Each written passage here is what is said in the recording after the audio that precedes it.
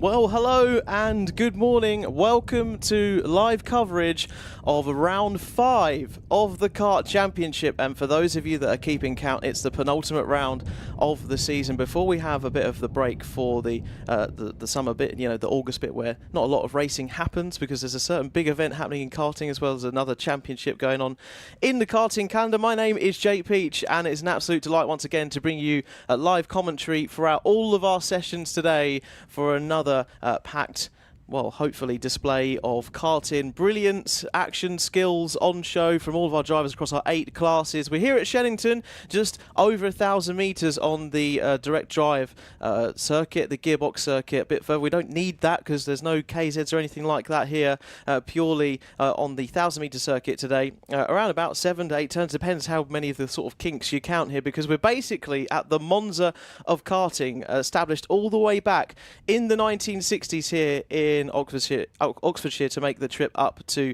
where we are today. And mainly overcast. Yesterday it was sunnier than most of us were expecting, and actually caught me out a little bit, and I've come in with a semi sort of like half burnt, half tanned face this morning, as to how much that caught me out. So hopefully the drivers are not being caught out too much by that, but obviously the hard-working mechanics, mums and dads, teams and everyone else will be of course hot on their heels for all of the action today to get their drivers in the place they need to be. And talking of all the action, let's get into our first heat of the day.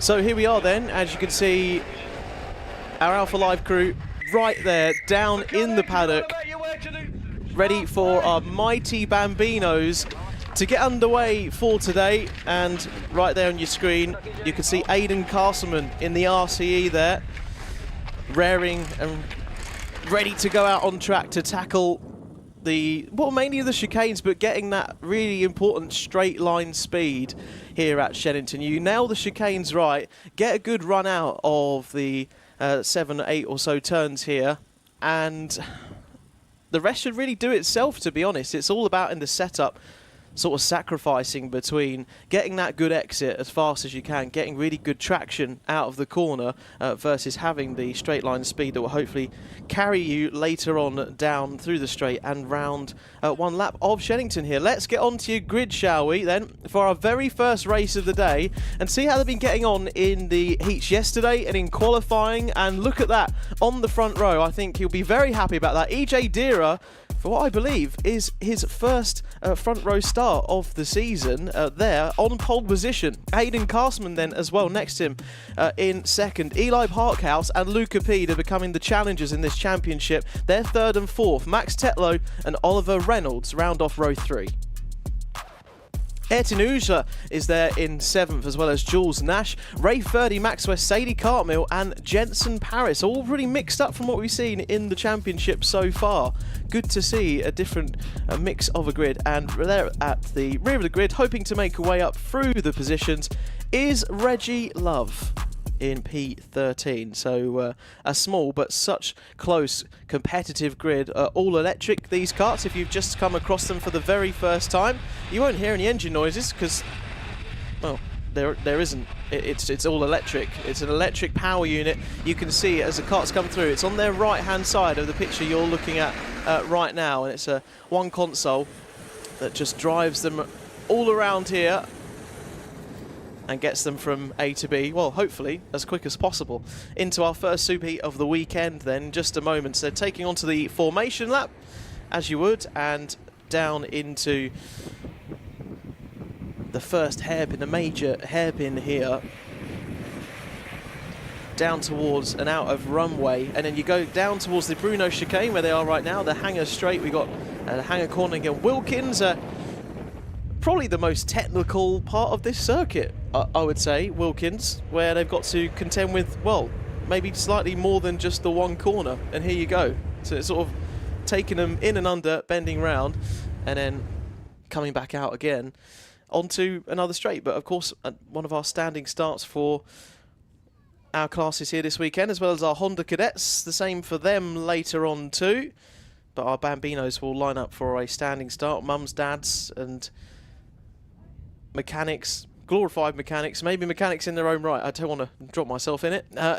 Helping as much as they can on the grid to make sure everything's okay. Final few words of encouragement for the drivers. And leading the championship at the moment, Luca Pede then, who is starting a bit further down the order, will be looking to try and get to the front as soon as possible and capitalise on what has been a really impressive display in the Kart Championship so far in 2026, but clearly not going as well for him on the first sessions of the weekend. The green flag is aloft, and we wait for the red lights to go out and our mighty Bambinos to get underway here.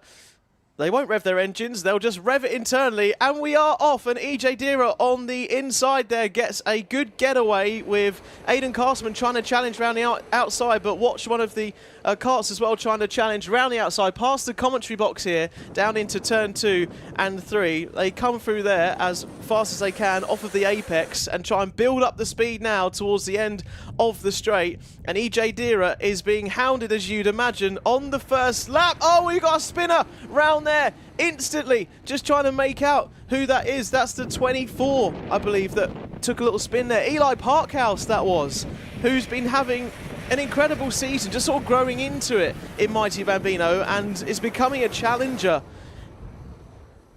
at this stage of the championship, has sort of really kind of slowly but surely found his way to the top to be fighting alongside the likes of Luca Pede, and who's sort of been dominating the earlier part of the season. But EJ Dira there, look, you can see, already trying to build a gap out front, and 8 minutes plus 1 lap, I should say, on the clock for our drivers in these first heats. And the order looks like this: EJ Dira, Aidan Castleman, followed by Oliver Reynolds, Jules Nash, Etienne Ujla, Ray Furdy. Luca Pede still down there in 7th, can't make a dent at the start as much as he would like. Max West, Max Tetlow, two Maxes next to each other.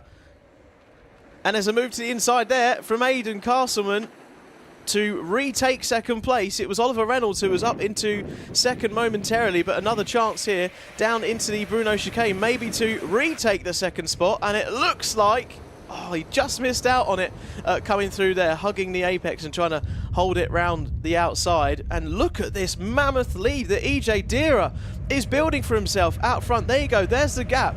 The gap easily looks like half a second, maybe even more than that, because these two here, same old in karting, 2nd and 3rd and further back, having a good old squabble, and then 1st place can just run away with it into the distance and look back and go, oh, I've got some breathing room, thank you very much. I don't mind whatsoever. So 5 minutes 40 on the clock, plus the 1 lap. And our mighty Bambino drivers with, of course, a lot of the very first steps for these drivers in karting. This is a battle for 2nd and further back. And now Oliver Reynolds dropped back, and Jules Nash is on the act here. Jules Nash trying to make some moves from further down the grid and nearly finds his way up into 2nd. Has he come through there? No, that's Aidan Castleman out in front as they come through the chicane there. And he's in front of Jules Nash. So it's Castleman followed by Jules Nash, and then Reynolds is trying to hang in there as they come up towards Wilkins here and hug that apex to get the best run and shut the door on arrival behind. But yeah, for EJ Dira, this is fantastic. He began his karting here at Shenington, so it is a track that he really thrives at. This is a track he knows so well, as he just comes past my commentary box, and the gap is increasing all the more. It certainly shows that, well, his hallowed beginnings in karting were here, and it is paying dividends right now as to compared to the rest of the field. And of course each driver will have their favourite track. I think the whole favourite track metaphor right here is being taken to whole new lengths for EJ Dira. He was crowned Sportsman of the Year at his school as well recently in the last few months, so maybe he can get a race win to add to the acclaim, you know, in the show and tell back at school. Remember those days? And he'll actually have something cool to say. I remember I did show and tell. It was just, I don't know, I had Cocoa Pops for breakfast or something. I don't know. It was much worse. It's probably a little bit better than that. I can't quite remember it. But EJ Dira has got something much cooler to say, hopefully by the end of this one, because he's 1.7, now nearly 2 0.2 seconds ahead of the nearest challengers behind. I'd say nearest challengers. It's not really a contest right now. EJ Dira leads Aidan Castleman and Jules Nash. Oliver Reynolds, Ayrton Ujla, Max Tetlow, Luca Pede still there in 7th place, and Eli Parkhouse trying to find a way up the field. He's taking the fastest lap though at the moment whilst they do it. Ray Ferdy and Max West in your top 10. You can see most of the grid in your picture there, trying to make a dent in this field. And swinging their way round through the Bruno chicane once again, and just foot flat to the floor. The more you press the pedal, it ain't going to make you go any faster. You're going to got to try and reduce maybe some drag, bob the head down. And you can hear on our cameras, actually, obviously we're here in Shenington Airfield, basically on the back of this. It is very exposed. So we've kind of got the mound around the circuit, which does have a bit of protection, but it is very windy out there for our drivers. Of course, as we go up through the heavier classes, up through the age ranges into junior road tax, senior road tax, is going to obviously have a bit more of effect on them. But there's Luca Pede, who I said was in 7th not too long ago, and here he is up into what looks like now 3rd place. So that's been an incredible drive in the last lap or so whilst we've been cutting away from that. Look at those ominous clouds behind. It's just sort of caught my attention. That's not going to be music to the ears maybe of some drivers. Maybe some drivers will love the opportunity to have a bit of wet running here today at Shenington, but not looking like it's going to be the case. Luca Pede though, looking like he was going to go up the inside. He's gone a bit deep out of Wilkins and trying to find his way back through on the park straight across the start-finish line. As he made the move stick, it's very close on the inside, just coming past my commentary box. He's trying to hang it, what becomes the outside now, loses out, has to settle back for third, but now Oliver Reynolds is coming around the outside, trying to make a challenge onto him into the first hairpin. They'll come up towards Stratford Corner and through there to Runway, and Aidan Castleman is there still in 2nd. Luca Pede, though, is trying to take advantage of a slightly bad run that Aidan got, but look at the pointing signals. Here they come once again. We've seen plenty of these in the Kart Championship throughout the season, and they are here to stay.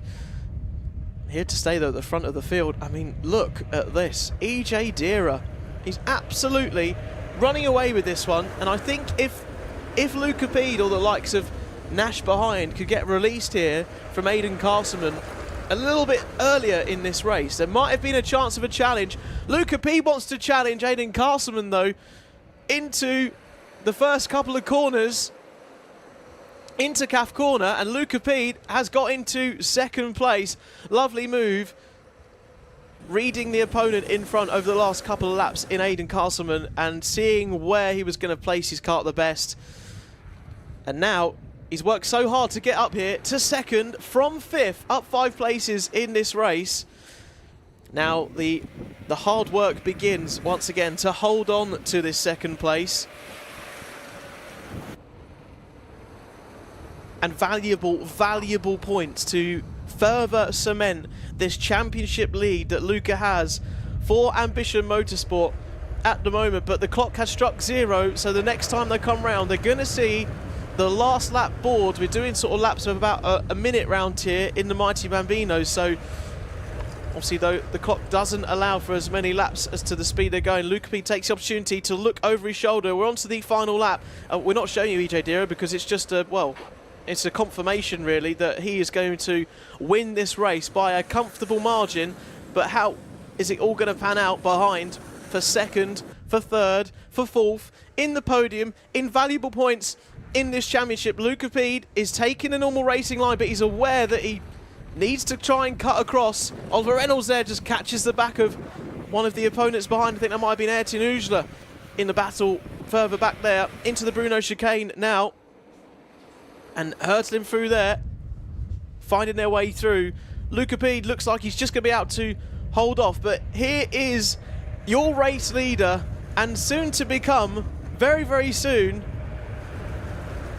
for the first time in 2026, EJ Dira is going to come through and take victory here at Shenington, a track that he loves so well, and showing that that experience is paying off, knows how to drive this track amongst all of the rest of the grid. Luca P comes in there to finish second. Aidan Castleman rounding off your podium in third.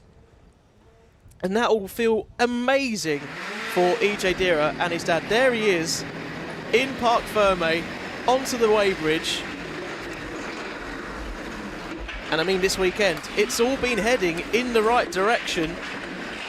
First win in the Super Heat. He got P2 in the first heat yesterday. He had a first yesterday in the second heat, but in this session, his first win in a Super Heat in 2026 in the Kart Championship. And there we go. Major respect all round. You might be thinking, hang on a minute, Luca P started 7th. How on earth did he get there?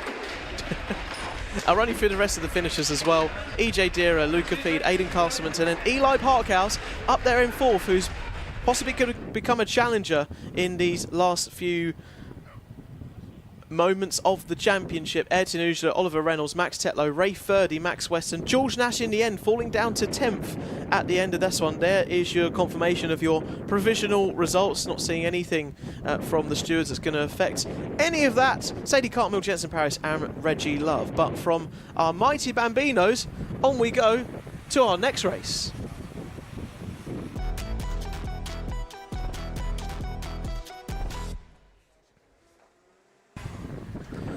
And hold on to your hats, folks, because this is the favourite race of ours here at Alpha Live in the Kart Championship, because we got 2 categories to keep an eye on. We are worked overtime between our mighty cadet runners and our Micromaxes. Here we go for the grids, and it looks like this. I'll run you through it quickly before we get underway. Harry Stinson leads away from Ansel Murray, Heath Smith, Junior Wright, Henry Howes and Elliot Hitch. This is in the mighty cadets.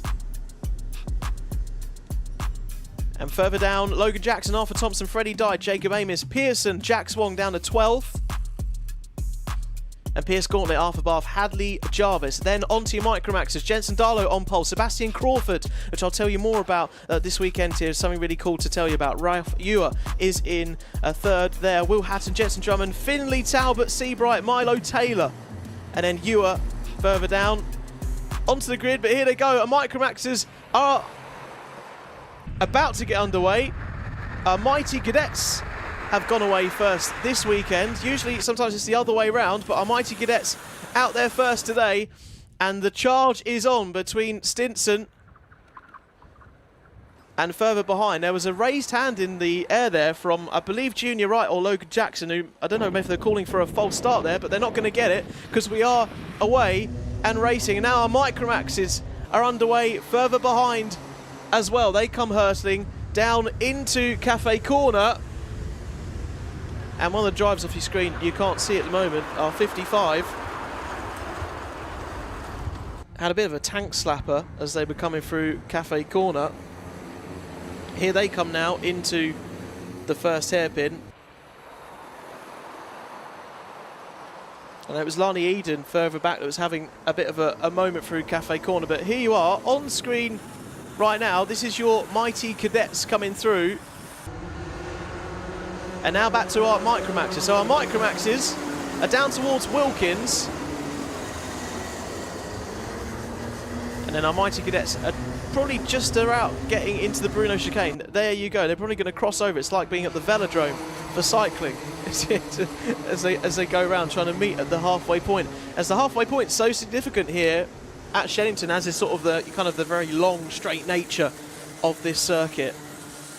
Harry Stinson leading the way of Freddie Dye then, Junior Wright, Logan Jackson, Thompson, Jax Wong, Amos, and further back down. But now Freddie Dye taking the lead here for Mighty Cadets off the screen whilst we were focusing further back on the battle. And for Stinson, who is trying to run away in the Mighty Cadet Championship, only a gap of 5 points between him and Ansel Murray. You'll see him on the paddock show later. We got a chance to catch up with Harry Stinson and that battle, the duel between him and Ansel Murray so far this season. But on your screen right now, Jensen Darlow is out in front in this one, who likes PFI when we visited earlier this season. which has got obviously a lot of straights to it itself, does seem to thrive in these kind of circuits. But keep an eye on Sebastian Crawford in the number 8. So we might be able to get you a bit of a closer up of this when we get towards the end of the race. But oh, we've got one of the karts out there coming into Wilkins and through Hanger Corner. Don't think that's going to affect the racing too much. But yeah, back to Sebastian Crawford. He's wearing a new race suit this weekend. He's currently in 3rd here in your running order. So there is Darlow coming through, and there is Crawford at the back there with a black helmet on. He has got one of these special aero suits that we've been hearing so much about in Europe and in British karting. These new aero suits basically sticking to the driver's body to give them the aerodynamic advantage down the straight. Something thinking maybe giving you an extra 1 mile an hour down the straight. And we believe Sebastian Crawford here this weekend at the Kart Championship, one of the very first to debut it, definitely in the UK, maybe possibly in Europe itself. So is it going to give Sebastian Crawford an advantage in the Micromax category? We will wait and see. He is obviously doing pretty well in Micromax at the moment, leading the championship by well, a good margin at the moment. But every second, every 10th counts in karting, doesn't it? And I'm sure it won't be sniffed at. Just under 20 points is the gap between Crawford and Baker in the Micromax category at the moment. But Jensen Darlow would love this haul of points, sitting there in 3rd right now, only 26 points behind our championship leader of Crawford so far in the championship. So all to play for in these final couple of rounds. There's Darlow. The gap is coming down, and also the position change there between 2nd and 3rd. You've now got Sebastian Crawford sitting 2nd, with Will Hatton behind in 3rd place now in the Micromax category, coming across the start-finish line. And coming into Cafe Corner, I've got a brilliant vantage point of just seeing the karts here. I'm up in the commentary box at the back of your shot there you just saw, and I get a great view of our drivers in whatever category it is trying to hustle through the corner of the back end of the kart, trying to get it under control and sort of fix it when they get to it, when it gets into the mid-corner, trying to do something about it and catch it when they get there, to maybe give them that better setup towards the straight lines here and the top speed at Shenington. 2.5 minutes on the clock then, plus the 1 lap, at the front of the Micromax field here, who set off 2nd, so they're going to be a bit behind. You'd obviously anticipate the Mighty Cadets to trip the line first, and have done more running out there than our Micromaxes, but just as fast, you know, equivalent speeds out there. So 1st, 2nd, 3rd, flash through your screen. Further down, we've got Henry Hales there sitting in 3rd. Wright, Heath Smith, Elliot Hitch is there in 6th. Logan Jackson is 7th. Arthur Thompson, Jacob Amos, and Pierce Gauntlet down towards 10th in the Mighty Cadets. And then Darlow, Crawford, Hatton, and then Jensen Drummond in P4. Ansel Murray, though, here, making his way up the field, back up into 3rd from the race start. And that is so crucial that Ansel could maybe try and take some points off of his title challenger, Harry Stinson, at the moment. Although Ansel is, well, falling further back down. I don't know if that's legitimate and Ansel's falling right down through the order there, or whether that's a transponder issue with his kart out on circuit. I'm just trying to pick them up. So that's Freddie Dye in the lead, and then you've got Stinson, and there's Ansel Murray. He is in 3rd, so that's an issue with his timing and his transponder. Meanwhile, here are your Micromaxes coming through on the right-hand side. And back to our Mighty Cadets. Freddie Dye at the front. 40 seconds plus 1 lap. Is that a few spots of rain I see on the camera? Oh, look, and getting a tank slapper there. out of Wilkins and through onto the start-finish straight. I think that was a bit of rain towards the back of the circuit, and it has been looking a bit ominous, but I didn't think the heavens were going to open above. So Freddie Dye then, and look at it, is absolutely bucketing it down. Now they're out there on slick tyres, of course, because they didn't anticipate this. Who is going to be the bravest towards the end of this first superheat for Micromax and Mighty Cadet? Is it going to change the order as we get towards the conclusion of this race? The clock strikes 0. We have the 1 lap to go. You can see some of our drivers wiping their visors there. These slippery surface flags are out. And I'm trying to catch up with where everyone is at the moment. I still believe Freddie Dye was out in the lead, but there, look, Stinson. Stinson's gone to the front, taking advantage in these conditions. Got a bit of lap traffic to get past there. Further down in the Micromax category, the laps are really going to slow down now. Oh, and they're really drifting through Cafe Corner outside my country box. But look at the rain coming down. It's absolutely unforgiving. They're going to the wide line now to try and catch themselves. Here, meanwhile, is Harry Stinson getting mixed up with the back runners of our Micromaxes. Harry Stinson's just got to keep it in a straight line, and he could come home here with an impressive finish to this race, sitting in second and third earlier on in this one.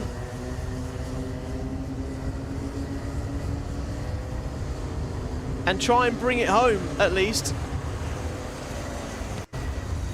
And I think going around the outside now, our camera's just sort of breaking up a little bit with the weather going on at the moment. That's a back marker. Stinson doesn't need to worry about it, because that's Lani Eden at the back of the Micromax field. Harry Stinson takes the victory here in what's become changeable conditions towards the end of this race, and something I definitely didn't expect to see towards the end of that one. And out of my right-hand side as they come through into Parc Ferme, I could see Heath Smith getting alongside one of his fellow finishers, trying to get alongside and get into the pits first. Even though the racing has finished, still want to get as many points as possible.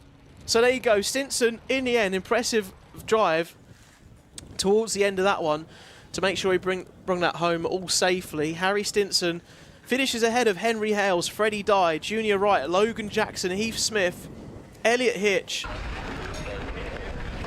and Jacob Amos up there in the top 10. Arthur Thompson and Pierce Gauntlet rounds off your top 10. There is Stinson, though, coming over to Dad, giving the thumbs up. Stinson's car on the right there. There's Ansel Murray, who in the end, I mean, Ansel Murray's obviously not on the timing. I'm not sure where he actually did finish in that one, because our timing has failed on us on Ansel Murray's car on his transponder. But I'm pretty sure, as he's sitting there Parc Ferme behind Harry Stinson, I'm pretty sure it's going to be a second place. Now look, if you just see at the back of your shot there, there's Sebastian Crawford, and you can see the different suit he's got on. He's got the aero suit on for the very first time this weekend. I was speaking to Dad yesterday in the paddock, and he said he didn't run this suit yesterday because they wanted some comparable data to run against between the two. Just having a chat with his fellow driver. There he is, and it's believed this could give you an extra mile an hour down the straight as you're coming down, as is the less drag that is being developed by the race suits that all of our drivers are usually wearing, but fully FIA homologated. And just getting some words of encouragement from the team down there in scrutineering, but hopefully it's going to propel him towards the front of the field. Couldn't quite get first in that one. Sebastian Crawford, he had to settle for third behind Will Hatton and Jensen Dalladay, you can see on your screen, but using every tool at their disposal. I'm not sure maybe for our next class whether they're thinking of wet tyres out there, but it may be a consideration for some of our drivers, maybe not wet enough. Let's see as we get on to our next race of the day.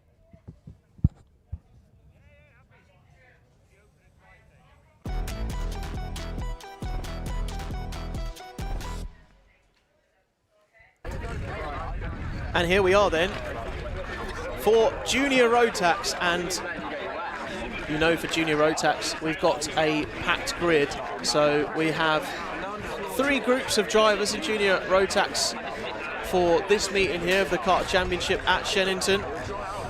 There's Ewan House's mechanic, and Dan making sure that everything is needed. And this rain here, I think, has really put a cat amongst the pigeons as to how they're going to tackle this race. Lots of people talking on their comms channels, maybe back to base, back in the awnings, to try and see what the best strategy will be for this one. I don't know if they're sort of running any simulations on the weather and keeping an eye on the forecast, but there's Toby Farvin there having a chat with Dad before we get out of this one with a... It's kind of like the equivalent of being a doctor in hospital, isn't it? Having the tyre pressure gauge and around your neck. A stethoscope of motorsport, as displayed here by the Farthings. So last words of encouragement there. Coming through the rest of the grid.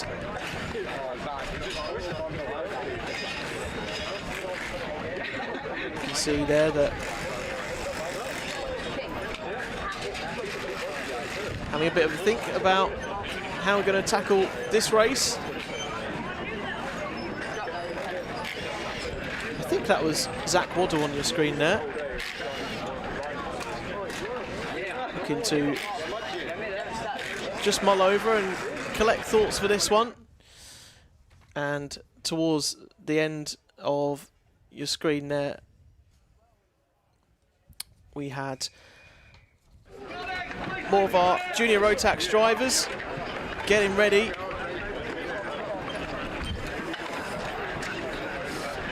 And raring to go for Junior Max down there on the grids. That was Harry Ward, I think, further down in the 271 that we saw. There on your left of your screen, you can see the likes of... There is Zach Waddle. There's Zach Waddle on the left in the 245. Then in front, you can see Maximilian Braskov in the Kiddix UK car, and our cameraman, I think, just being ushered to get out of the way politely by maybe our marshals and officials down the grid, keeping everything safe, of course. You can see Guy Cunnington, liveries, Cato Motorsport down here. Coles Racing on the right-hand side. Kiddix UK of Ryan Rapini there on the right-hand side. We'll run you through the grids in a second as to how we're shaping up for this one. Behind there you can also see Lewis Gilbert in the 214 in the JWR livery here on the dummy grid at Shenington. And I think we are just waiting now for the rest of the field to obviously get out there and get underway. I'm not sure what the delay is here, but I'm sure there's a good reason for it.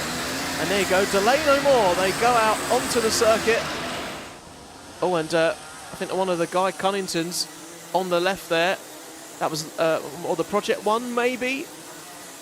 And it wasn't Guy Cunnington, it was Max Douthwaite. I didn't get away off of the dummy grid too well there. Went to accelerate and nothing was happening. Maybe forgot to either start his engine or whether that's an actual problem with his machine.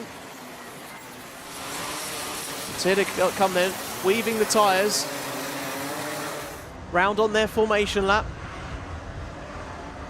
The yellow flag's out to remind them they're not racing.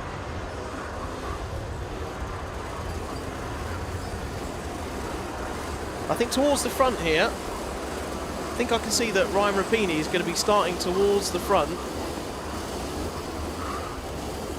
And they'll find their way 2 by 2 in formation before we get underway for our first Junior Rotax action of the day. And you know Junior Rotax leaves nothing out of the table. We are away and racing into turn 1 on the Cato Motorsport karts of Cooper Campbell-Lees, I think that was, going down into turn 1, found his way out in front, and then a bit of a squabble behind between second and third as they come through Cafe Corner. There's Cooper Campbell-Lees, and on the outside it's still slippery out there. Got to be so careful on the brake. Zach Turner trying to find some grip on the outside. It wasn't there for him. Oh, and there he is, I think further back. Has he been put to the side? Further back, that is Zach Turner towards the rear of the field. I don't know what happened as he came out of the hairpin towards the back of the circuit. And he was up there in the sort of the top 4, the top 5, and now finds himself way further down in this one. And we've seen Zach Turner come through the field many a time on whatever circuit we've raced around in 2026. He's going to have to do it all again here, and the task just got a little bit more challenging to get towards these guys at the front. Cooper Campbell leads Teddy Cooper. Maximilian Braskov is in third. We'll try and get our timing on the left for you shortly. Toby Farthing, Lewis Gilbert, Cameron Tippin, Jake Walker, Austin Mayu and James Tate is your top 10 right now. There's the confirmation of the gaps on the left-hand side, and 6.5 minutes to go in this first junior Rotax heat. Across the line they come, roaring down towards Cafe Corner, try and hug the inside of the apex and get on the power as much as you can. Use the exit of our Cafe Corner onto the straight, and that's exactly what Teddy Cooper has done. He maximised his exit out of Cafe Corner, goes ahead of Cooper Campbell Lees, and now it's a two-way fight at the front of a battle that I don't think we've really seen too much of, these two dueling maybe directly at the front. So this is going to be really interesting to watch to see how this progresses in the next few laps of this race. Lapping in the 44s at the moment, fastest lap goes to Teddy Cooper. Is now the first driver into the 43s. Probably had the advantage of slipstream on that lap in the draft of Cooper Campbell. He's trying to close up. Cool, they're using as much exits as they can out of Cafe Corner here in front of my commentary box, and using all of the circuit to try and not scrub off as much speed as they need to keep everything in a straight line round here, get that straight line speed as maximise as possible. Getting a tank slapper there, one of the X-Karts coming through the Bruno chicane. Now Teddy Cooper then to settle into this one on what is probably still a bit of a greasy, slightly damp track for the likes of Teddy Cooper out there out front. The first driver, of course, when you're sitting at the front of the grids, you're the benchmark. You're the one that has to dive into this ever-evolving circuit as it goes through the different weather conditions. As more rubber is laid down throughout the race, you're the one taking point and taking those brave choices, those brave decisions of how to approach the corner. And then the driver in second's kind of got the luxury of just sort of reading that behind, and maybe Cooper Campbell Lees doesn't really mind that right now at the moment. Maximilian Braskov, can I say, doing a fantastic job up there to be in third right now for the Kinix UK team. I mean, this season it's been mixed in the finals. I mean, towards the end of the last round, P11 at Rowra in the final, his strongest finish of the season was at PF International, a P4 in a superheat there. And sort of equaling that performance here at round 5 at Shenington. So watch out for Braskov. Might not be directly on the pace right now of our front two, but he's certainly cut the mustard so far here this weekend. And he was just coming through your screen there, crossing the start-finish line, trying to find his way through to Teddy Cooper, Campbell Lees. There they go, flying through your camera shot, through on the right-hand side. Then Braskov is chased by Gilbert Waddle, Jake Walker, Toby Farthing, James Tate, Cameron Tipping there in 9th, and Austin Mayu in 10th. Ryan Rapini down towards 21st. Thought he was starting a bit higher up than that, but maybe it was just that we didn't get all the confirmations of the starting grid. And there's trying to chuck a move to the inside, further down the order. That was a lovely move, attempted move on the brakes, trying to make it stick, but nothing doing, I think, in the end for the driver coming into there. And on we go. with 2.5 minutes plus 1 lap on the clock. And drivers using these opportunities out of the chicanes to squabble for position. That is the main point of this circuit, where the opportunities can really open up. Otherwise, there's not really anything much doing. By the way, Isabella Stansmore-Wilson under investigation from race control. Not too sure what that is for. She's down in 16th right now, batting away with the likes of Charlie Very and Zach Turner. Those drivers, based on their form this season, whether it's here at Shenington or in the Kart Championship or in the Trent Valley Kart Club at PF International, it's not really where you'd expect to find them. But these two out front, building the gap over Braskov. Charlie Very setting the pace out there at the moment on a 43.08. A good 0.2 of a second faster than our leaders right now, but are kind of in a world of their own, got this race under control. You're going to wonder maybe when Campbell Lees are going to start to close up to Teddy Cooper in this, or maybe just being a super heat. I know that every position counts, and there you go. Putting good pay to that. Down the inside, the 299 of Jake Walker on the inside of Zach Waddle, that was, for 5th place. So a nice move down there, and Farthing on the inside ahead of Zach Waddle. Zach Waddle's fallen down by about 3 places in the last, I'd say even lap, half a lap through this one, so he's got to be careful he doesn't find himself languishing further back down the order. It could be a very sad state of affairs. Jake Walker getting repassed there though, I think, by James Tate. So battles going on there between 5th, 6th and 7th, between those three. And now Cooper, Campbell Lees, Braskov kind of got the podium cemented, if I'm honest. And then back there in 4th, Lewis Gilbert. It's down towards 5th between the likes of Walker, between James Tate up into 5th. Walker, Farthing, Waddle, Cameron Tipping, sort of 5th down to 8th and 9th. Really close at the moment. There's 4th. And there is 5th coming through your screen of Tate into the hairpin now.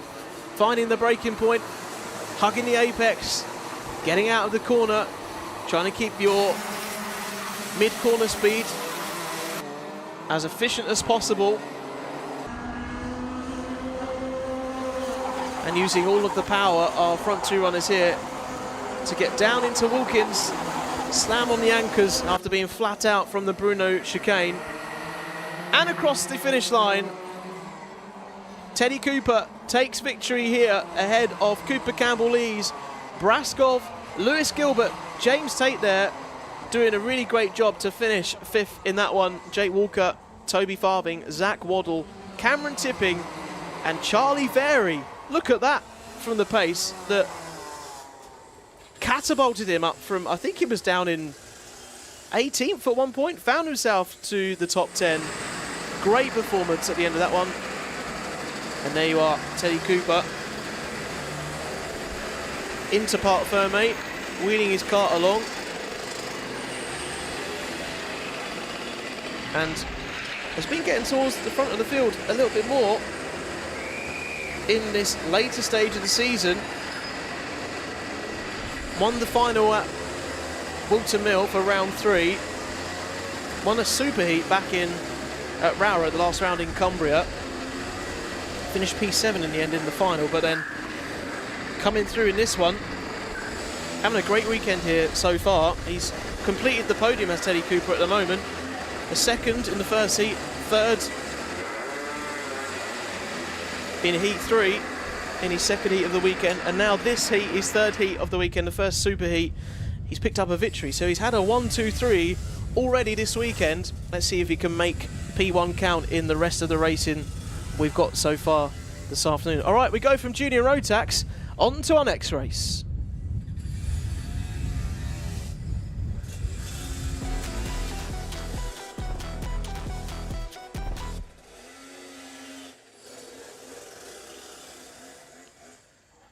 And we'll find ourselves towards Intermax for our next grid that are going to be making their way out. And there is Jensen Sale on your screen right now, who is, I think, having a really, really great season amongst a very competitive class in Intermax, competing with the likes of Zach Andrew, and there on your right hand side Ethan Lloyd, who is sort of starting to come to this one as well. But Maximilian Abrahart leading the championship at the moment in Intermax with this penultimate round. Let's get onto your grids then and see how our drivers are going to be lining up in this one as they make their way round for the formation lap. Ethan Lloyd there on pole position, currently down in 5th in the championship at the moment, 77 points behind our leader in Max Abrahart, who's looked formidable throughout 2026, but looking good for this one on the front row. Jensen Sales there alongside Max Abrahart, Manzi Rhodes and Adam Bartz. Hamish Gordon, Dixon, Blackshaw and Stanley Jones rounds off your top 10, with Jensen Skeff up there on row 6 with Alfie Phillipson. Alongside Dexter Petty, Sheldon Hayward, Fleming, Moore, Aaron Rigg and Jay Birmingham. Finishing off with Walsh, Dagor, Thor Sigurdsson, Zach Andrew and Oscar Wood towards your 22nd runners. But they'll come through around Wilkins. And side by side then, Jensen Sales kind of had Max Abrahart as the main challenger out front so far this season. He's now got to contend with Ethan Lloyd into turn 1. We're going racing. Ethan Lloyd covers the outside challenge, possibly from Sale, and through turn 1, Max Abrahart has jumped up to 2nd place. Sale has had to settle back down into 3rd position. So Sale dropping already, but trying to chuck it down the inside already on Abrahart. He means business this weekend, as Jensen Sale, if he's going to have any chance of keeping up with Abrahart in this championship. Every point is so vital. Only 3 points the gap in Intermax at the moment, so he cannot afford to drop behind if he wants to try and make a dent in the final stages of this 2026 championship. We've got a yellow flag, full course yellow. The slow boards are out for one of our drivers, and I've just seen actually into Cafe Corner, I think one of the drivers has gone to the side, and I think possibly spun off when coming through down into turn 1. Unusual if he did that all on his own. Not too sure what happened there, but I think I can report seeing the driver out on my right hand side of the commentary box, just going walking through Cafe Corner now and coming off the circuit with one of our officials, being walked away, just being attended to by some of the medical team and looking all fine. He's on his feet, he's walking, and just trying to make out which driver that was. That was William Moore for the JDR team. So it's what's caused the full course yellow and down neutralising for the slow boards. But good to see he's all okay off the circuit now, and our race effectively neutralises here. So a fast start for Max Abrahart, getting in front of Sale at the front, chucking it up the inside, and maybe some time for Jensen Sale to deliberate here and see what the strategy is going to be going off in the rest of this one. And I would anticipate we would be going racing at the end of this one. The kart's been cleared away down at Cafe Corner, and I can't see any reason that would stop us. Yeah, the green flag is now go, which means they lead off one by one at the start of this one, and Sale immediately tries to hook it round the outside of Abrahart, but he's got to be careful on his inside. He doesn't get pinched by Finley Rhodes behind, who was having a cheeky little look up the inside, as you would on a race restart like this. Abrahart looks over his shoulder, is very anxious of where Jensen Sale is going to be placing his kart into there, and Abrahart comes out of that turn finding his way still in 2nd. Great defensive driving from Abrahart when he's under pressure there, needing to soak it up. I think one of the drivers at the rear of the field there having an issue with his engine getting back underway, but now Abrahart all over the back of Ethan Lloyd, chucks it to the inside. Look at that! On the brakes, little shimmy to the right-hand side, dive down the inside. Lovely move to take into first and into Cafe Corner. Abrahart leads for the first time in this race, so Ethan Lloyd and Jensen Sale behind. Jensen Sale points furiously to get on after Abrahart. Sale knows how quick Max can be when he gets into this position here. How is this one going to pan out? Are these three going to run away with it? Is it going to be a peeling away at the front individually for Abrahart? All will be revealed in the next 4 minutes or so we have left in this one.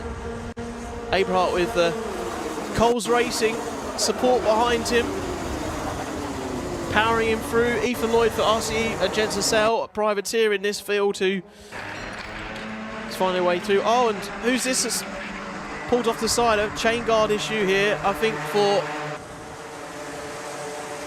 Hamish Gordon. Now that's Hamish Gordon further down the order. I doubt he's going to be getting back out. If it is, it's going to be for some valuable data gathering or for testing. Look at that. Was that a move to the inside or a defensive move from Ethan Manzi? Manzi and Rhodes side by side going down into the Bruno chicane. Who's going to come out of the front of them there? Finley Rhodes holds on to fourth place. So all doing pretty well there to find some space for each other into the Bruno chicane. But now Max Abrahart, who was enjoying a slight cushion out of the front in the slipstream. Ethan Lloyd was closing right up, and in the slipstream is setting the fastest lap marginally by about half a tenth out there, and wants to push on, try and find a gap here on the inside of the chicane. Nothing doing. He decides to hold station for now. Plenty of time left on the clock. Don't want to take the lead too early in this one. Look at these two though, going into the Bruno chicane. That was Phillipson and Bart, I think. Oh, who's off to the outside there on the inside curbing? I was trying to sort of caught a glance at that towards the end, and I'm not sure if that was Stanley Jones on the inside or further down. Might have been Logan Stanley Jones. Yeah, he's got a mechanical flag. He's pulled off to the side, being asked by race control to come into the pits. Abrahart responds out of the front from the pressure from Ethan Lloyd. 45.4. Nothing to choose. Basically equal lap times. Marginal gains for Max Abrahart out front ahead of Ethan Lloyd. 2 minutes to go here at Shenington in our first superheat for Intermax of the day. And this is what it's all about for top drivers out at the front, isn't it? The ability to be able to not falter under the pressure like this, to soak it all up, the challenge from behind, the diving up the inside, the switching and ducking under that Ethan Lloyd might be trying each and every single which way around the 7 but valuable turns here we have at Shenington. Max Abrahart, interestingly, takes a bit of a wider line out through Cafe Corner. Another problem for a driver coming into the pits there. Lloyd nearly challenged on the inside. That's Oscar Wood that's peeled out of this one though. He's come through into the pits. We'll see no further action, although he's just been waved back out by race control. He's gone to the back of the field and won't see any further part of a dent in this one. But let's focus on these two at the front. Just over a minute to go for Intermax. Ethan Lloyd is all over the rear bumper of Max Abrahart. And I was saying for Abrahart, you know, the ability to be able to be not fazed by what looms behind him. So impressive for any of our race leaders that get into this position. They've got the pace, but only enough to match it out front. Lloyd is still not challenging yet. Abrahart must know that this challenge is going to happen on the last lap. Jensen Sale is kind of, I don't know if he's sort of throwing a hand up to himself going, what have I got to do to try and keep up with these two? The pace absolutely electric out there. Can't find that extra 0.3 of a second that Sale needs right now to close up. They're all lapping around about the same right now. All in the 45.4s, yeah, doing equivalent lap times essentially in each other's slipstream. In a bit of a train, you might argue now. But Max doesn't have the benefit of the slipstream. He's doing it all on his own. In the lead, looks over his shoulder. Is there a move? No. Lloyd decides to hold station for now. Is he going to leave it possibly to the final lap, the final corner, down into Wilkins? Or is he going to try and spook Abrahart a bit sooner, or find a gap that's just too good not to take? Oh, he nearly had to think about it. Coming into Hannah corner, and there it is, into Wilkins. Chucks it up on the inside. Abrahart will try and duck back under, but Ethan Lloyd has the apex covered. And Lloyd covers the inside once again, jostles over to the left-hand side, goes defensive. As you'd imagine, Sale now has had the opportunity to close back up to Max Abrahart. And Ethan Lloyd going towards the left of the track, coming back to take the racing line, to take the apex. Abrahart now, the chaser. Ethan Lloyd has got to be the one to soak up the pressure, but for not as long. Does Abrahart have an answer though towards the end of this race? There's only a few corners to go, and Ethan Lloyd would so dearly like to try and hold him off. He tries and poises underneath. Does Abrahart, but Ethan Lloyd, I think, is going to hold on. Oh, it was so close. Half a tenth of a second, the gap in the end.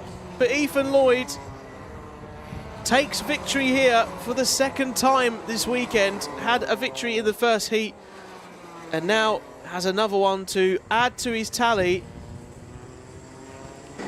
And really sort of out of nowhere, matching his performance from Whilton Mill, where he was right up in the mix. Finished second at Whilton Mill. Rowra, not really anywhere to be seen. Not the greatest of weekends last time out. But is very much on the pace this weekend. As he comes into Parc Ferme, brings his car over to the right-hand side. Would he give us any reaction? No, he's just, I think he's exhausted. He's a fist bump for the scrutineering down in there. Oh, there you go. There you go. As he's saying, going over to Ansel Murray, fellow driver in the Mighty Cadets, and debriefing there. So Ethan Lloyd doing pretty well in that race, and hopefully can carry that on for the rest of the weekend. Right, let's go from our Intermaxes into our next race.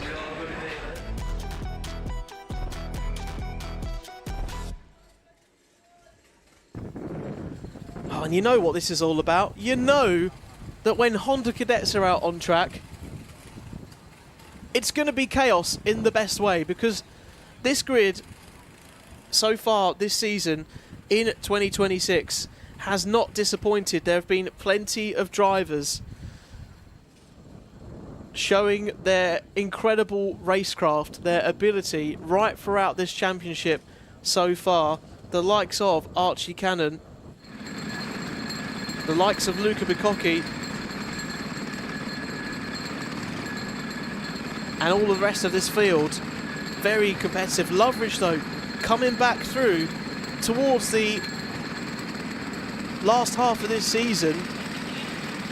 Great victory at Rowra in the final, but don't count out the likes of Sawyer Henderson there as well, that's been racing plenty across the UK. Nathan Grech there you can see on the left as well. You'll see a chat with Nathan and his dad down in the Tim Parrott Motorsport team when we cross to the paddock show later on in the lunch break, which you'll see then.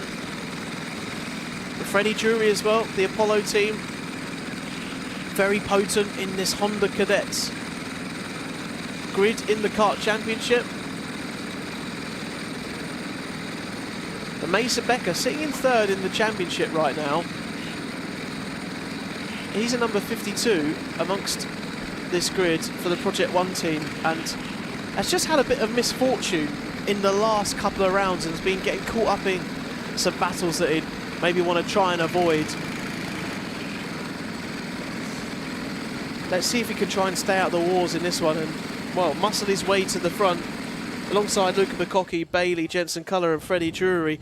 Let's get on to your starting grid for Honda Cadets to see where they are lining up, where they're going to try and find themselves posturing through. And on pole position, nice to see Joshua Bailey up there once again on the front row. Archie Cannon alongside though there, formidable as ever.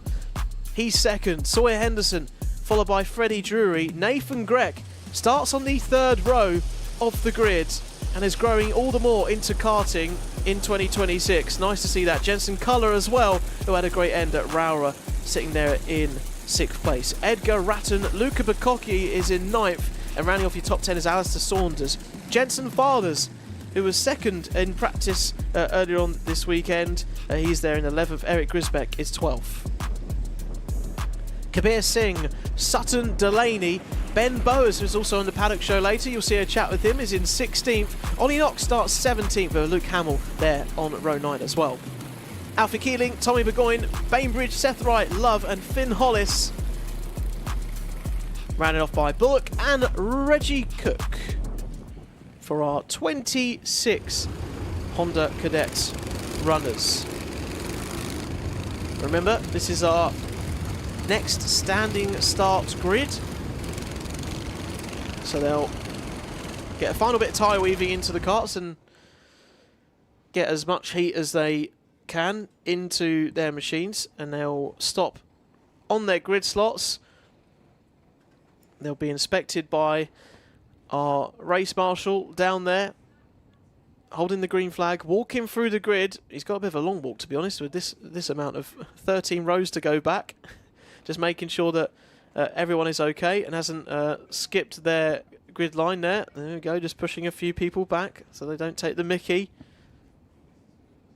I mean, it's for their own benefit, because obviously they don't want to get a penalty from the stewards for being in front of their grid box, getting a jump start, or all the such. Our drivers then, getting ready for this one. The green flag waves at the rear of the grid. Our Honda Cadets will be underway, and they rev their engines. And we are go into turn 1. Who's got a great start? On the inside there, Joshua Bailey bogged down a little bit, I think. That Archie Cannon got away into turn 1. And yes, indeed he did. Oh, Bowers round at the start there in Cafe Corner. What a shame. Starting in the mid-pack is going to be the case, though, if you are right in the middle of the sandwich of the grid. You want to try and navigate through that. Sometimes it's totally impossible to do so. And taking a spin round on the first lap there, wants to try and then regroup and get back up to the front. So Cannon, though, got out into the lead very early on in this race, but Joshua Bailey right there now in 2nd, not wanting to let him get away and give an inch. So onto the first lap. Cannon leads Bailey, Henderson, Nathan Greck is up a place. Into 4th, Freddie Drury, Jensen Culler, Archie Edgar, Saunders, Bacocchi, Ratton is your top 10 in Honda Cadets. And already looks over the shoulder for Archie Cannon. I think he shouldn't be too worried at this stage when we have our 8 minutes plus 1 lap on the clock. And Luke Hamill from the Apollo team coming into the pits. Another issue for some of our drivers out there this weekend. Hopefully that can be rectified before we get to our next superheat in Honda Cadets today, as they hurtle down towards turn 1 again through Cafe Corner. And I've got to say, the Honda Cadets today seems like they've got a bit more grip, maybe just with the rubber and how much the track has evolved over the weekend. Seem to be getting into the apex a lot cleaner compared to yesterday on the Saturday running, and the back end of their car complying, not complaining as it was yesterday with a lot of our drivers through Cafe Corner. And plenty of grip on the inside of the apexes here through the Bruno chicane into the curbs. So not clipping these curbs. These curbs are high. If you get onto one of the curbs and down onto the inside of it, off the circuit, it's not going to be very comfortable for you or your chassis or your axle trying to go through there. Nathan Greck, look at this. Up to 3rd, started 5th place in this one, and is keeping his foot down to try and challenge at the front here. I've got to say that Archie Cannon's kind of had it a lot of his own way with Loveridge at the front of the field in this championship so far. but it's Cannon out in front, trying to make the most in this one.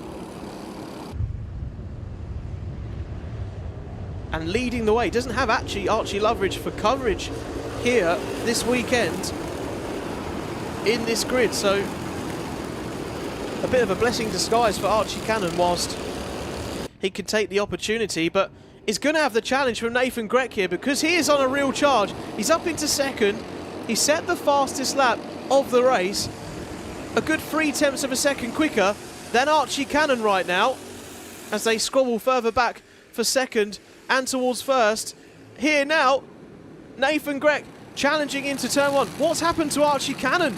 He's dropped all the way down to 4th or 5th. Was that a move down into Pitts Bend and into Cafe Corner? It's all switched at the front. And I'm pretty sure whilst I was saying Nathan Grech got to the front, he was at the front. Now Joshua Bailey for Project One is back to the front of the field.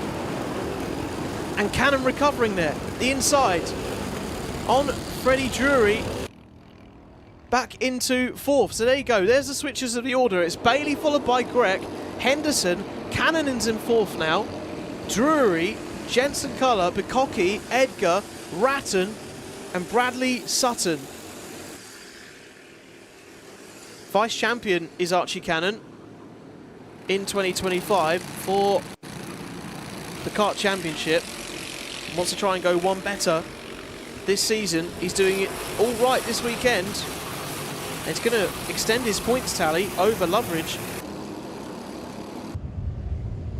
if he stays as high up as he can to maximise the points out of this weekend here at Shenington.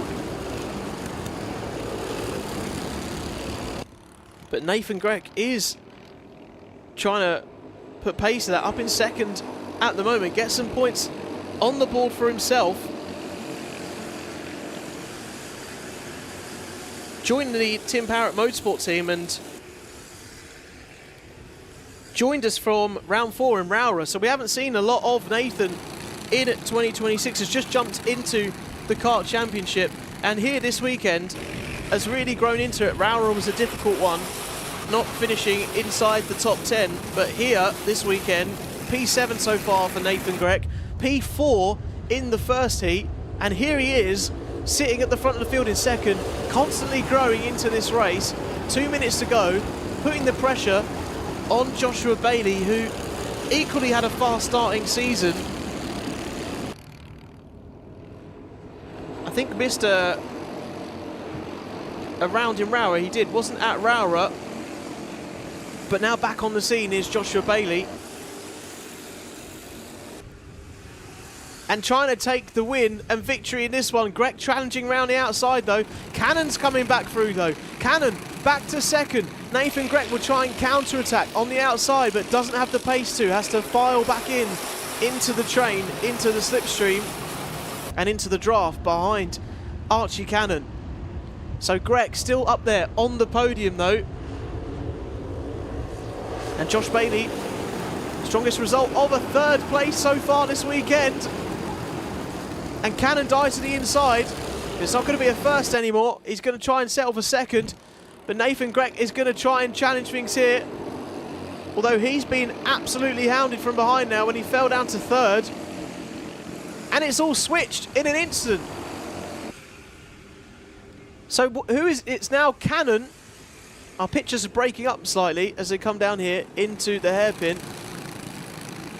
It's now Cannon, Bailey, and Luca Bikoki up into 3rd place. Luca chasing down his former Apollo Karts teammate of Archie Cannon, now for Tim Parrott Motorsport at the front. And Archie Cannon's now got to try and avoid any more skirmishes out there, if he can, on the final couple of laps here around Shenington. The straight line speed has been, well, pretty equal between all of our karts, and the Honda Cadets are so close in performance. There is really not a lot to choose between them all. But here comes Luca Bikoki We've seen him being in the action in the first few half of the season, first few rounds of the Kart Championship. And it's sort of starting to come back into the fold here. Meanwhile, Nathan Grech there trying to hold on as much as he can to fourth behind. And here is your top three right now doing battle. Who's going to finish where on the podium? Cannon's going to finish on the top step at the moment. He goes all the way to the inside of the track to be defensive behind Bailey and Bukocki. Under 1,000 metres to go for Archie Cannon, who's going to hug the inside once again. Bukocki's going to try and sweep wide and then cut back in, try and get a better run, but it doesn't really work out for him. Cannon and Bailey get out of the corner well. Bruno Chicane now, to the right, hugging the apex. Coming through there, Grech still holding on to fourth. It's going to be a strong result for him if he finishes here in this first superheat. Bailey's having a think about it, wants to look to the inside. Oh, there's just not enough room there for him. And looks like these three are going to finish where they are right now. They come to the finish line. Cannon, strategic drive there, right to the end. Takes the win in the first superheat for Honda Cadet. Joshua Bailey in second. Luca Bukocki, a great finish from him coming up through the grid into third. And here they are, Interpark Ferme. Just outside the right of our commentary box, I can see them all filing in. Underneath our commentary box, actually, we're in the scrutineering building here at Shenington. And if I was to walk outside my door and essentially down a corridor, I'd basically see all the drivers coming through, and I'd see this man here, Archie Cannon, taking another win in the Kart Championship and adding to his tally already. There's Joshua Bailey, back up in the mix as well, where he belongs. Nice handshake and respect as well between him and Luca Bukocki. But for Cannon, supreme performance. Plenty of P1s to write home about this season. There's not been a round, apart from the last round at Rowra, where he didn't get a P1. It was all P2s at Rowra. He's claimed a victory here once again at Shenington. And let's go from this class on to see where our next race winners are coming from.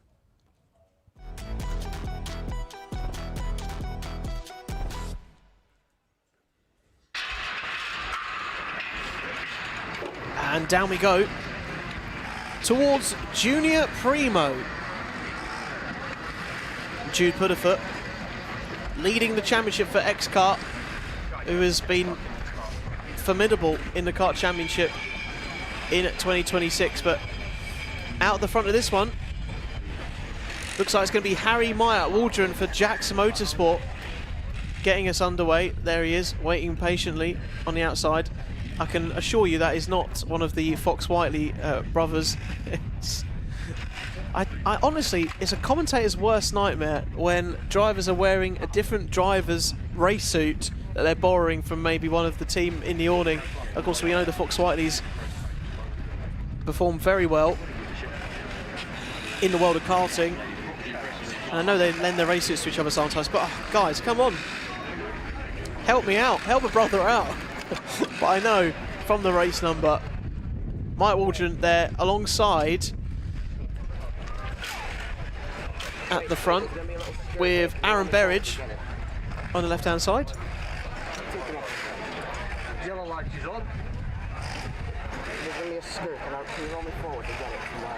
And Berridge just, I don't know what you're talking about there, something to do with the radiator or further along. Further back you can see Jacob Underhill there in the 34. I don't know if Aaron Berridge has a bit of an issue there, worried about his engine or the radiator or something. Oh, and then a non-starter as well. The engine won't go for Lucas Esser. There we go. There's the on button. Gets underway. Let's get our grid, shall we? for our Junior Max Primo first heat of the day. There is confirmation, Mike Waldron, Aaron Berridge on the front row with Lucas Esser and Dooling behind. Jackson Heath on the third row of the grid. Nice to see him up there in the mix alongside Evan Mellor. Toby Wortley, Jacob Underhill down there in 8th with our championship leader on the 5th row of the grid in P9 alongside Morgan Cooney, Jenkins and Nelson Taylor. Halewood Robinson, Thoman Evans, Odysseus Hole, Delanic and Restall down to 18th. And Bart Wykes, Dimolo, Kent, Jerry Duffy and Zane Perry.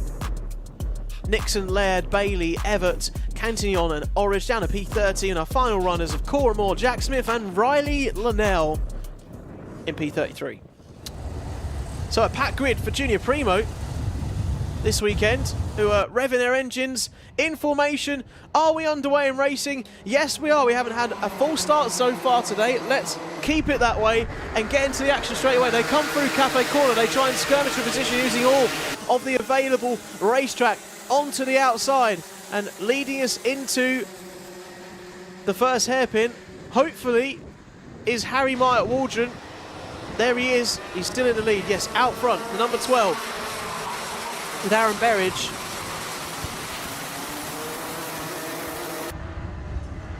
Close behind in second. Look at the ducking of the head already this early on in the race. Oh my goodness me. Where did that move come from? Quite further back there. I think that was that Dooling coming from an absolute mile back there to dive down the inside for third, or was it Jacob Underhill on Jackson Heath? It was so far away, I was trying to make it out from our camera point, but I mean, got on the brakes, I think kind of spooked himself on the brakes and then tricked himself into making a passing manoeuvre from about a mile away. But it worked though. So, fantastic move I think that was from Jacob Underhill on Jackson Heath to move up into 4th. I don't know if it's possible, but this time here on the last lap, right now, it's possible to see a replay of that move. That was incredible from Jacob Underhill. Just sent it from absolutely nowhere. Well, you've got to make it work. You know, make it work for you. If you outbrake yourself and it's got to ends up being what you wanted, then fair enough. Meanwhile, though, 6 minutes on the clock plus the 1 lap to go in this one for Harry Myatt Waldron. Currently sitting 12th in the championship right now. Has had a race victory so far this weekend. Actually, the previous heat yesterday took victory in that one.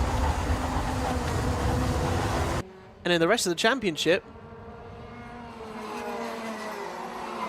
hasn't seen a victory until this weekend. So whatever Myatt Waldron had for breakfast yesterday and today, it's working out pretty well. Leading out of the front here at Shenington for the Jax Motorsport team in this Junior Max Primo Superheat first Superheat of the day. Berridge now coming under more pressure from Liam Doolin and Jacob Underhill. Still trying to keep up there with these front three. There they are. And there is Underhill coming through there. Technical foul, mechanical flag from Archie Thoman Evans further down the grid. He's going to have to peel off into the pits as per race control. Underhill gets passed by Jackson Heath there into Park Bend and into Cafe Corner. And Jackson Heath now up into 4th place, retakes that from earlier on. And meanwhile at the front, Berridge getting challenged by Dooling now.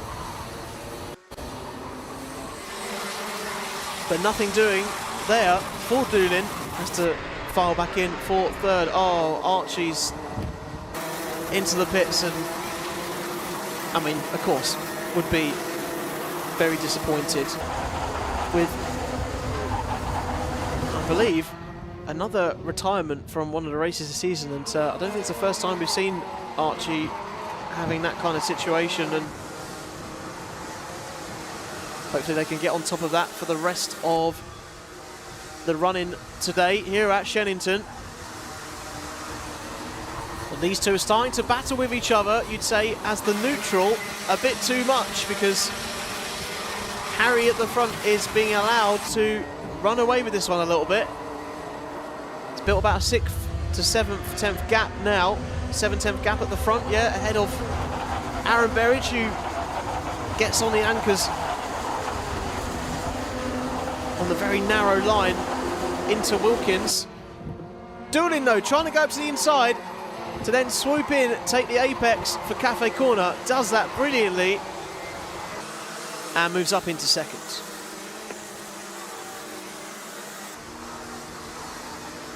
Trying to hold on to the position into Stratford and out of runway.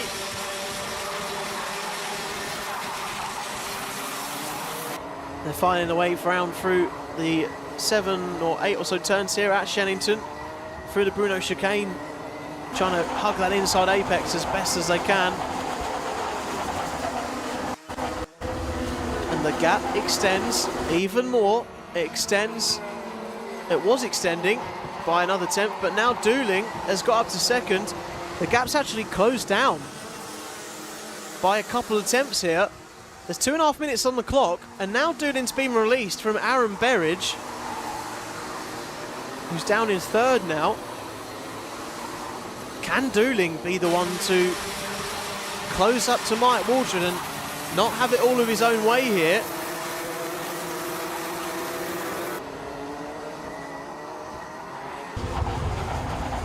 It's looking likely that there could be a last lap challenge if he keeps the pace on here, but then Berridge is starting to sort of come back towards Dooling at the same time, so it really is ebbing and flowing, to and fro in here in Junior Primo.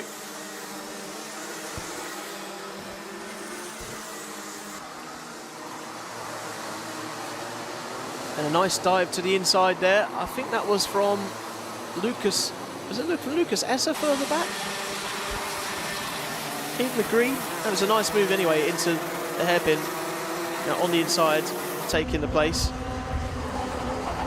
They'll find their way through. No, it was the 49. It was Joshua Robinson, sorry, a bit further up. So Joshua Robinson further ahead, making the move up through the field ahead of Jacob Underhill, that was. So Robinson finding the pace in this stage of the race. A couple of attempts quicker than our race leader right now. Down there in 5th is Joshua Robinson, ahead of Harry Mike Waldron. And on the outside, Cato Motorsport trying to find its way through. Morgan Cooney trying to find a path around the outside. There was no road there to be had though, and has to file back in.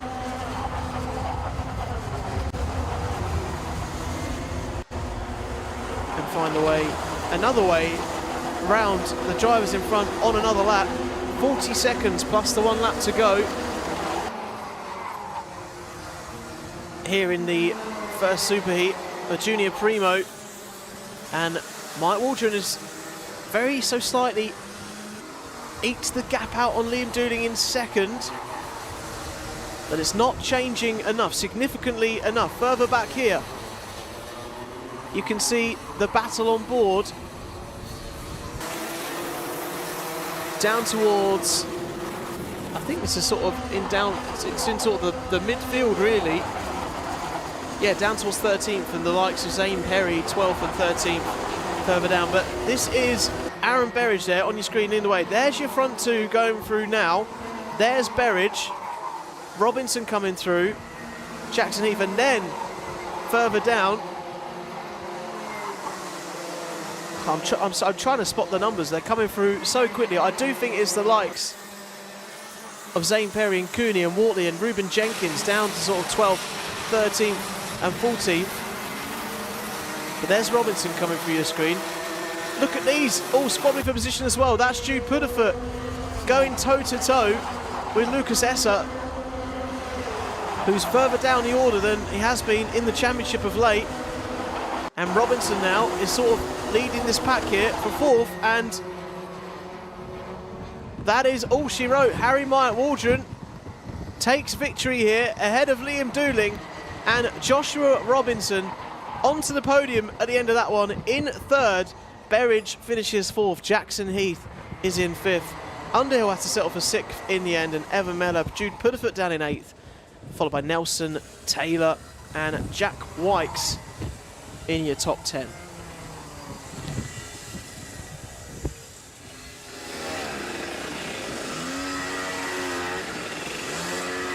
There's your race winner, Harry Waldron, who's starting to finally make winning a bit of a habit for him.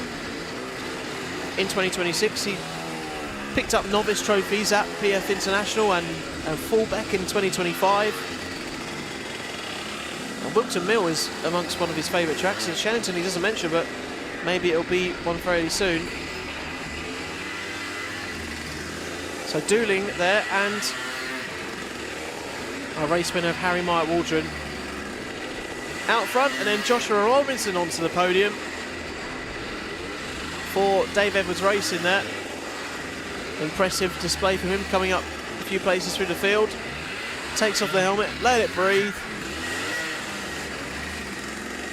And all sorted for this race, doing all he can to find his way up through. And you know, what is Harry contemplating now? I mean, he's happy, right? He's just won a race.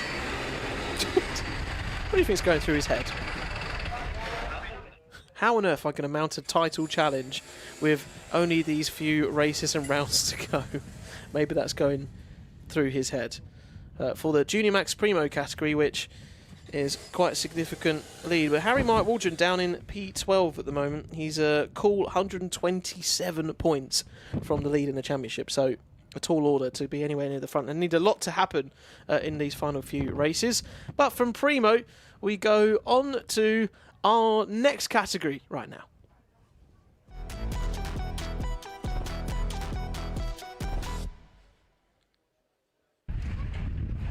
And the first time of the weekend, we're seeing our senior Rotax drivers out there on the circuit. Well, for today at least, as we're bringing you live coverage with the Alpha Live team. By the way, it's a pleasure to be back here at Shenington once again. Myself, Jake Beach, bringing you commentary here this weekend with the Alpha Live team out on track. And there right now you can see number 32 of Riley Bishop in the X-Kart on the 3rd grid slot, alongside Lewis Sumner, fellow X-Kart driver in the X-Kart awning.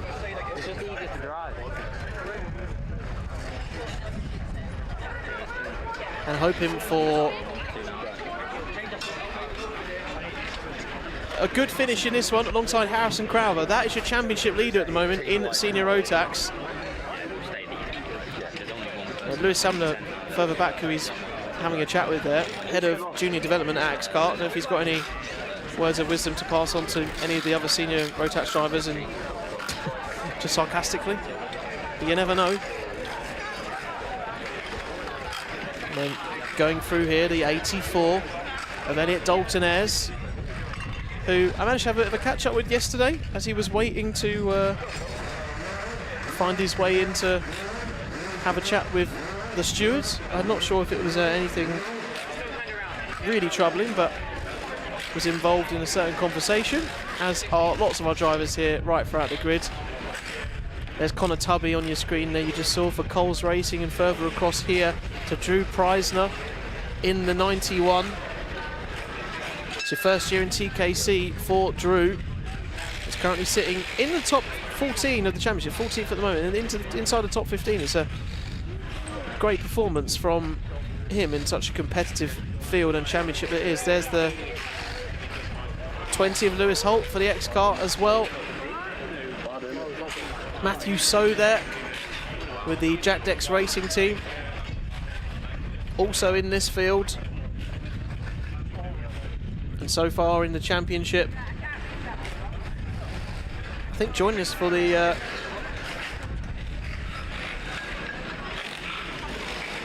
first time this weekend, I believe, in the Kart Championship is Matthew Sosa. Good to see him. And then right at the back of the field there, I believe that's Melissa Adrian, who you just saw in the helmet further back. Yes, it is. number 48, and jumping on board in this season, and spent one of the rounds with Guy Cunnington racing last time. I'm not too sure if that was just for one round or whether she's back to being a privateer for this one. But our senior road tax drivers ready and raring to go, ready to go out. You can see Kai Newman there on the right hand side as well. The yellow flag is waving and it switches to green, which means our drivers can head out onto the grid. And talking of the grid, let's get you the starting grid for this one. And Joshua Smith is going to be there on the front row for Kiddix UK, and has been picking up wins aplenty so far this weekend. Harrison Crowther is second. Riley Bishop is third, with Lewis Sumner, George Cole and Dalton Ayres down to row 3. Then Benjamin Lee, Scott McDowell, Zach Kane, Rory Hinkley inside the top 10. Has been great to see him as a privateer thriving in the Kart Championship so far this season. Jamie Kirkbride and Ross Tyler follow him further behind. Max Sheldon Hayward, Kai Newman, Preisner, we saw on the grid before, Reese Bally and Christopher Hughes and Connor Tubby down to P18, followed by Lewis Holt, Lomax, Matthew So, Kelbrick, Eddie King and Braden Donahue down to P24. And then at the back, towards the rear of the field, Melissa Adrian in the number 48, and our drivers into formation, into the tram lines. And here we go, careering into turn 1 here at Shenington. Who is going to come out at the front of this one? And Joshua Smith has maintained a strong start, but being chased further behind by Harrison Crowther in the Coles Racing machine in second. Further behind. Coming down now, hurtling into towards the Bruno chicane. Full beans for our senior road tax drivers. Top speeds being reached of 60, 70 miles an hour at the top of the revs as they get down towards the end of sections here at Shenington. Plenty of straight to play with, and I feel like it's going to be a right old ding-dong between these two, between Joshua Smith and Harrison Crowther for the rest of today's action. So far this weekend, Harrison Crowther not being able to get a win on the board. He's looking to change that here and try and make his pedigree at the top of the championship right now stand for something further up. I think Melissa Adrian's made a few places at the back of the grid at the start of this one, towards the middle of the pack.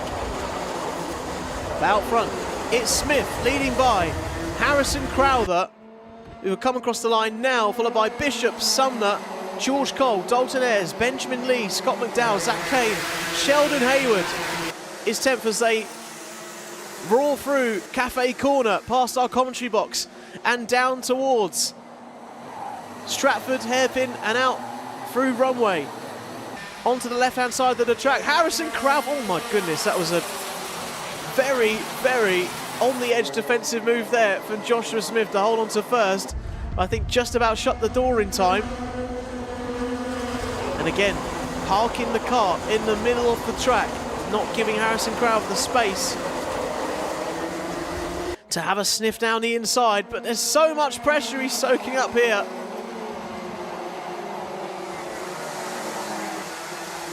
On our circuits of Shenington right now. And we journey down towards Stratford Corner once again, coming at them thick and fast, these corners in senior road tax. Plenty of torque to have at your disposal to take you around all of the 7 turns here at Shenington on this 1,000 or so metre layout. And Joshua Smith hustling it perfectly right now, not giving Harrison Crowther an inch back there in second, but 5 minutes down, 3 minutes gone in this race so far. Doesn't decide to go defensive this time. Can take the wide racing line. And on the same wavelength as they come through Cafe Corner once again. And no need to defend to the inside. Maybe there's been some hand signals in the meantime when they want to work together here, because they're not breaking away from, well, any of the field here. I mean, senior Rotax drivers absolutely nose to tail, right from, well, I don't know, 1st to 12th, maybe even further than that. Crowther's found a gap to the inside though. It kind of looked like Joshua Smith opened the door for him in some respects to give him the chance to lead in this race and take over the mantle. And now Joshua Smith wants to make life a bit easier for himself. Look at that shot there. Look, you see the marbles on the outside. They're coming through out of Cafe Corner. Full power. Accelerator pedal right down as far as it will go. And Crowther now going defensive, who has taken over the mantle of this race. I feel like Joshua Smith just wanted to give him the inside there, coming down into Wilkins and find a way through. And I'm too sure what was happening with our feed there, but coming back through down towards the start-finish line, nothing much has changed between Crowther and Joshua Smith as they come through Cafe Corner once again. And down towards the first hairpin into turn 4. Oh my goodness, look at these two trying to jostle between each other. Crowther, Joshua Smith, it's a battle of the ages is becoming here at Shenington, and they've got to be careful they don't weave too much, especially in the braking zone, because they can get in some trouble for that. All hard but fair racing, I think, at the moment. And no need for any of race control or stewards to get involved right now. 2 minutes 40 on the clock. 2 minutes 40 of agonising patience and composure needed from not just Harrison Crowther, but also Joshua Smith doesn't let Riley Bishop up onto the inside. And I think that Joshua Smith just about got enough of a good run, but look how much they're being held up now. And Joshua Smith actually has gone to the lead ahead of Harrison Crowther out of the Bruno chicane. So it's a swap back to our original race leader. Crowther's dipped back to second now. Fancies maybe some slipstream from Joshua Smith to do the hard work again. And absolutely nothing to choose between. Still our top 10 drivers out there. We are completely nose to tail. And Harrison Crowther is trying to find a way around the outside. So is Riley Bishop. Sumner was trying to come down the inside there as everyone was trying to come back onto the racing line. Somehow they're all still pointing in the right direction here. The first Subi of senior Rotax today.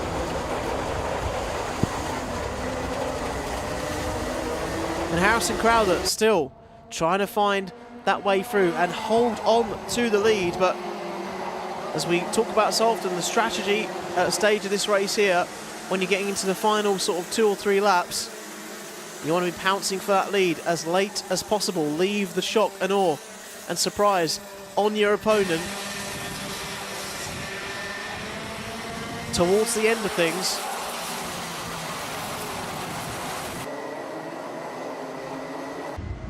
And Crowther now up into the lead ahead of Smith, so he made that count either in the chicane or out of the second hairpin.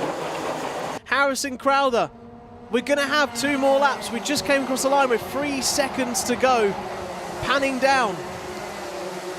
Talking of panning down, Joshua Smith has fallen right down at the order into 5th. Crowther leads now with Bishop and Sumner in the X-Karts, and then George Cole, out of nowhere, has found his way up to 4th in the front part of this race. Who's going to take maximum points and the best place finish for the all-important final, to where it all counts later on this afternoon and in this evening for senior Rotax. We're on to our final lap now. The last lap board is out. Can Crowther hold on to this one, or is Bishop and Sumner got a last lap answer and a last lap dash to see if they can make the difference at the end of this one? Where's Crowther? There he is, coming out of the hairpin, coming down into the Bruno chicane. There's Bishop, there's Sumner following behind. Joshua Smith still right there in 4th as well, challenging for the podium. Crowther, though, barring some miracle, looks like he's got this victory in the bag of what will be the first one of the weekend. It certainly is. Crowther comes across the line, takes the checker flag ahead of Bishop and Sumner, finding their way up the field. Joshua Smith getting unlucky 3 or 4 laps ago, down out of the Bruno chicane. And that is all she wrote at the end of that one. And our drivers make their way into Parc Fermé.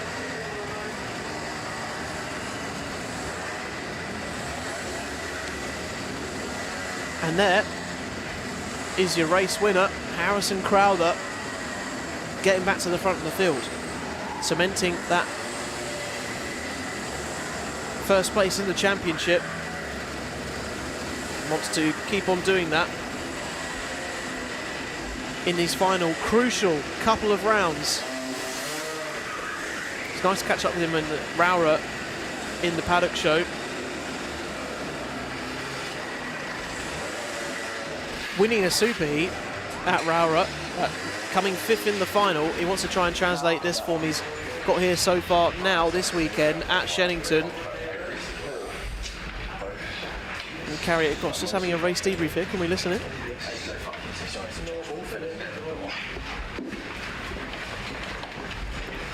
I didn't pick up too much of that, but I mean, all seems fairly friendly a bit. How about 2 X-Kart guides? I don't know if that's hand signal for punt up the inside or punt generally. I'm not too sure, but Bishop and Sumner chatting to each other, Downing scrutineering there in the main base as they're on the top 3 in the podium positions for our senior Rotax. But we come from senior Rotax, and because we have such a packed grid for junior Rotax, we'll get on to our second heat of the day.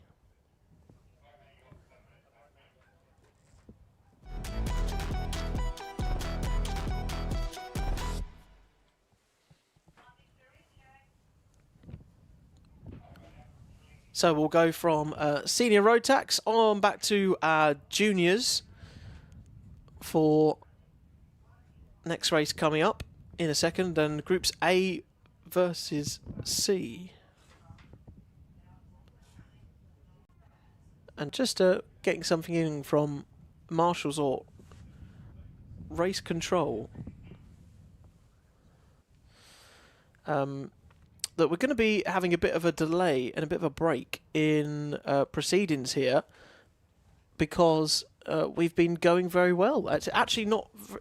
Normally in race meetings we're behind time, but because the race meetings are going so fast, we're going to be having a bit of a break here between our next race, going from what we just had from our senior Rotax back to our junior Rotaxes. So whilst they're lined up on the dummy grid, it gives us some time to just collect our thoughts, and it's a rare thing. I'm not used to having this in the Kart Championship in 2026. It's normally so many sessions packed in together, thick and fast. But we'll come back onto our junior Rotax runners very soon. And whilst we're waiting, we can run you through a little bit of how junior Rotax is shaping up so far this season. And if you've been with us throughout 2026 for the Kart Championship, it has been a wild ride for definitely the top 3 in the championship. But even for all of our drivers there's Maximilian Braskov again in the 277. There is the last race winner of the last heat. You can see his eyes, well, I wouldn't say raring to go at the moment, but trying to stay focused there is Teddy Cooper. A rare look actually underneath the visor. We don't get to see that much.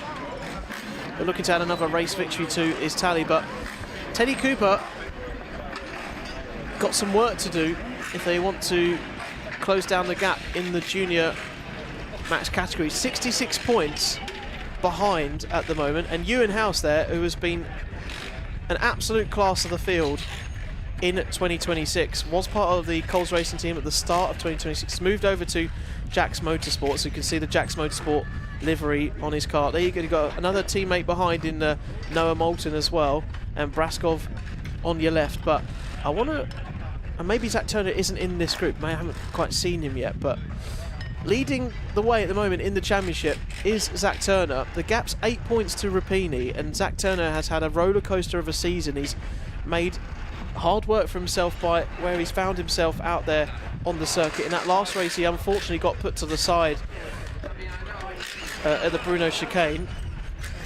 Cameron tipping there on your screen for Kato Motorsport down in P27 in the championship at the moment. James Tate for Guy Cunnington Racing. He's inside the top 20 right now, but it's Zach Turner, Rapini and Ewan House, your top 3 in the championship right now. And then Jackson Lane there on your right hand side.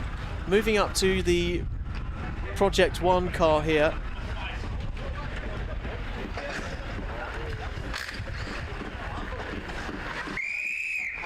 And Guy Cunnington Racing also on display for junior Rotax runners. Max Douthwaite was there on your left-hand side, and also James Tate then just in front of him. And we've heard the whistle in Parc Ferme, which means maybe our break isn't going to be as long as we were thinking. I want to keep things on schedule here and not, you know, get too far ahead of ourselves.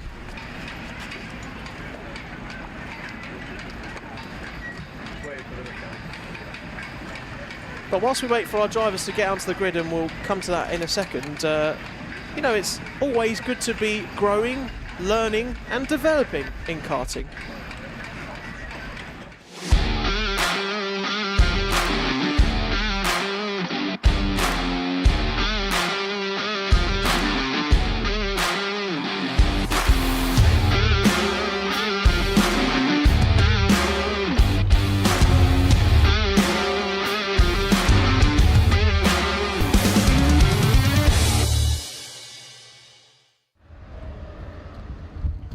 And not just in karting, but to car racing as well. Always good to try yourself, get in touch with the Jam Sport guys. Right, if we can get a grid really, really quickly, I'll try and take you through it as fast as I can before the start of our Junior Rotax heat here. And I don't think I'm just going to give you the top 10. Ewan House, Cooper, Moulton, Braskov, McVeigh, Waddle, and then Flauman, Tipping, Lane and James Tate. They're your top 10, and Claire and Douthwaite down to top 12. Here we go for Junior Rotax. We're about to get underway. They're into the tram lines, and let's see how much we're going to change between our top 10 in the next few laps and the course of the second super heat. We're underway for Junior Rotax once again. There's a driver really out wide, one of the X-Kart drivers, Isaac Jameson, wearing the X-Kart suit on the outside.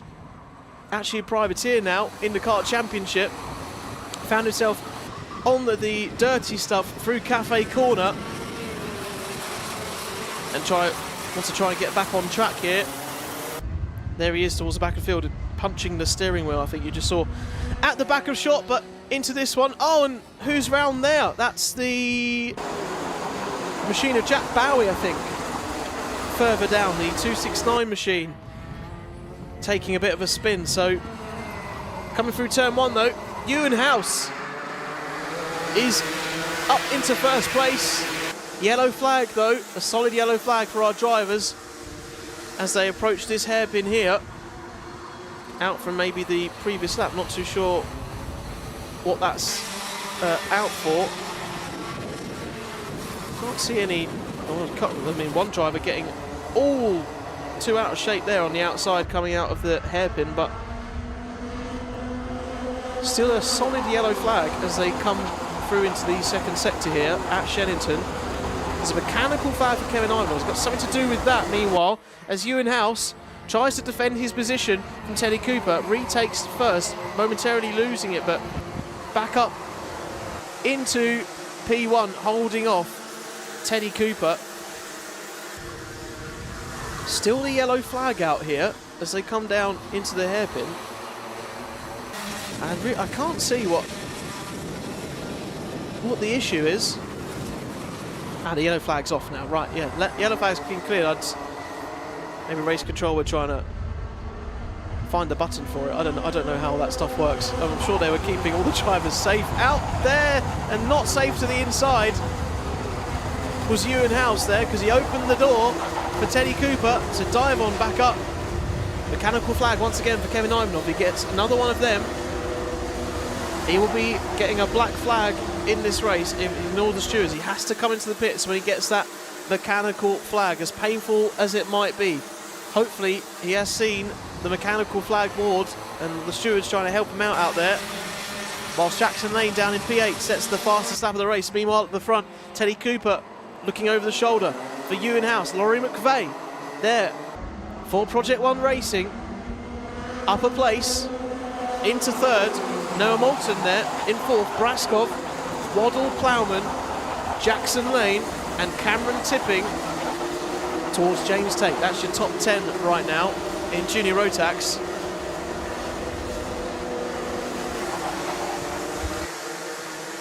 And Ewan House now trying to find his way back up into the lead here, with Teddy Cooper taking a victory in the last one, and now in this group getting to meet each other for the first time in today's race meetings. Down towards the Bruno chicane, Ewan House wanted the space to be there, but has to get on the anchors way more than he wanted to into the inside of Wilkins there. And across the start-finish line, once again, Ewan House decides to go wide, and Laurie McVeigh almost follows, copies the line of Ewan to try and gain some time. And now, I said, had to be careful, did Kevin Ivanov out there at the moment, as there's a challenge between Cooper and McVeigh. Ewan House has dropped a bit further down. Ivanov, meanwhile, has got a 5-second penalty for that mechanical flag that he seems to be ignoring out there at the moment. So hopefully that will catch his attention. It's now Cooper, McVeigh and Ewan House on the podium right now, but closely followed by Moulton, Braskov, Waddle. All there really right now. They can see the 5-second penalties up on the board for Kevin Ivanov as they come across the start-finish line. Haven't seen what the issue is for Kevin Ivanov to pick that out, but oh my goodness, Ewan House on the brakes, up the inside, trusting other drivers around him to give him the room, and dives up the inside back into second, recovering from the last couple of laps further down. Laurie McVeigh, meanwhile, has fallen down about three or four places. Yeah, he's down to fifth right now as they come across the start-finish line. So short-lived momentum there for Laurie McVeigh. It's back to being Cooper, Ewan House, Noah Moulton and Braskov. Now McVeigh and Waddle and Plowman and Jackson Lane out of the hairpin here. That is what is regarded as the Monza of karting here at Shenington. Getting really important to get the good traction out of the hairpins and get as great a run as you can, maximising your top speed by the end of the straight. Yellow flag is waving as there's a cart off to the left-hand side there at Wilkins. But once they clear that yellow flag, they're clear to go racing again. Only a yellow flag in that final sector. And Ewan House can try and get on after Teddy Cooper once again. Not have to worry about what's going on down towards the back end of the circuit here at Shenington. And kind of Teddy Cooper, half a second lead out of the front right now, has settled into this one here. Yellow flag still out, solid yellow flag. Waving as that cart gets cleared away on the left-hand side. Still not sure whose cart that might be. I don't know if Kevin Ivanov pulled off to the side there and couldn't make it back to the pits because of that mechanical issue as they come through Cafe Corner now. Cooper there still with that buffer. There we are. That was Jasper Oakes, a separate issue to Kevin Ivanov. Jasper Oakes out for the Ultimate R team. It was causing that yellow flag down in Sector 3. So no further part for Jasper in this one. Meanwhile, further back towards the front. Oh, look at the gap. My goodness. Where has Teddy Cooper found that rocket ship button from behind? It's almost like he's found a massive boost, unless Ewan House was too busy defending Noah Moulton further back, and Teddy Cooper probably can't believe his luck when he looks over his shoulder. He's gained 7/10 of a second on that lap alone. And now going to be a very tall order for Ewan House to challenge this lead whatsoever. The two Jax Motorsport teammates of Ewan House and Moulton down into the hairpin, out of runway, into the Bruno chicane. There they are, followed by Braskov, McVeigh, Waddle. And it looks like he's just got to keep his wits about him, Teddy Cooper, bring it home for a second victory here.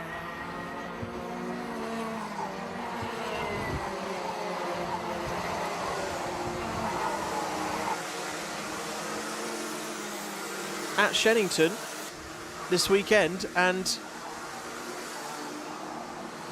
now on our final lap, it's looking all the more likely he's going to do that. Is there going to be any changes for position further back? Look at those two. It looks like it's going to be very close between one of the Project One Racing drivers further back. I think that might have been the likes of Noah Clare battling with Shea Hilton maybe, but Teddy Cooper's not going to matter about that because he's taken yet another victory ahead of Ewan House. Noah Moulton in the end finishing on the podium for a 2-3 for Jax Motorsport. Laurie McVeigh, Zach Waddle, Jackson Lane, Braskov, JJ Plowman, Tate and Cameron Tipping down towards your top 10 in that one. We had a few interruptions there with the yellow flags in that race, but to keep all of our drivers safe, that is the main thing. Obviously we're concerned about safety first, and of course our marshals and officials doing a wonderful job as they do throughout all of our circuits across the Kart Championship in 2026. No different here at Shenington, and getting our karts off the track, cleared away if they can't take any further part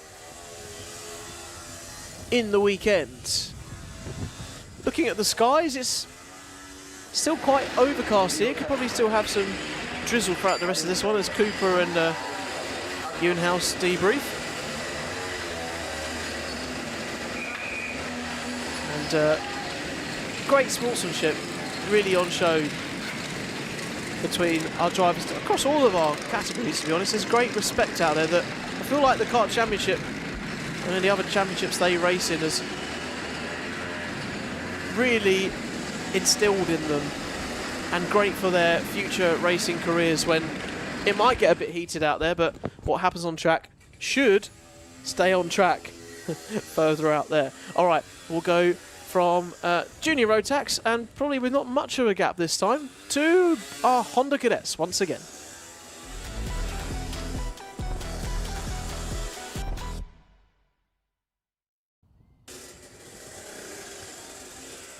So our final drivers of a packed Junior Road Tax grid just making their way through Parc Fermé underneath us. If you can hear the engines in the background, that's literally because they're like right next door to me as they come on in.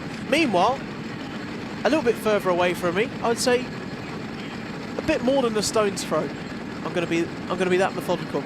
Our Honda Cadet drivers are getting ready to go out for their next race and find their way out onto circuit. And lining up there is James Murphy on the right hand side, putting the visor down, getting some final hand signals from the team. Cannon there took the race victory in the last superheat he was involved in. Can he repeat the same again in this one? Luca Bacocchi, his former teammate, behind him. And can we just actually, we're very close to I'm not sure what the dog sticker is for, but I love it. It's actually the first time I've noticed that. Look at that. Is that the dog from Up? You know, the one that's yeah. That's what my director's telling me what that was. What was that? A different breed. Okay, I've been told the dog from Up is a different breed. So, okay. Look, I'm just not up on my breeds. As long as dogs look cute and cuddly, whether they're in sticker form or in real life, there you are. And there are many animals in all these cars. Where are all these animals coming from? Will Luca Bacocchi have the conniving thoughts of a fox in this one to chase after? Oh look, there we go. You can see under the helmet. Oh no, he's back down again. Come and get a bit of fresh air in over the Shenington fields. Into his helmet, into his visor. We see a few of our drivers further back. And getting ready for this one. There's Reggie Duffy there. There is Phoebe Shelton making their way out onto the track. And let's get you our grids once again for Honda Cadets. And there you are, confirmation that James Murphy is starting on pole position on the front row alongside him. Archie Cannon, your last race winner in Honda Cadets. Ah, there is Archie Loveridge. I was thinking he wasn't here this weekend. How silly of me, because of course there are multiple groups in Honda Cadets, as is the size of the grid. So Loveridge is going to be up against Cannon in this one, in this superheat. Drury, Becker, Culler is on the third row. Cooper, Ratton, Duffy, Alistair Saunders, Phoebe Shelton and Eric Grisbeck is P12. First field, Sutton, Henry Colborne, who we'll catch up with on the paddock show at the lunch break, you'll see, alongside Ben Bowers, Ralph Ryder Birch and Luke Hamill in P18. Wants a better end to his race in this superheat. McCarthy, Burgoyne, Mikowski, Seth Wright, Austin Dowd and Finn Hollis down to the 12th row of the grid. And your final runners of Charlton, Reggie Cook and Ada Wright. So we will get to see the battle not only between James Murphy at the front, starting on pole position, but we will get to see the battle between our top two in the championship, between Cannon and Archie Loveridge. And is he giving us a wave? Is there something wrong with his car? I'm not too. I'm hoping it's all fine for Archie Cannon. Well, they're lining up on the grid now, and he's not waving anymore. But it looked like he might have had an issue. Hopefully, there's not an issue, and it's all fine for Archie. I'm sure he'd have his hand still up if he was worried about getting away on the race start. We're just waiting for our final drivers on the grid there to come forward. A grid spot. They've missed a grid spot out through the back. A green folder gets raised this time. Not a green flag. The green flag has gone walkabouts. The folder will do. And we're away for this superheat in Honda Cadets. James Murphy gets a good start onto the inside, but will Cannon try and hook it round the outside? And that's exactly what he's done. Up into the lead. They're coming through past our commentary box, through Cafe Corner for the very first time in this race. And Cannon hugs the inside as much as possible. And then Jensen Culler, I think further back, or one of the fellow green karts, was hugging the inside a bit too much, finding some of the dirty stuff on the outside. Cool, that was also close. Further back down the field between, I think it was the likes of McCarthy possibly on the outside, battling with Luke Hamill or Burgoyne further back. Hard to see further back, but all our drivers still pointing in the right direction. And here we are then, Cannon followed by James Murphy. Cannon's jumped up into lead on that opening lap into the first corner. Loveridge is there on the podium in third, where he needs to be to keep bringing the fight to Archie Cannon in the Honda Cadet Championship. So far this season, Drury, Mason Becker, always there. He's there in the top 5 right now. Jensen Culler, Duffy, Marcus Cooper, Ratton and Grisbeck are the top 10 right now, as they hurtle down and out through the Bruno chicane. And Archie Cannon, once again, he's not going to have it easy on these first couple of laps. And why would he? James Murphy wants to change that immediately and try and put a dent in the momentum and confidence of his weekend. It's great to see James Murphy up there in the mix, and has been having a great old time of it here at Shenington so far this weekend, and has won both the earlier heats in yesterday's run-in, so knows what it's like to lead out the front, although he's staring at the back of Archie Cannon right now and wants to change that as soon as possible. Leading out front, Cannon bombs down into Wilkins with Murphy right behind. Loveridge is there as well. I'm sure not giving an inch in the 5 or so minutes we have remaining in this second superheat of the day for our Honda Cadets. Our Honda Cadets not using as much of the runoff there as some of our other drivers in our other categories in the weekend. Meanwhile, Sebastian McCarthy has got a contact warning where he's battling down in P18.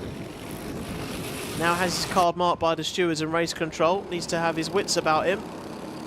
How he goes racing out there. He'll get confirmation of that contact warning when he comes over the start and finish line of the gantry. It will tell him. But he needs to be a bit mindful about how they will find each other in the rest of this race. Meanwhile, at the front though, we've kind of got two groups of three in Cannon, Murphy, Loveridge, and then Drury, Becker and Colour out there right now.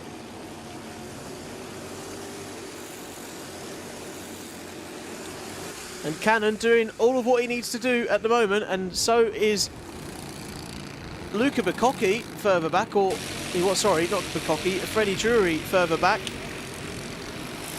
But he's just been passed by, I believe, Mason Becker, who threw it up on the inside. But it's still Cannon, Murphy and Loveridge in the front three, and then it is Mason Becker in fourth now, ahead of Colour, and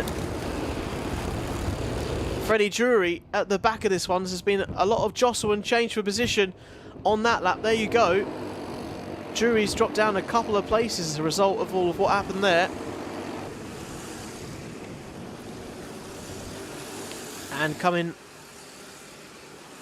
out of Cafe Corner, Cannon once again spotting his braking point on the outside, doing a bit of a track walk. And yesterday evening at the end of proceedings, it's unbelievable how, when under your shoes, how sticky it can be, of all the rubber that's being laid down by all of our classes here this weekend at Shenington. And the more times they go around, the quicker this track is going to evolve. It's going to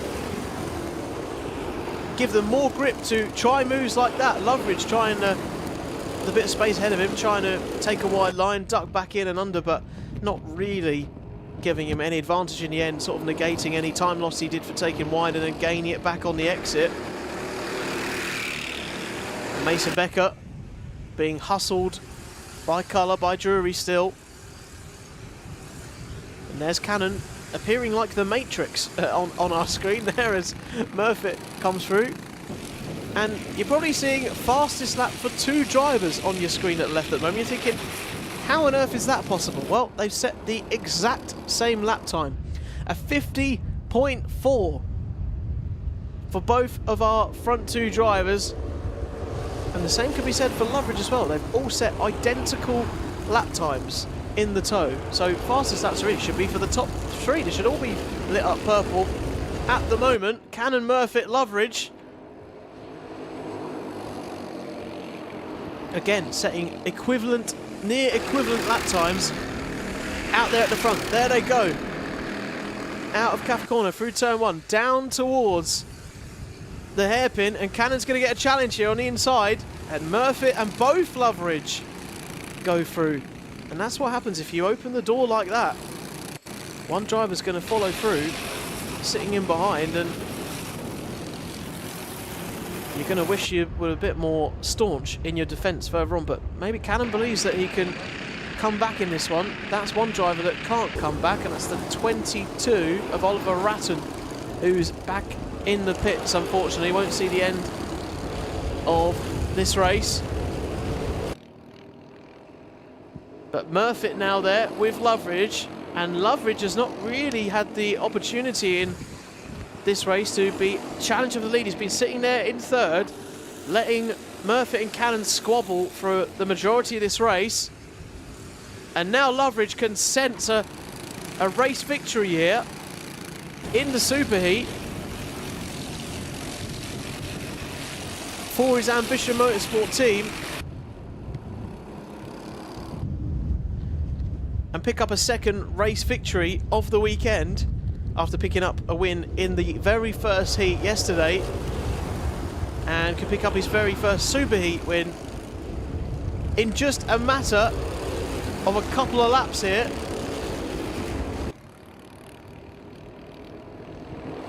They come across the start-finish line again, and it is odd as even coming through Calf Corner. I always feel like to say that if I'm like, you know, proper Essex or wherever, I've got to pronounce Calf prop, you know, like, you go down the Calf, or is it Cafe? You let me know. What would you prefer me to do? Cafe or Calf Corner? I'm going to stick with Calf Corner because it feels easier to say. It just helps me get through things without having getting things joggled up in my head as we're trying to keep track of the action at the front of the field as well. Murfitt holding on out front though. He's going to come across the line. He's going to see the last lap board, and he's got 1,000 metres to keep it on the black stuff in first place ahead of Loveridge. Where is Loveridge going to maybe try and chance his arm? Looks like Cannon's out of this one. Too far back now to make any dent in these front two, unless these front two get into a squabble that could be of advantage to Cannon.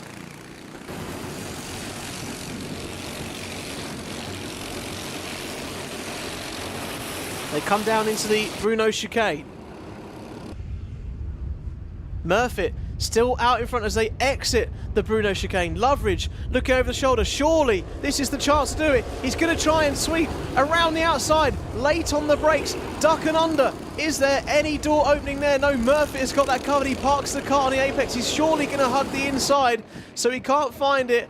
A gap on the inside for Loveridge, and Murfitt takes the win from Loveridge. Archie Cannon settles for third, and Loveridge can't add a race win to his tally.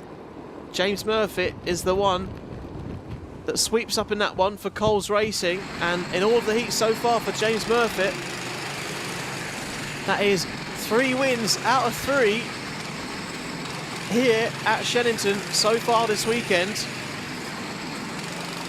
He's doing everything that he needs to out there to try and propel him up the championship, sitting in 16th in Honda Cadets right now, and this will do him the world of good if he keeps this up for the rest of this weekend.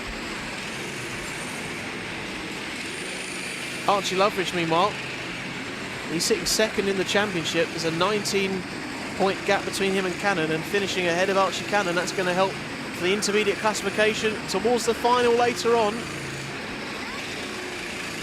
All hard and fair racing between our top 3 here,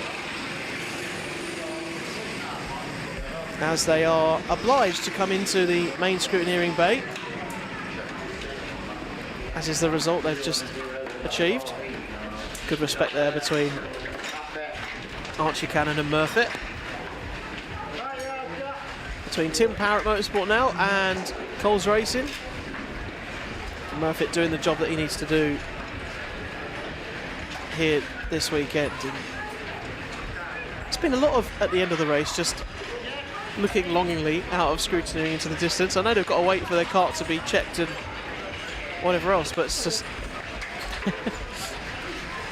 it's taken it out of them clearly, racing around it. I mean, you know, if you've ever obviously been racing that much, and obviously in karting a lot, I'm sure you watching the Kart Championship and watching Alpha Live, you're all too aware, like, you get that sort of feeling at the end of a race. If it's really drained you, taken out of you mentally, you're just sort of like, like your brain is just sort of recovering itself. So probably what a lot of the drivers are going to be doing throughout those final parts of their races. And I'm just seeing, just saw someone on a buggy coming into Parc Ferme and doing a fair rate of knots. I think it's impressive. Coming into Parc Ferme now. I mean, I'd like to get around like that. It'd be great. Right, anyway, I digress. There we go from our Honda Cadets to our next category right now.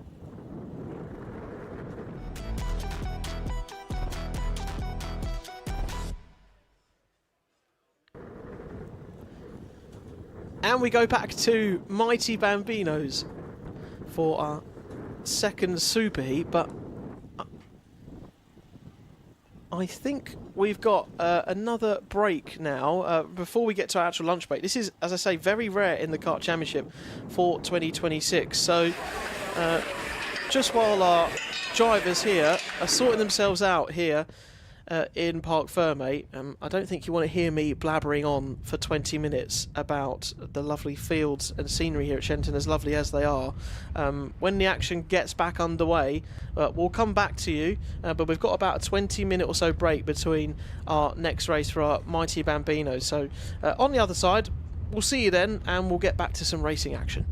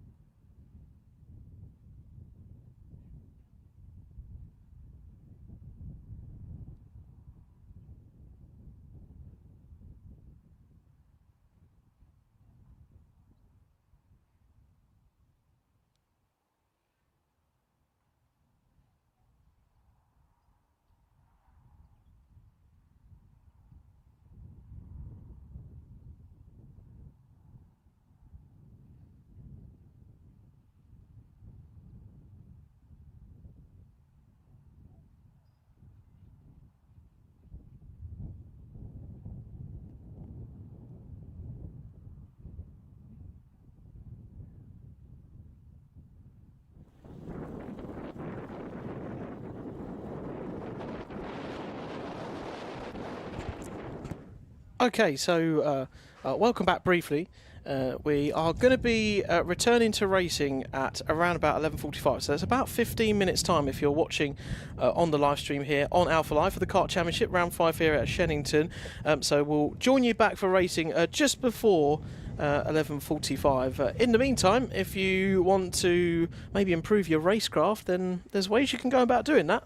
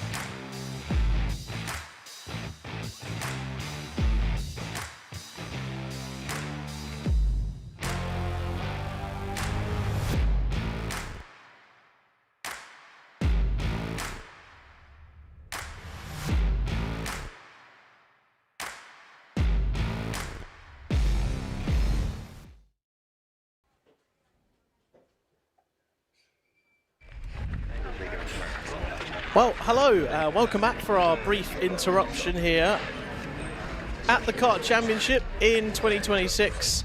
Jake Peach here bringing you live commentary of the Kart Championship for round 5 at Shenington, and we're just waiting for our mighty Bambinos to get underway for their second Super. There is Barella Stevens, who has been growing into this season and really starting to find her feet in mighty Bambino.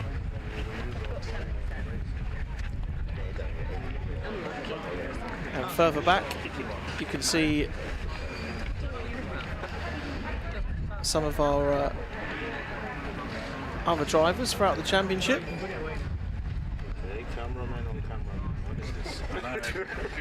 And you can hear in the background they're making sure that they're on camera and they know about it. There's Ayrton Uja back in the 21, and you can also see Max Tetlow on your screen there, the 24, Eli Parkhouse, who I was having a chat with Eli's dad yesterday, who's been very impressed and proud of Eli and how he's sort of coming into the championship fight. Very much putting the pressure on Luca P towards the end of the season. And only 30 points between them. Making those final tyre pressure adjustments. It's the only... You can only do it in this place once. Once the green light goes, you can't touch the kart anymore. Hayden Castleman there on your screen for the RCE team.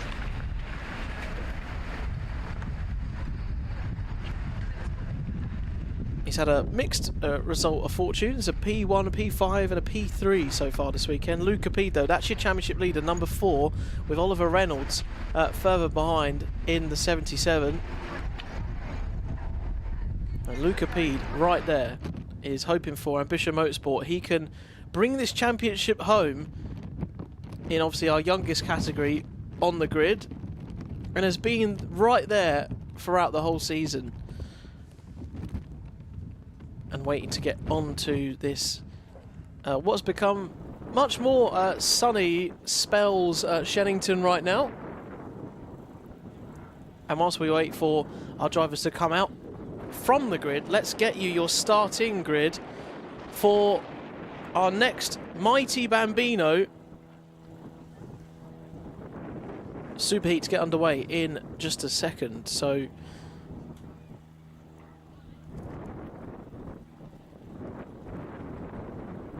just trying to find... I know we can't bring you the grid at the moment. We'll get you that in a second. Just waiting for our race control to get them underway, and I think we can show you the grid now for Mighty Bambinos. Yes, we can do it now. So we're jumping ahead of the gun. EJ Dira wants to continue the know-how experience of around here at Shenington this weekend in this second Superheat. Obviously won the first one and wants to continue winning ways. Starts on pole position once again. Aidan Castleman is on the front row as well in second. Eli Parkhouse there on the second row of the grid behind them in third. Luca P, the championship leader, there in fourth. Fourth place for the number 4. Max Tetlow is 5th, and Oliver Reynolds is P6. Now as they make their way out onto the circuit, Ayrton Uja, Jules Nash is on row 4, followed by Ray Furdy, Max West and Sadie Cartmill, Jensen Harris down there in P12. And your final runner on the 7th and lonely row of the grid, Reggie Love.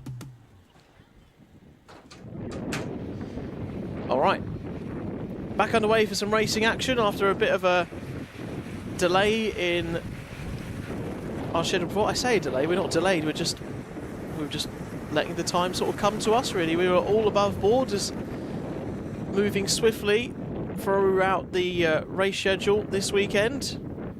And you can see right down towards the back of the circuit, you probably think, well, why are they not going down that part of the track? It looks completely open. That's only for our gearbox go-karts that use the full length of the Shenington straight down towards the end here. And they'll come onto the start-finish grid a lot sooner in these categories because they'll have a bit less of a track to drive around. And they start on the grid here in just a second. They are one of our second category alongside Honda Cadets that go from a standing start.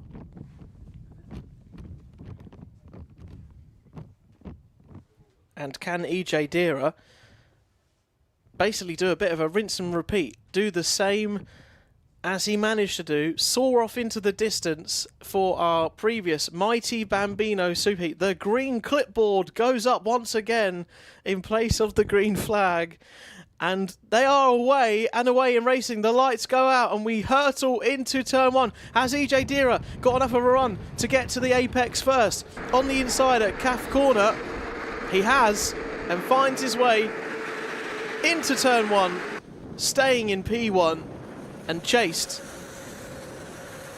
all the more by challengers and drivers behind, trying to vie for position. And Luca P, look, he's not hanging about in this one. He's right up towards the front of the field, early doors, trying to get up there and challenge EJ Dira sooner rather than later, so he doesn't run away in this race like he did in the last one. So 8 minutes plus 1 lap, all of our heat races, and then 10 minutes plus 1 lap for our finals later on this afternoon, where it all counts and it all matters for our drivers. Luca Pede there sitting in third place then, so already up onto the podium. There is EJ Dira, Aidan Castleman, Luca Pede in third, Eli Parkhouse, Oliver Reynolds in fifth, Jules Nash, Verdi, Tetlow, Ujla, Max West, your top 10, followed by Paris and Reggie Love and Sadie Cartmill at the back of the field. But EJ Dira here, look, he's doing the same again. He's rinsing and repeating, or Luca Pede gets a bit of a tank slapper coming out of that hairpin there, and he gets caught up in all the traffic amongst Rafe Verdi and Jules Nash and Tetlow and Usha, and now it's dropped probably right down from third place all the way to, well, I want to predict maybe 7th or 8th further down. That was an odd moment there. It's not really something we've seen too much from Luca Pede throughout this championship. As you can see, the heat haze here of the circuit in Shenington really starting to build now as we come across the start-finish line once again. EJ Dira still out in the lead. 4/10 of a second is the gap to Eli Parkhouse.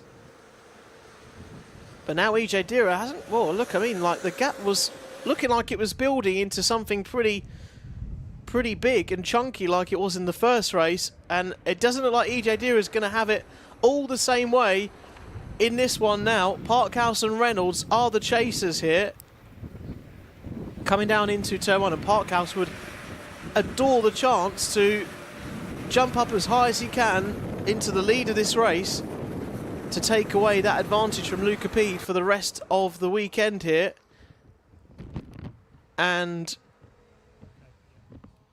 find their way through around into Wilkins at the back end of the circuit. And EJ Dira now still out in front. But it's getting spicy behind between Parkhouse and Oliver Reynolds, and that's what EJ Dira wants to happen. He wants these two behind to fight even more as they come out, use the extremities of the circuit out to the left-hand side, using all of the available space and taking the racing line over to the right-hand side here and diving down to the inside. Reynolds goes into second ahead of Eli Parkhouse. So the podium switching around all the time, but for EJ Dira on the top side of the podium, he's wanting to stay there and get another win in the bag here at Shenington this weekend. And been great to follow EJ all throughout the Kart Championship in 2026. And before this weekend, no wins to his name in the Kart Championship. How that has changed, and the pendulum has swung in his favour here at Shenington, his home circuit this weekend, making the knowledge and the know-how pay off ahead of Oliver Reynolds and Eli Parkhouse right now. Tetlow and Castleman down towards 5th as well. And Ujla Lukapede can't find his way back up from 7th at the moment. There he is in the white helmet, still trying to find his way back. The trouble is, in an all-electric class like this, in Bambinos, in Cadets, once you fall down the order, and because the race sort of equalises out, all of the power units they have at their disposal from those mighty batteries are very equal in their nature as well. So there's not going to be too much of a differential in performance between all of these karts, which means it is all on the driver. And when they're so evenly matched, it's going to be very hard for someone where Luca Pede finds himself now about 2.7 seconds off the lead, just coming through your screen there, to really get back up and challenge with the likes of EJ Dira. But this is probably the biggest challenge of the race for him so far. They're 3 wide going into the hairpin, and EJ Dira just about gets ahead enough to get on the anchors and reclaim first and make sure he doesn't relinquish that lead to Reynolds on the outside, and Parkhouse, who was fancying a bit of a opportunity knock in there of those two maybe getting involved with each other and finding their way out on the outside. And here they come into Wilkins then, and EJ Dira just about avoiding the curb. You don't really want to be clattering that. It's really going to hamper your lap time and will give you a very uncomfortable ride over these very deep curbs around all of the circuit, really. There on the right hand side as you come through Cafe Corner, and especially down in Wilkins as well. But EJ Dira looks like he's got a bit wide out through Cafe Corner. He finds himself on the outside line, but he's not going to have the space on the inside to cover it. Oliver Reynolds goes to the lead then, and now EJ Dira has got Parkhouse all over the back of him as they come down into the Bruno chicane. Is that the last reply from EJ Dira, or can he find something in the tank to take it to Oliver Reynolds, our new race leader out there at the moment? Which for Oliver Reynolds, it would be an impressive race victory. Hasn't had a win since Whilton Mill. Won the final at Whilton Mill. And here he's hoping for his first win since then. But EJ Dira is going to have something to say about it, because he has been commanding the most of this race, the majority of this race. Up until now, Reynolds has only finished inside the top 6 so far this weekend. And now he's going to find himself taking the top step of the podium if EJ Dira has no reply in the next few and final corners of this superheat in Mighty Bambino. We've still got a couple of laps to go, about a lap and a half to go now by the time they get to the start-finish line. Luca P is still there in 7th, not making a dent in his progress in the rest of this race. And Reynolds is keeping his composure here, not being phased by EJ Dira, coming into Wilkins and around now through to the Park Straight and up towards Turn 1 to Park Bend. But look on the inside, be careful. I don't think he's close enough, but it looked like Parkhouse was trying to find some space up the inside if he was going to have some magical electric boost that was going to just all of a sudden get him in the mix on that one. But he was topping out on his power delivery from his mighty battery. And we are now onto the final lap. Reynolds has got to make it count when it matters. Not put a foot wrong here in the final couple of sectors of this lap. Reynolds finds his way down towards the Bruno chicane. Gets that all correct. Finds his way on the outside. EJ Dira, though, he's still very much there. Is there any charge he can make into the final couple of corners? I think he might be settling for this one, although he's close right up there. Brilliant braking by EJ Dira. Is there any space around on the inside? It's going to be a drag race to the line. Oh, it's very close, but Oliver Reynolds just about keeps it by a 10th of a second to EJ Dira. Eli Parkhouse finishes third as they peel into Parc Fermé to the right-hand side of our commentary box. Max Tetlow, Ayrton Ujla Luca Pede is in P6. Aidan Castleman is 7th. Max West is 8th.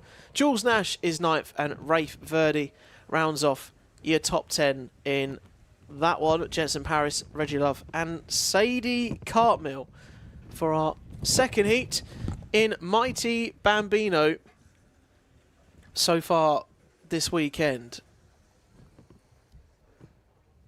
So, not disappointing then, getting back out on track and with some more racing action. And Oliver Reynolds doing a great job there to take his first win in quite a while in the Kart Championship, and good to see him back on the top step of the podium. But it's getting very competitive in Mighty Cadets. It's all changing for Mighty Bambinos as well throughout this last part of the season, and tracks and strengths for certain drivers coming to the fold, and tracks they are more comfortable with, that they know more, that maybe they've practiced on more, they're more familiar with, starting to show as we go throughout the rest of our 2026 season. All right, shall we go from Bambino to our next dual grid here at the Kart Championship?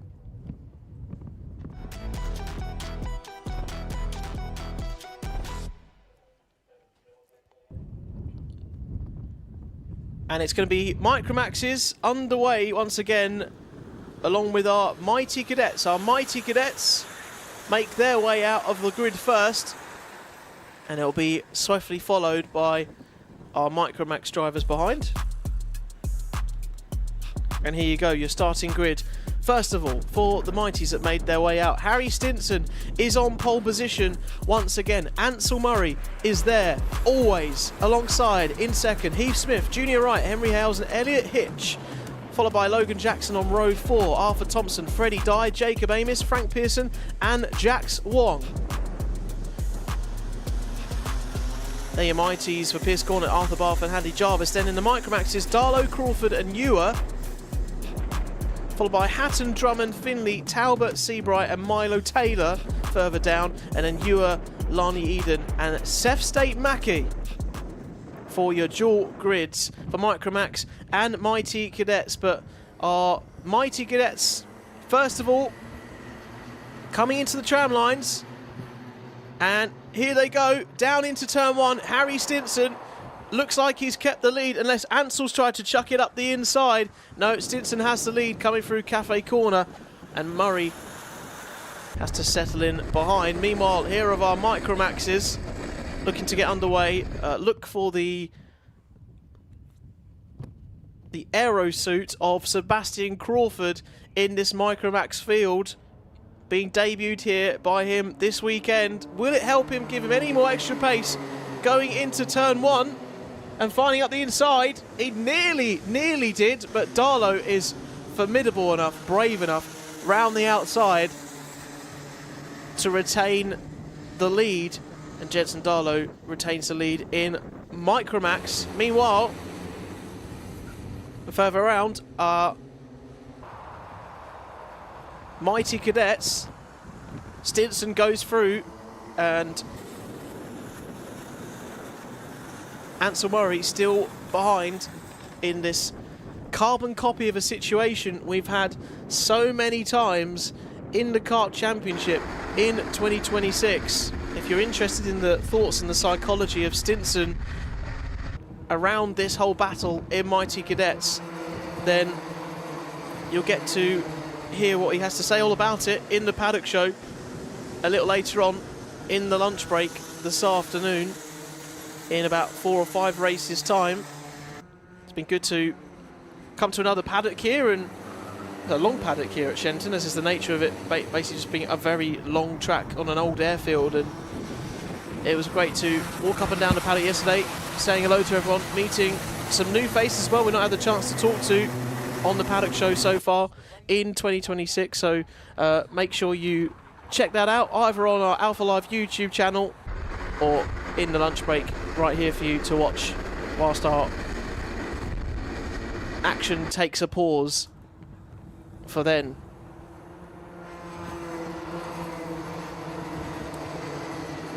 So coming through Cafe Corner rather, Sebastian Crawford building out that lead at the front. And finding his way in front of Hatton and Jensen Darlow. That move was done, I think, ahead of Jensen Darlow not too long after the first few corners on the lap. So Darlow must have been chased fairly quickly by Crawford, the fast charging Crawford behind, and getting into his groove now is Sebastian Crawford. As we've seen how dominant he can be in Rowrah last time out, and he's looking to do the same here this weekend, leading the Micromax Championship, showing why he deserves to be at the front of the field.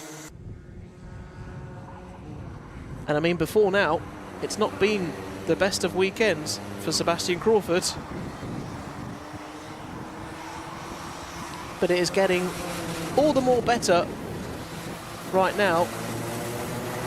Missed the third round with us at Whilton Mill, but he's still leading the championship, as has been his dominance out at the front. There he is, ahead of Jensen Darlow, who has closed back in on him a little bit now. And maybe not going to have it all of his own way, even if he is wearing that aero suit, giving him that extra speed down the straight. Jensen Darlow seems to have found that extra gear out of nowhere and trying to make it pay. Just under 4 minutes on the clock plus 1 lap. Crawford there, coming down into the Bruno chicane. Out front are Mighty Cadets. They're still batting away are Stinson and Ansel Murray. Freddie Dye, I think, momentarily went up into second, but I'm pretty sure it's still Stinson and Ansel Murray, who's got plenty of championships to his name. Only races in electric karts though does Ansel Murray now. In the E10s, in the Mighties, of course, that you're seeing him in at the moment. He likes to have a smooth driving style, and well, before getting into karting, he used to be a gymnast, so he's good at being flexible in a race and adapting to things. Sorry, I couldn't resist. But 5 national karting championships to Ansel's name, including the likes of course, here in TKC, in the Mighties, in the Bambinos, at Super 1, the UK Kart Series as well. Knows how to win, but Harry Stinson showing that he also understands how to win as well. Oh, we've got a full course yellow, I've just noticed. The slow boards are out, and that's going to neutralise the race for both of our classes, as you can't obviously separate our two races when they're obviously sharing the same circuit. So circuit's been neutralised. Not too sure what has gone on, but this essentially means that the leaders of our race become the pace setter at the front. No overtaking, of course, and just got to keep line astern, 1 by 1. They don't have to follow around like they do on formation laps 2 by 2. And during a slow ball procedure, the clock continues to tick down, so we don't have the clock pausing at all. And if it gets down to a place where it gets to 0, we could effectively have a last lap dash, but we'll see with the incident what needs to be dealt with and what needs to happen. I think I would hazard a guess, from what I can see from my commentary box, it's further down into the last sector of the circuit, down towards Wilkins at the back there. You can see a kart on the right hand side there, the officials on the right hand side.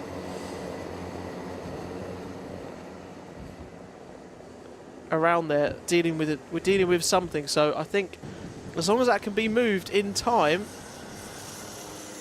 and barriers and everything can be safely put back to where they need to be and officials are all where they need to be, we could have a last lap dash when we go racing again. And at the top left of your screen we can see, if you're looking at the timing on the left hand side,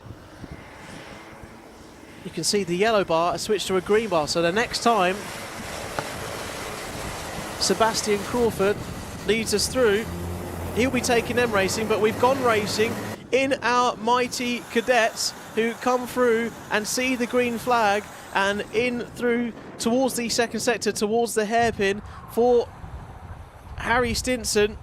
Out in front still with Freddie Dye in between him and Ansel Murray.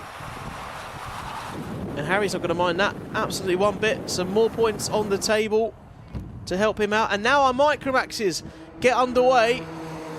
And somehow Jensen Darlow, maybe over the acceleration line, reacted earlier to Sebastian Crawford, and Seb Crawford now finds himself behind there in second, but you think he's going to have something to say about it. It's our final lap for our mighty cadets that they've commenced, and Harry Stinson has got it all to do. Meanwhile, on board with our Micromaxes, with Jensen Darlow being kept occupied. Can he keep them behind? Stinson there has still got Murray for company further back. I don't know how our Micromax is going to finish though. It's very hard to keep across both of our races, but it looks like Crawford's going to come in for second here after dominating. Oh no, of course, because they've got another lap to go around. No, yes, of course, it's our mighty cadets that are going to come round. Sorry, I do apologise, but two things going around at once. I'm not sure who could have crossed the line first. Here you go. This is our Micromaxers. Our mighty cadets have finished in the meantime. Harry Stinson has finished first, ahead of Freddie Dye and Ansel Murray. Let's go back to our Micromaxes though, and Seb Crawford has somehow found a way around Jensen Darlow.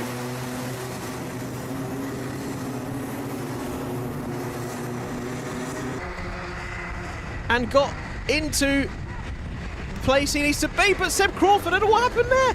He couldn't get on the power, and Darlow nearly found him round the outside. It's going to be a drag race to the line. Who's going to take it? It's Crawford. Is it Crawford? It is. Crawford, then Hatton, then Jensen Darlow in third. My goodness, that was really close at the end to try and keep track of all of that. That was an exercise. But we got there. Harry Stinson, Freddie Dye, Ansel Murray, your podium in Mighty Cadets, and your podium in Micromaxes. Somehow, Sebastian Crawford, by half a tenth, finishes ahead of Will Hatton and Jensen Darlow. Now, between second and third, between Hatton and Darlow, they finished with the exact same gap between them. From what I can see on my screen, so that must have been, I don't know how they're going to decide that. There's a photo finish. So possible photo finish between second and third, but for the race victory, Sebastian Crawford makes no mistake and takes that one home with him and adds to his impressive display and dominance he wants to lay down in the rest of the Kart Championship for 2026. Right, we go from the chaos of those two classes back to our Intermax.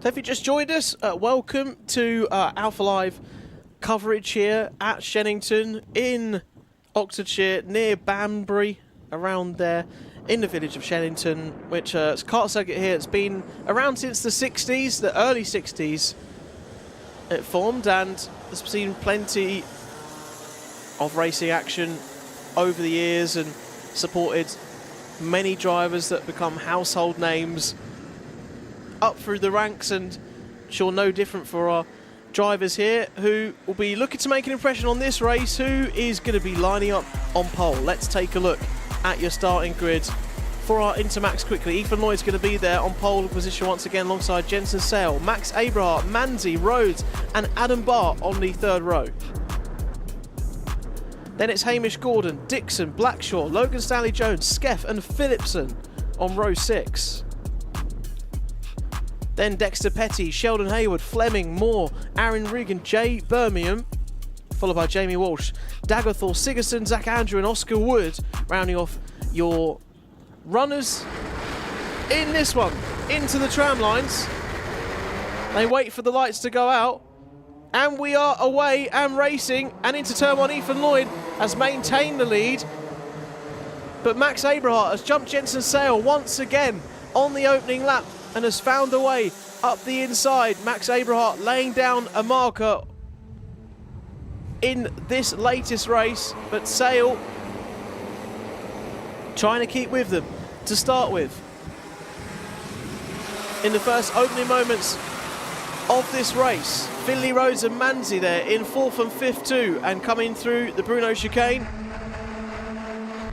and down towards through the hanger corner and into Wilkins. They come out of it on the power straight away, back on it, don't rest a second off the engine when you can build up maximum speed down towards into the hard braking zones of the Stratford hairpin, out towards runway, and then back to do it all once again towards the Bruno chicane. Here they come through into the Stratford corner, and plenty of track on the outside there to collect it, bring it back onto the racing line, keep it on the black stuff, and get on down to your next big braking point. But flat from there all the way through here, on the power and on the anchors right here and there. Again, the door opens for Max Abrahart. Just like that. He is ever the opportunist and always finds a way through. But Ethan Lloyd is always there to try and pounce back. Is not going to let him have his own way. I'm sure in the next 6 minutes plus 1 lap. We've seen Abrahart in this season at other tracks peel away and build sort of a 2 to 3 second gap and dominate almost out at the front of races. But if these three, or these two behind, if Lloyd and Sale can stick with him here, it's going to keep the pressure on him to soak it all up. He soaked up the pressure really well in the last race for a big majority of it. I'm sure he'll be able to do it again to some degree here. Although Ethan Lloyd taking the race victory last time out in the previous Super Heat, so Max wants to lay down a marker here. Not just psychologically, but obviously in the championship, but psychologically it's a huge thing across a race weekend. These dominant forces going toe to toe in their respective category. All of these drivers are here to win, and Sale nearly won a space up the inside there on Ethan Lloyd, but the door closed, and Sale, ever the sensible driver, will never really go, at this stage of the race especially as well, never really go for a move that isn't really baked on. It's kind of like a bit of a ditch down the inside, unless it's obviously the final lap you do as a racing driver, you would go for that space if your race win depended on it. But we're in a super heat for one, and secondly, if you're not convinced that the gap is there enough to open up, then why risk your race? Especially as these two will be batting out neck and neck, and then Sale can just watch this unfolding behind and let it all play out, and then come back to mop up whatever goes on between them, and hopefully can pick up the goods. That's the kind of strategy that Sale races with, and if he's in this kind of position, he does thrive in these positions if there is that opportunity to open up.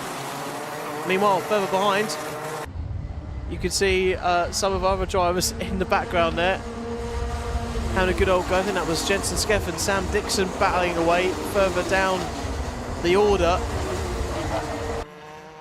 Abrahart, though, still with a lot to do here. You could basically attach a piece of string to these two, as is how close is the race in between them both. Onto the outside. using all of the track.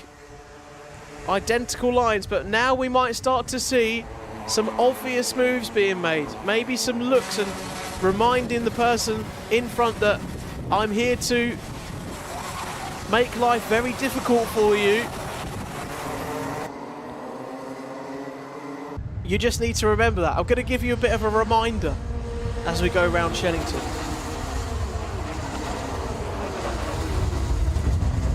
So 2 minutes 40 on the clock, plus the 1 lap that we always have at the end of when time has ticked down.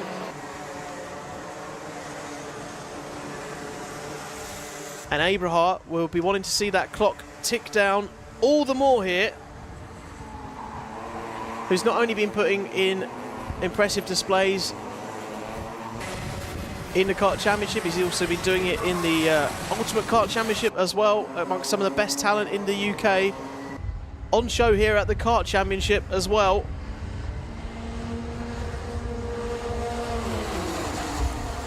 And Ethan Lloyd knows how to win a race, knows how to win a championship. He was the Micromax champion last year in 2025. Jensen Sale, though, has gone for it to try and rid any pedigree away from that. There's not much doing there, though. I was saying he's sensible to see when the opportunity opens up. That was a bit of a different kind of approach from Sale than what we normally see, trying to mix it up. Has he got the inside on Ethan Lloyd? Nearly, but again, has to settle back in behind. Doesn't want to lose any time to Finley Rhodes behind there in 4th, and Manzi chasing along in 5th. But yeah, Ethan Lloyd has been getting in lots of practice before the 2026 season. He's obviously got the trophy of the Micromax Championship to bounce off of as well, and he's been able to carry into this season, jumping up into the more competitive and faster Intermax, and he's getting on pretty well with it right now. He just needs to try and possibly find a way to another race victory here at Shenington, or is Max Abrahart going to get in the way of that? Is Jensen Sale going to have his last remarks about this as well? He's not going to let them have it his own way. 30 seconds on the clock. There'll be 2 of the laps. Race control, by the way, given a 5-second penalty to Dexter Petty down in P12 in this one for Ben Follen Motorsport. They come across the line. 2 more laps after this. Is Ethan Lloyd gone for it around the outside? Gordy get over so close. Max Abrahart was pushed into the curb, somehow had enough space to get out of the curb, and this is exactly what I was talking about with Jensen Sale. Here he comes, trying to find around the outside. Ethan Lloyd blocks his line. Now he tries to duck back and under, but they have to return to where they were. That was such a great opportunity for Jensen Sale, where they closed back up again and they lost their own momentum. Abrahart still somehow being able to make his kart wide enough in the braking zones. Ethan Lloyd almost clattering into the back of him, as is the shallow and narrow line that Max Abrahart's having to take here to go defensive. Look at Sale trying to sweep in and back round and trying to find a gap around these two. Nothing doing. Is he hooked on the inside of Ethan Lloyd there? No. Now, Lloyd, Abrahart, side by side nearly. No, they're shutting the door, but Lloyd dives up the inside. He's done it. He's taken the lead on the final lap here. Before we get to the end of the race, it's all coming down to the wire here in this second superheat. But Abrahart's back in front. Now Sale's on the inside. This is the opportunity he's been waiting for. There's the gap, but Lloyd goes on the inside and Abrahart comes back through on the brakes. Wow! He retakes to 2 of them in 1 corner, and he's gonna win Intermax second superheat. Oh my goodness. Just when you thought Max Abrahart was out of that one, think again. Unbelievable counter-attacking move there by Abrahart at the death, and God, it looked like Sale was going to take the victory, and then it changed again and it all flipped on its head. And that is why, to everyone watching at home, if you are watching wherever you are around the world, this is why karting is as exciting as it is. Thanks to this driver here and the other drivers around him, Max Abrahart taking a victory off of Ethan Lloyd there, not letting him have all of the slices of the cake here this weekend at Shenington. There he is, just going to take his helmet off there. Just get some air in, there you go. Lovely work done. Bet that felt good, going back around those two. You feel like he wasn't worried though about that final corner. He knew exactly what he was doing on the brakes. And there we are then for Intermax, and Max Abrahart takes a victory, and Sale will be looking to try and get a piece of the pie later on this afternoon. Right, we go from Intermax onto our next category, waiting on the grid.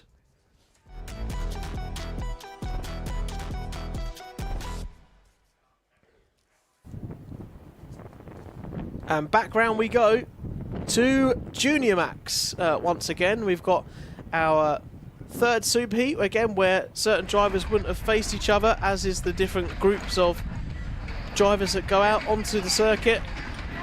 Understandably, Junior Rotax, one of the busiest grids on the karting scene.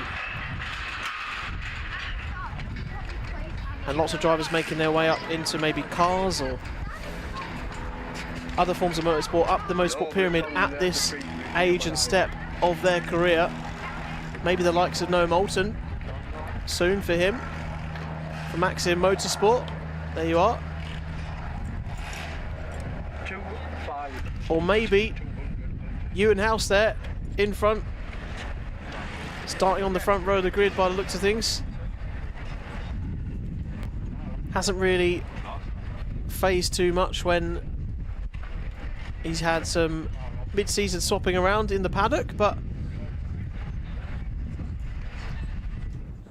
I'm sure he'll be looking to add another great performance to his impressive tally so far in 2026. And talking of being on pole, let's get you a look at how they're going to line up then for this third super heat of the day at Junior Rotax. It's Ewan House on pole position, who's already got 2 wins to his name in the previous heats this weekend. The first 2 heats yesterday. Cooper Campbell-Lees is second, Noah Moulton is third, Rapini there in fourth, Laurie McVeigh, Zach Turner down in sixth. What a lineup that is in the top 6. JJ Plowman is 7th on row 4 alongside Toby Farthing and Jackson Lane, and Lewis Gilbert on row 5, and Noah Clare and Jay Walker down to P12. Shea Hilton, Harry Harvey, Isaac Jameson, Chloe Waddle and Kevin Ivanov, who had that mechanical flag in his previous race. Hopefully his car all stays together as much as he would like it to in this one. Charlie Quine in P18. Arthur Murphy is in P19, Adam Chirchek, Thomas Welsford, Harry Ward, Jamie Richards and Ellis Dealey in P24, followed by Jasper Oakes, Aston Brown, Alex Lazecki, Charlie Very, who is wanting to find his way, I'm sure, a bit further up the grid, as well as Clark Naylor and Alfie Forrester, alongside Elijah Hartley, Benjamin Jones and Larry Price. Those are your 33 runners then for our next Junior Rotax race, just waiting to make their way out onto the grid. And for the pre-grid gate, that's really hard to say really quickly, pre-grid gate to open up for them to make their way out onto the 1,000 or so metres here around Shenington. But they start up their engines and the gate opens for them. As if by their command, they are let loose out onto the Shenington asphalt.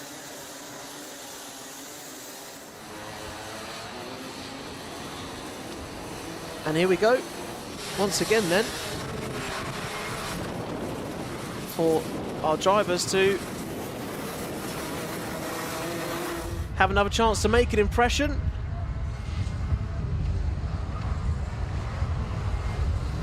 And Cooper Campbell-Lees just momentarily going around the outside of Ewan House there. It's all mind games, all fun and games out at the front of the field. And I'm sure plenty of them to come in the next 8 minutes plus 1 lap. We're going to the tram lines. Are we away in racing? We're happy to go. Yes, we are. And Ewan House is into turn 1 and away.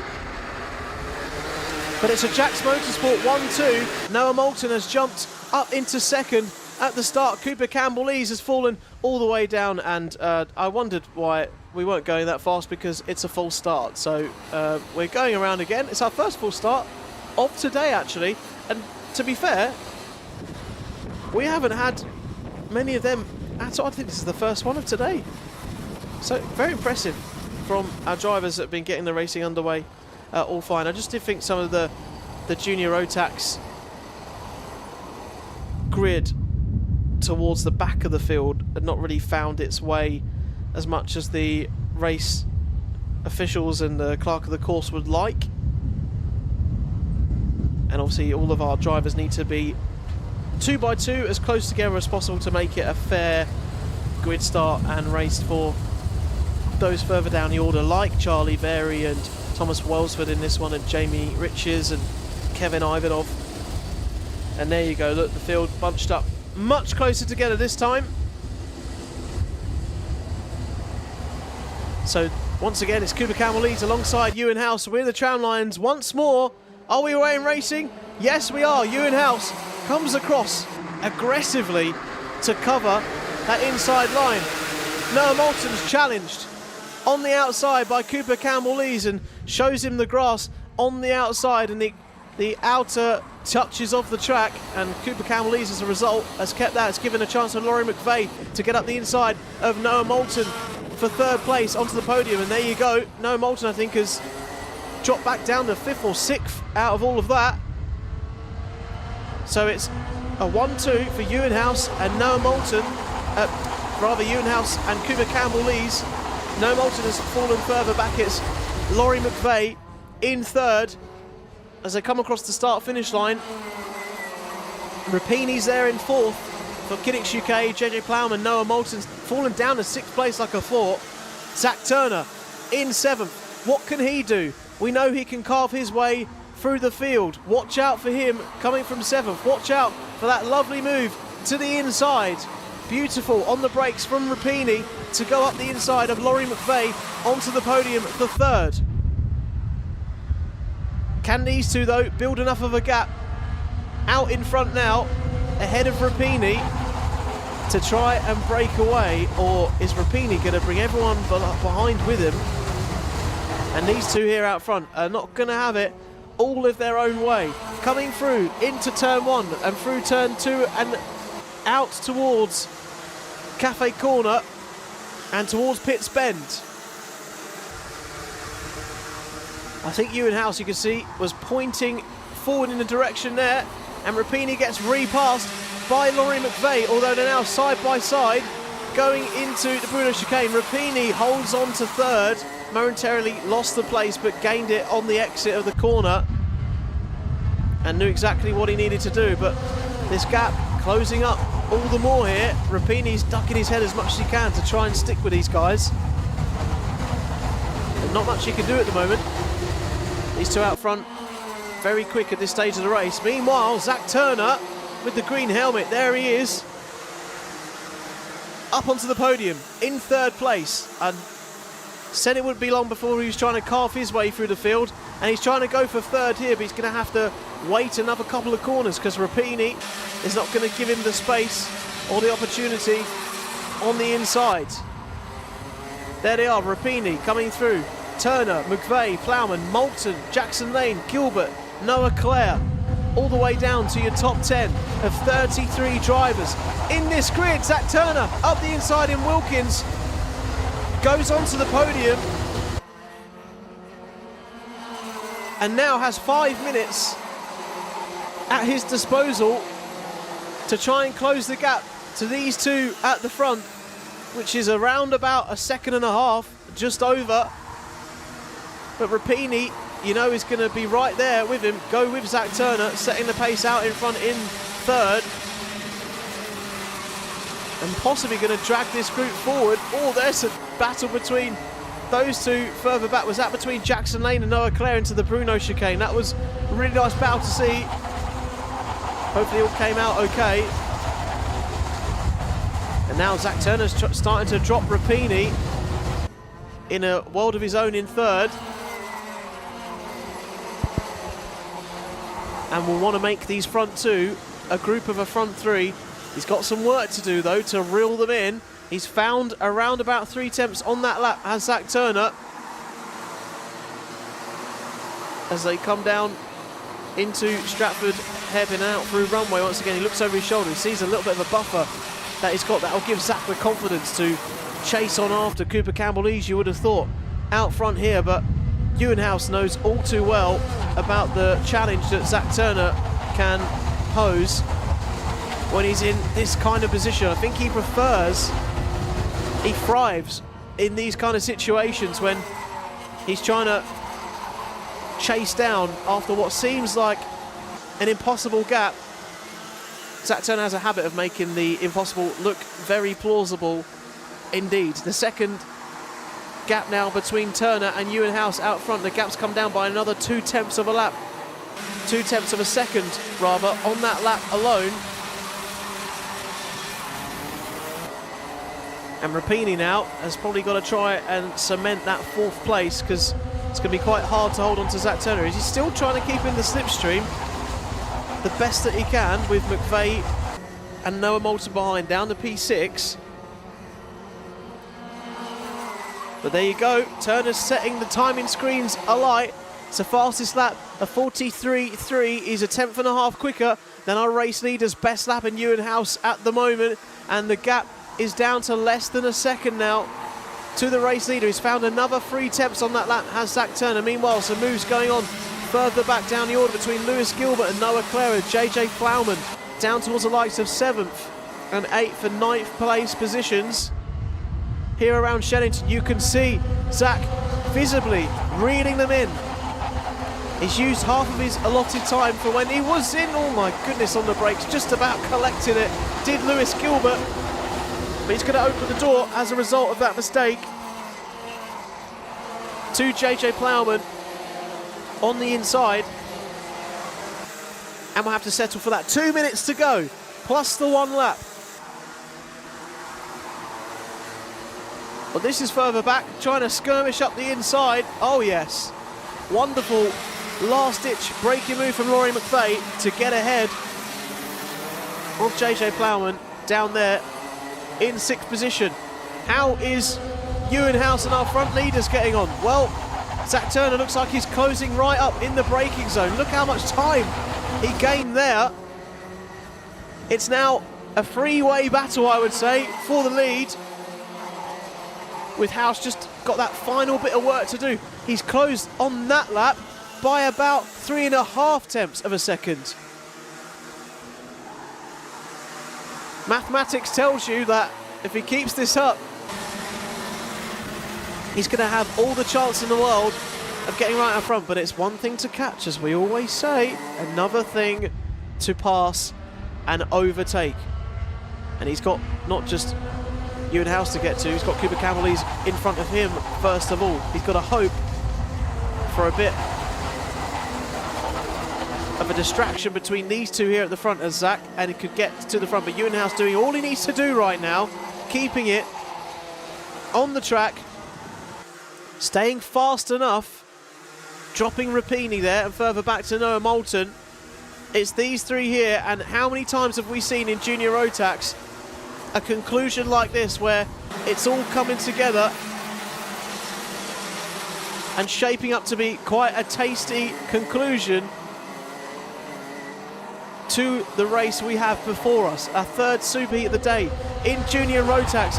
Zach's the closest he's been ever, and he finds the gap up the inside on the brakes on Cooper Campbell-Lees. He's dispatched of Campbell-Lees very efficiently indeed, and now we're on to the final lap. Zach's timed this perfectly to have around about 800 metres or so left from here to try and challenge Ewenhouse into the final stage of this race. Ewenhouse goes defensive. Zach Turner is going to have a better run off the corner as he took a better racing line out of there into the Bruno chicane. Zach Turner on the outside, he gets punted off to the left-hand side through some contact, whether it was deliberate or not. Ewan House tries to shut the door and stays defensive, and Zach Turner gets catapulted onto the inside over the curbs, and he's just probably going to hold on to second place here. Yes, he is. Ewan House defends from Zach Turner, former teammates at Coles Racing, and they're going to come into scrutineering here, being the top three. I'm not sure if it's going to be a friendly reception, because it looked a bit of 6 of one and half a dozen of the other, maybe a few of the neutral, but you could also read it in other ways as well. Right, here we are in Parc Fermé. Most of Parc Fermé's been very diligent so far this weekend, so far today. And the helmet's going to come off. And Ewan House here, your race winner.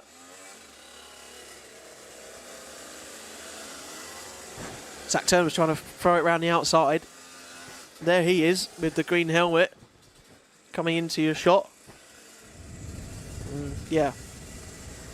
Thankfully, not too much going on there. I'm not encouraging anything like that, but you'd understand that emotions run high on the last lap, literally a few corners before.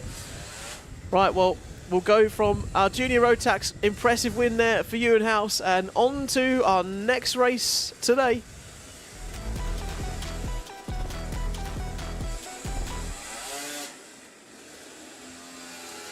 And we go from our Junior Road Tax machines to our Honda Cadets. We go back to, and just as we hear our Road Tax machines coming back into the pits, making their way round through Parc Fermé. I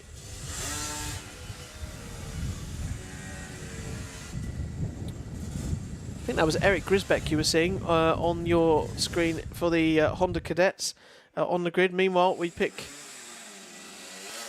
up another one of our Honda Cadet racers here for Coles Racing. I think that's James Murphy, isn't it, in the 88? And then further down for there, I sort of missed that number. I know Mason Becker is behind there at the 27 of Sawyer Henderson, who actually, looking at his results this year, first in the first round in one of the super heats, and picking up a victory as well at PF International for Sawyer Henderson. So some victories throughout some of the race weekends, but wanting to put a victory on the board here as well. And that's your 95 looking to make their way out. Nathan Grech. Now keep your eyes on him, because he was up in the fight in the last Honda Cadet race he was involved in, up in sort of second and third, and had to settle for fourth in the end, alongside the likes of Loveridge and Cannon in other races, and Joshua Bailey there on the front row. But these two groups facing off against each other. Some drivers won't have met twice yet in this one. They're going to be maybe meeting each other in these two groups coming together for A and B. Joshua Bailey there, and Sawyer Henderson Racing. Look, he's got his own little decal on the front. Look at that. I love that. There's all these little details I miss. I don't know how I don't spot them. I feel bad. And then our Alpha Live crew doing a fantastic job there to point out the most important details. How cool your kart looks. I mean, that's what really matters, isn't it? On the right-hand side there, you can see Paul from Ambition Motorsport just giving a final G up to Archie Loveridge for his fellow driver there on the grid. I'm talking about courts, it's not tennis. Here we go for your starting grid though. Here for the latest superheat for our Honda Cadets. James Murphy, Joshua Bailey on the front row. Loveridge and Sawyer Henderson on row 2 with Becker and Nathan Grech, the fast-charging Nathan Grech here this weekend on the third row of the grid. Marcus Cooper is 7th alongside Archie Edgar, Reggie Doversey, Luca Bacocchi rounds off your top 10 with Phoebe Shelton and Jensen Fathers in P12. Finley Firstfield, Kabir Singh, Henry Colborne, Keane Delaney and Ralph Ryder Birch, and Ollie Knox is on row 9 towards row 10 for Sebastian McCarthy, Alfie Keeling, Maximilian Mikowski, Ethan Bainbridge, Austin Down and Alfie Love, followed by Edward Charlton, Oliver Bullock and Ada Wright. It was good to see the Jensen Fathers contingent last night. We went and had dinner in a nearby village here to Shenington, and in walks in Jensen Fathers and Co. to join us. Clearly we both have good taste with our choices in the evening. Wherever you went, however you spent your evening yesterday, I hope it's a good one. We don't have the World Cup sort of keep us busy now. If you're a football fan, we've got plenty of motorsport racing action though to keep us busy if you're watching, qualifying in the F1 or other racing series around the world. Thank you for jumping on board with this racing series today. Alpha Live bringing you live coverage of the Kart Championship here at Shenington. We're in the penultimate round. The green board / green flag, makeshift one, goes up at the back of the grid from our race official. Standing start for our Honda cadets once again, and they are underway. Howard James Murphy and Joshua Bailey fair into turn 1, and Archie Loveridge getting away well to hold on to third place too.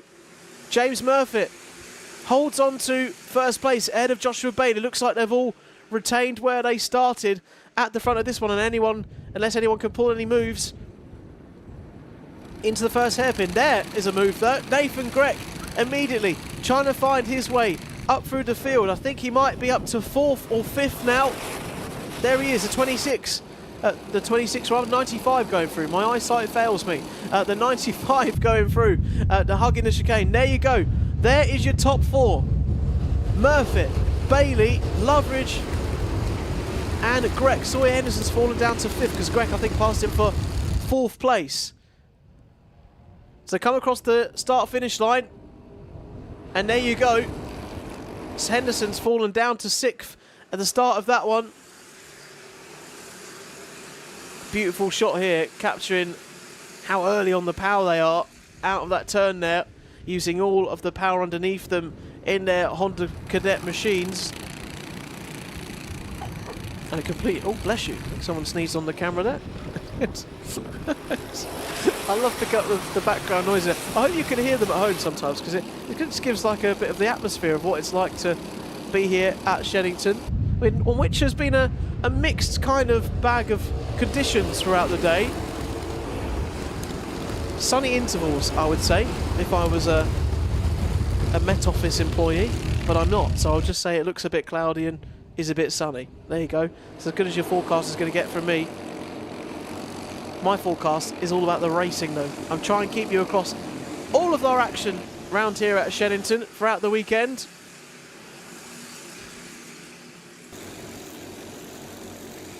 And they're all making their way out of Cafe Corner now, and our race leader will be down into turn 1 and more, much further than that, out of the second hairpin now, down towards the Bruno chicane as how much they're getting on with it.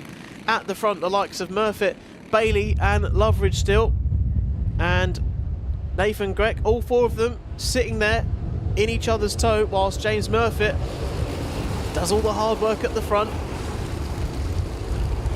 and make sure that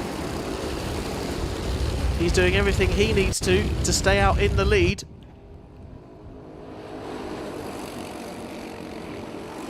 But Nathan is maybe just trying to get some clean air over the front of his Honda Cadet, or whether he's just taking a bit of effort to try and get up to the front of these guys, as is the pace that they're setting out there at the moment. There's no gap between the front 3, probably about just a cart whip's gap between Loveridge and Nathan Grech. Beautiful seeing our carts miss the curb by inches so they can kiss the apex and carry the perfect racing line through into turn 1. It's still Murphy, Bailey, Loveridge and Grech. Joshua Bailey pointing ahead towards James Murphy. Doesn't want a challenge from Loveridge behind. He can sense that maybe the impatience is starting to build.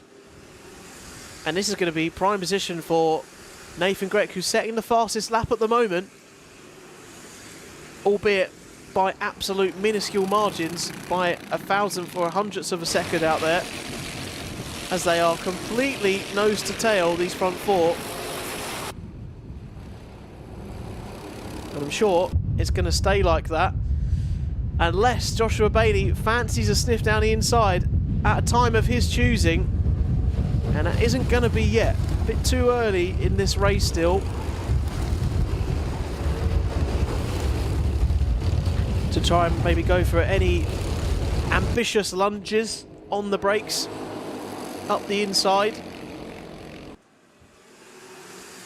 Out of Cafe Corner once again, and there's the chasing group then. Sawyer Henderson quite a way back from the race leader, 3.2 seconds back. I would say maybe about 2.8 seconds away from the back of this leading group of Nathan Grech. Still a sizable margin to try and close down here. So it's sort of best of the rest of Sawyer Henderson, Mason Becker there in 6th, Luca Bacocchi in 7th, and Edgar Cooper, Jensen Favers is rounding off your top 10 right now. But your top 3 here really giving it full beans and not leaving an inch out there on the circuit right now. Using all the power they can down here at the straights of Shenington and getting as good a run as they can out of the corners here to give them the best top speed towards the end of the straights. And just noticing that Nathan Grech is starting to struggle to hold on a little bit to these 3 at the front, as is the closest maybe of their draft and the slipstream that they're using. But getting out the corners, it doesn't seem that Nathan's maybe got the same straight line speed to be able to close in on them, just ever so slightly peeling away from these guys now. Nathan's going to have to hope to have a move in front of him play out and then sweep on in to take all the plaudits and try and get in on the action. I'm sure these front 3 are all too aware of that though, that they need to be mindful that they don't give up this prized trio they have between them right now. And getting to that stage in the race here, minute and 40 seconds on the clock, where you're going to have to start thinking about how you close out this race. Murphy, very happy to stay where he is, of course, but knows surely there's going to be a bit of a sniff of a challenge in the not too distant future. That's what you race for. You're going to go for the gap. You're going to try and lunge it around the outside. You're going to send it maybe into Cafe Corner. He's pointing to Loveridge once again. This is the chance in these final remaining stages. He feels that now maybe is the time to go. Bailey is hugging the rear bumper of James Murphy as much as he can. Down into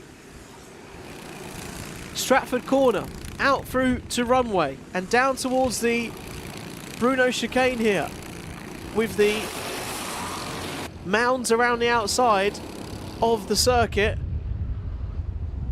guiding the track along and away at around 1,000 or so metres our drivers have to contend with here at Shenington.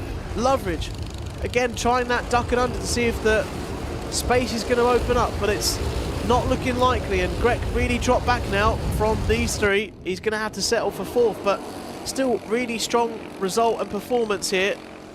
By far, probably way above what he was expecting as a novice and a privateer to be up there. Only recently been involved in the Tim Parrott Motorsport awning, but here back at the front, there you go.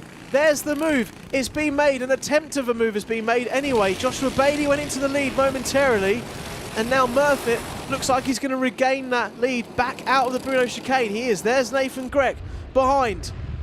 But James Murphy's still got a few corners to hold on to this. Loveridge is there on the outside as well. And he's going to go deep on the brakes. He's going to try and cut back through, but there was no momentum for him to build into. And taking the victory in a lap's time, it's looking like it's going to be James Murphy. Can he hold on for one final lap here that we're on to for Honda Cadets here at Shenington, the 3rd superheat of the day? Bailey tried to go early. Loveridge tries to go around the outside again. That's not really a move that's working for him, but he doesn't really have a lot of other options at the moment to get round these two. Murphy staying stubborn, staying strong, holding on to the lead out there. Goes very defensive to the inside of the circuit. Takes the apex, takes a very, very shallow line on the inside. Couple of corners to go. Comes out onto the start-finish straight, puts his foot flat to the floor, and Bailey nearly steals it on the line, but Murphy has just enough. And when I say just enough, I mean he has 100th of a second's gap between Murphy and Bailey at the end. He takes it by a whisker in front of Loveridge in third on the podium. Nathan Gregg as well in fourth place. Luca Bacocchi in fifth. Mason Becker, Sawyer Henderson, Marcus Cooper, Reggie Dufficy, and Finley Thursfield. Rounding off your top 10 in that one. And there is Loveridge for the back then, at the back of that one, in the back of the podium, in third. Murphy pushing his car up to the front of Parc Fermé.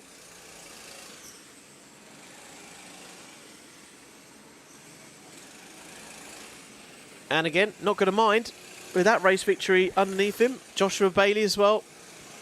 Plenty of respect still around in our Honda Cadet class. Really nice to see that. There you go, all between them. That's what we like to see. And Loveridge on the left. Any debrief to go on here, do we think? Or, I mean, it all looks very calm, doesn't it? Not too much to write home about, I'm sure, there. All right, let's go from our Honda Cadets then. We're racking through our heats fast for this first session of today. Let's get on to our next one.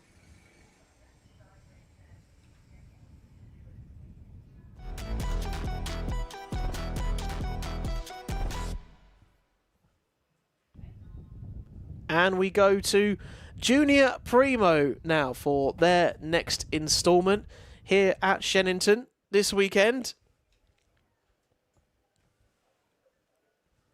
And getting ready on the dummy grid, making sure that everyone is in position. That's Aaron Berridge there. Liam Dooling behind once again, trying to take the challenge, take the fight. He had that victory at PF International earlier this year. And lots of straights on that circuit. Seems to be suiting him pretty well here, starting where he will be for this latest heat. Further back, more of our drivers. Jacob Underhill, there you can just see behind in the 34, who I'm pretty sure in one of the early races outbraked himself, but in the process of doing so into Wilkins, absolutely sent it up the inside of the driver and sort of then ended up doing a Herculean overtake that the other driver had to sort of give space for, because he was then all of a sudden entitled to the corner and then found his way up a further place. But in this one, back to where he is on the grid. There's the Cosmic Kart and privateer of Lucas Esser. The Cosmic steering wheel and the stripes feels like he's from the US. I don't think there's any American connections. Looks cool all the same. Looks really nice. All the liveries look great for whether you're in the factory team in Jack's Motorsport as well. Wherever you are there, Harry Myatt Waldron, who before too long before had not had a victory in this season so far, but he got here to Shenington this weekend and it's completely turned his fortunes around now with the Jack's Motorsport team, and the pace is really showing well here at Shenington this weekend. We're just waiting for our drivers then to make their way out onto the track. Just think taking a 3 or so minute break here before we get onto our next race. There's the 71 just going past of Toby Wortley. There's Jude Pudderfoot, though, your number 14. He's your championship leader right now, and it's not been as much as he would have liked it so far this weekend. He's getting that encouragement there from the X-Kart team, but really needs to be careful he doesn't give up too much of the lead that he's built for himself over this weekend, or over the previous weekends, and trying to build over this weekend. Charlie Halewood there in the JWR, looking ready to go and waiting to get out onto the circuit. Archie Thoman Evans. Now, this is a very crucial race, I feel like, for Archie, because he was out in the previous one. He had to come into the pits last time out, and it would be good to see him batting up there and kind of repeating his performance of how it finished in Rowra. He was in the top 5 towards the end of last weekend, and his best result of the season, did it in the final as well. Had a really great end to his weekend at Rowra, so wants to try and keep this momentum going. Doesn't want to have these things, these niggles and issues getting in the way. That was Hakeem. That's Hakeem Bart there, 31, coming through. Was he doing rock, paper, scissors for something? I don't know what. Just like, are you making lunch when you get in? Like rock, paper, scissors before they go off the grid. I'm pretty sure I saw a game of rock, paper, scissors going on there. And then there's a 66 on your right there, Jacob Kent, privateer within the Junior Primo field.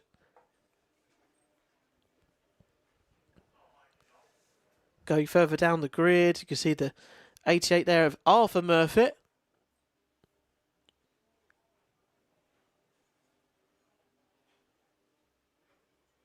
Who has moved up from Honda Cadets in 2025 into Junior Primo this year. Finished 5th in the championship, did Arthur Murphy last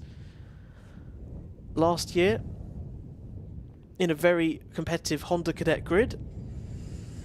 And finally, the engines fire up. I was wondering how long we were going to be, much longer we'd be waiting for our class to go out. But here we go. Let's get you a grid for the latest instalment of Junior Primo. And having a great weekend so far. Harry Myatt Waldron is on pole position once again. Aaron Berridge there in second. Second row of the grid is Lucas Esser and Liam Dooling, followed by Jackson Heath and Evan Mellor.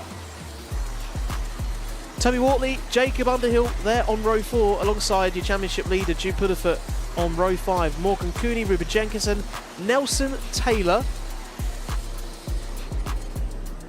followed by Charlie Halewood. Joshua Robinson, who I'm pretty sure found his way up onto the podium in one of the last heats. Archie Thoman Evans, Odysseus Hull, Oscar Delanic and Rebecca Reestall, followed by Bart Wykes, Dimolo, Kent, Duffersey and Perry, and Nixon, Laird and the rest of our drivers coming through around on the grid into the tram lines.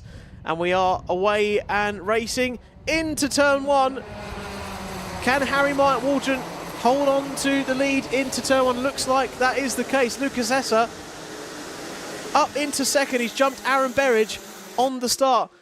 That's not what we want to see, though, for that driver. Morgan Cooney didn't have the greatest of starts for Cato Motorsport. He found himself on the inside of turn 1, and there he is, coming to the back of your picture now, trying to catch up with the rest of the field that has roared away onto this first lap into the Bruno chicane. They're finding their way around there just about, and down into Hanger Corner and into Wilkins for the first time in this race.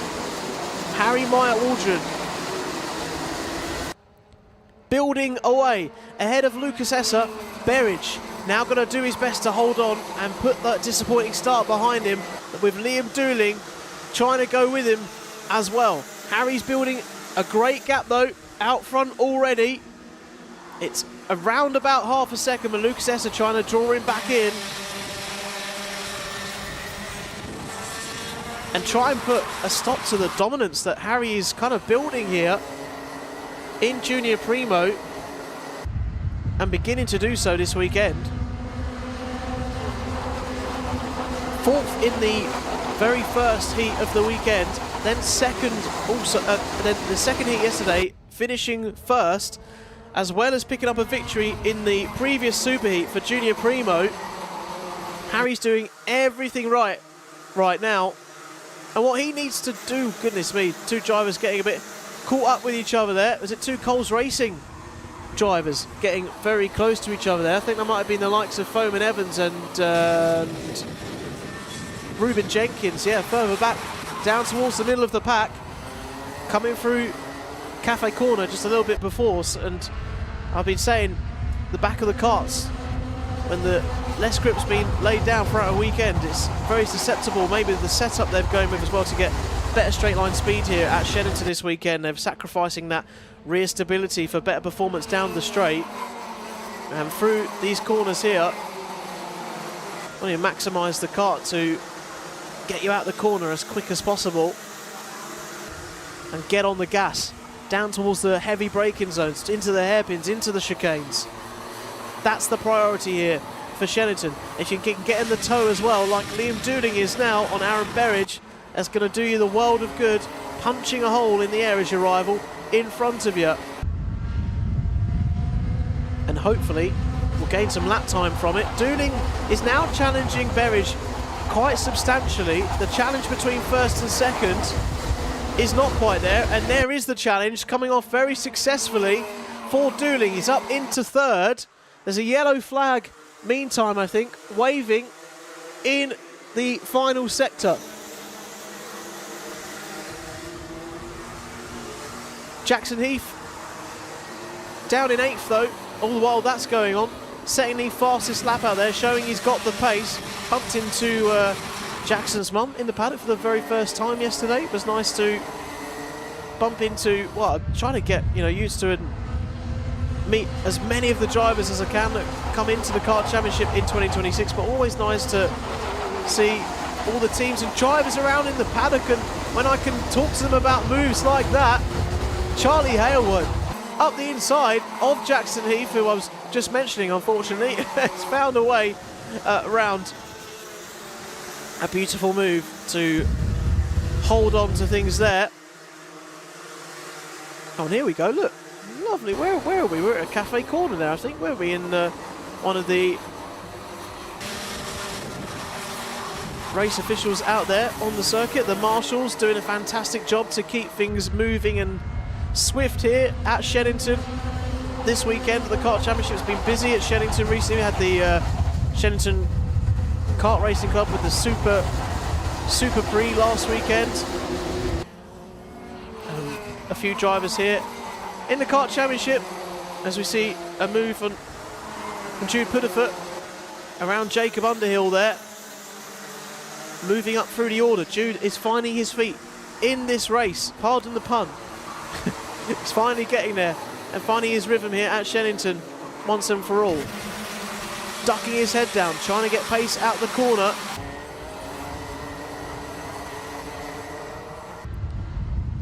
Meanwhile, Harry Myatt Waldron is building his gap out of the front. And Lucas Esser doing his best to keep that gap under a second, but he's got Liam Dooling right behind. Joshua Robinson coming into Wilkins there though, with an absolute army behind him, trying to get past him. 4 P9 right now. We've got Nelson Taylor, Jenkins, Wykes, Halewood, Perry, Wortley, all in that group right here, chasing after Joshua Robinson and going like the clappers down into Stratford Corner and out through runway and down towards the Bruno chicane. Valuable positions all over the place here throughout the grid. These are the most valuable ones, and on the brakes, just about collecting it, was Liam Dooling. That has got to be one of the overtakes of the weekend, equal to that of Max Abrahart at the end of the Intermax race we saw earlier. Fantastic move, squirreling in under brakes, just about collecting it when he got there at the apex of the corner. And lovely move to move up into second place. And now Lucas Esser has got to stare at the back of Dooling's Junior Primo machine and try and get back past again and do that here. Maybe into Wilkins, but Doolin know he needs to put up defence for at least the next few corners, as is the challenge will be coming back at him. It's now a Jack's Motorsport 1-2. That's not going to be a 1-2 for anyone. That didn't look very good for the 88 as Tyler Orridge, who is sadly out of this one and having to come into the pits and settle for a disappointing result in Primo. Put that behind him, unfortunately, now.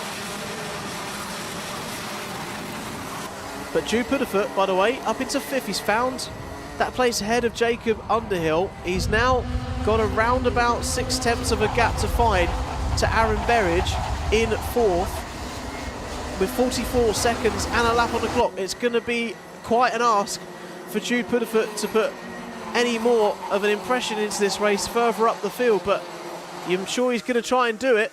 There he is, just coming through your screen there. He's chasing after Berridge. The gap is kind of closing a little bit. It is closing down. I think it was about 6 or 7 tenths. It's now down to 5/10 of a second, half a second to chase down. There's Doolin though, looking over his shoulder. Understandably, Jacob Underhill is trying to get past, trying not to get past rather, by Jackson Heath, who was trying to go down the inside. Into Wilkins. Liam Doolin, I think, has built enough of a buffer, but still looking over his shoulder, anxious to the fact that they could all evaporate very, very quickly indeed. On the final lap now, Harry Myatt Waldron is absolutely on a charge in this race.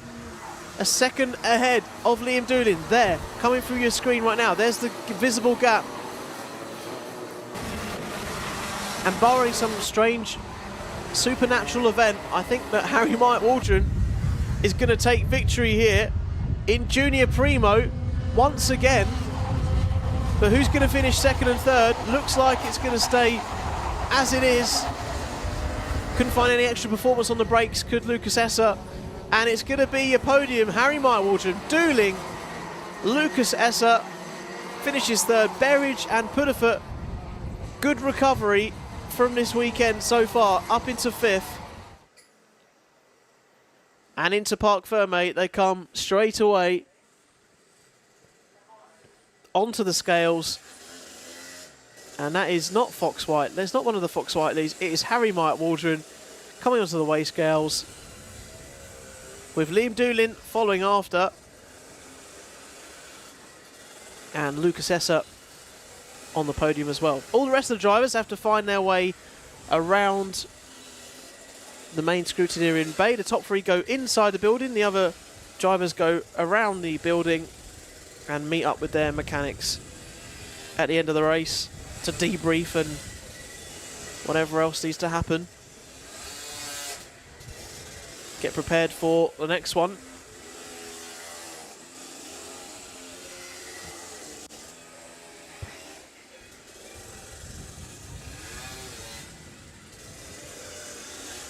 And getting from our Junior Primos, the final heat of the first session and first part of the day here at the Kart Championship in Shenington. It's Senior Rotax.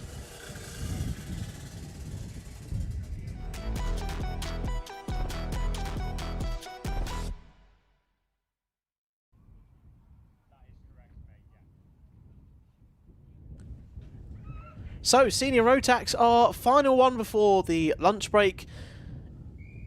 Our final race to get underway to influence where they are going to be starting for the final and their respective finals in their classes for the last sessions and all those important points to go into the remainder of the Kart Championship in 2026. It's getting towards crunch time now, and every single race matters to give you that best intermediate classification to get you up as far up the grid as you can for the final, having a consistent weekend, not putting a foot wrong, and making sure you're up there to make it pay when it counts. And don't go anywhere after this final race of this first part of the day. We'll have the paddock show, as we always do, for the Kart Championship, and across many of our championships on Alpha Live. We get a peek into the paddock and catch up with some of the drivers, some of the mechanics, some of the team owners as well, if they're privateers as well. Maybe some of the families come down to support them as well. You get a good flavour and selection of that on the paddock show today, as we get into a really crucial time of the season. But let's get your grids, shall we, for Senior Rotax as they make their way out onto the Shenington racetrack. And Joshua Smith is going to be there on pole position with Harrison Crowther trying to do some damage there from second. Riley Bishop, Lewis Sumner, two X-Karts alongside each other on the second row of the grid. George Cole and Elliot Dalton-Ayres on the third row with Benjamin Lee, Scott McDowell, Zach Kane and Rory Hinkley, your top 10. On the sixth row, Jamie Kirkbride and Ross Tyler down to P12. Max Sheldon Hayward, Kai Newman and Drew Preisner and Reese Bailey down there in 16th, with Christopher Hughes and Connor Tubby in P18. Lewis Holt, Oliver Lomax, Matthew Sows, Sam Kelbrick, Eddie King and Braden Donahue in P24. And then Melissa Adrian trying to recover once more at the back of the Senior Rotax grid. Getting underway now into the tram lines. Are we a go for racing? Yes, we are. Harrison Crowther challenging around the inside instantly, trying to find a way around Joshua Smith, but there was nothing doing there. Joshua Smith had it covered, and Harrison Crowther has got to settle back into the wake behind, and pivots under braking to Joshua Smith to close the door firmly shut, because he knew that Harrison Crowther could sniff a chance up to the inside. Got a great run out of Cafe Corner, and even still now, he's not wasting any time in this one, is Harrison Crowther, and neither is Lewis Sumner, who's dropped his X-Kart teammate, Riley Bishop, for dead, a little bit further behind. And they cross the timing line officially for the first time, and it's Smith by Crowther, by Bishop, by Sumner, Zach Kane, Scott McDowell, Sheldon Hayward, Elliot Dalton-Ayres, Jamie Kirkbride and Ross Tyler. But Harrison Crowther is going to nearly be passed for second place. I think he's just about held on to it. Oh, look at the pointing he's doing. He's not happy about being challenged for second there, because he knows that they cannot let Joshua Smith stroll off into the distance here. Harrison Crowther points to his helmet, says to Riley Bishop, think about it, mate. We don't want to be gunning this early and causing a gap that we cannot attain later on in the race. Across the start-finish line, 6.5 minutes on the clock. Joshua Smith has a quarter of a second gap to choose between him and Harrison Crowther. A bit of a buffer to work with now. Have to be a bit more desperate on the brakes to maybe get a bit closer. Extract all the performance you can get out of your Senior Rotax machine coming through the Bruno chicane. And through Hanger Corner and down towards Wilkins. We stay as we are. And the chance for Joshua Smith to just look over his shoulder there. So a bit of a frenetic opening couple of laps. They come past our commentary box. Foot flat to the floor. And on to the next sequence of corners once again. Can they drive it a bit better this time? Will they need to drive it a bit worse to defend from drivers behind? Is it going to be racecraft over other things? I can just see peeling into the pits Melissa Adrian. She's really not had the best of weekends. I'm so gutted to see her back in the paddock, and just something not working out on her kart. She's just outside the commentary box here, and as our leaders come through turn one right now, Joshua Smith still in the lead ahead of Harrison Crowther. Do hope that Melissa can bounce back with a chance to be involved in the last few races, but it's going to be a very difficult weekend from here. Meanwhile, for Joshua Smith and our leaders out front, there they are, and Crowther and Joshua Smith here have dropped second and third a little bit. I don't know maybe if I'm not sure if the X-Kart teammates, I don't know if sort of Bishop deliberately kind of took his foot off the gas a little bit in the last couple of laps to allow Lewis Sumner to close back up to him. They can then work together in the slipstream, have a better chance of getting after these two. I mean, I'm no magician, I'm no mind reader, but I mean, it's a valid theory, right? It would make sense if they can also get Zach Kane in on the case. It could be a 3 X-Kart challenge to try and get up amongst it at the front of the field. And Zach Kane starting to come towards his 2 other X-Kart teammates in Bishop and in Sumner right now. Joshua Smith, Harrison Crowther across the line once again, as you were. Round through Cafe Corner using all of the exit. On the outside, Joshua Smith uses a bit more of the racetrack over to the white line than Harrison Crowther, keeping it a tighter line as he came out of that section there. And down towards our first hairpin on the lap, through to the Bruno chicane. Both already hugging that apex really well, not giving an inch of lap time that you're leaving out there on the table. And down into Wilkins once again. And around with 3 minutes to go. Just got to keep it in the right direction. It becomes almost a method of endurance, really, at this stage when you're leading in the race with this long to go. It feels like there's an age between you and the end of the race. There's an issue for one of the karts which you've seen coming around our commentary box out there, and our camera was maybe trying to pick that up there as they come round. I think it was the 36 of Eddie King who has found his way out this one. Yeah, that's the exact cause of that, and he's actually caused a full yellow. We've got a slow boards out, full course yellow, so any of the gap and the lead that Joshua Smith was trying to build completely neutralised now.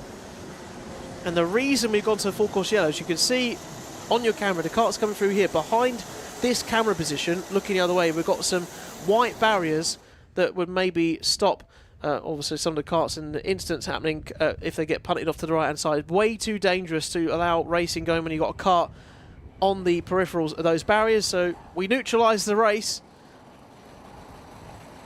And we try and get the kart cleared away and make sure everything is as it needs to be, so we can continue racing at full speed safely once again. And is there another driver in the background there off the side? Oh no, the official's just clearing that same kart off the right hand side. I thought a second driver was out of it. I would have felt gutted.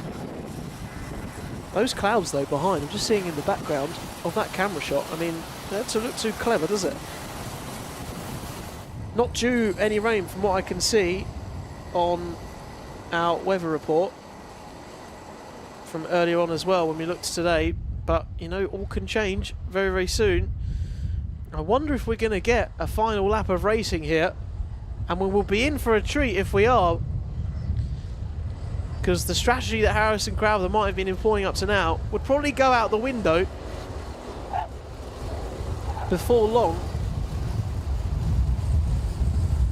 It'd be good to get racing again, but I'm not too sure. It's going to be quite tight, I think. Yellow slow ball still out. We haven't seen green yet. And the clock is ticking down. There's still time left. And we're still on the slow ball. So we haven't gone green. We haven't gone racing. So I think, we're heading for a last lap dash, whilst our marshals and our officials out there on the circuit get everything cleared away. They're not happy to go racing quite yet. There's that stricken kart on the right hand side at the back of your picture there as the drivers are coming through. So the clock's ticked down, which means there'll be a 1 lap dash towards the end.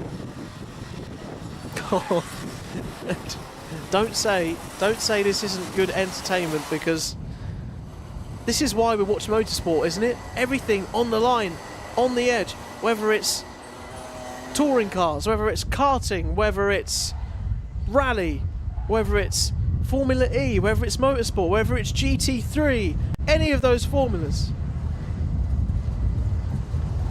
Please don't deny us a finish.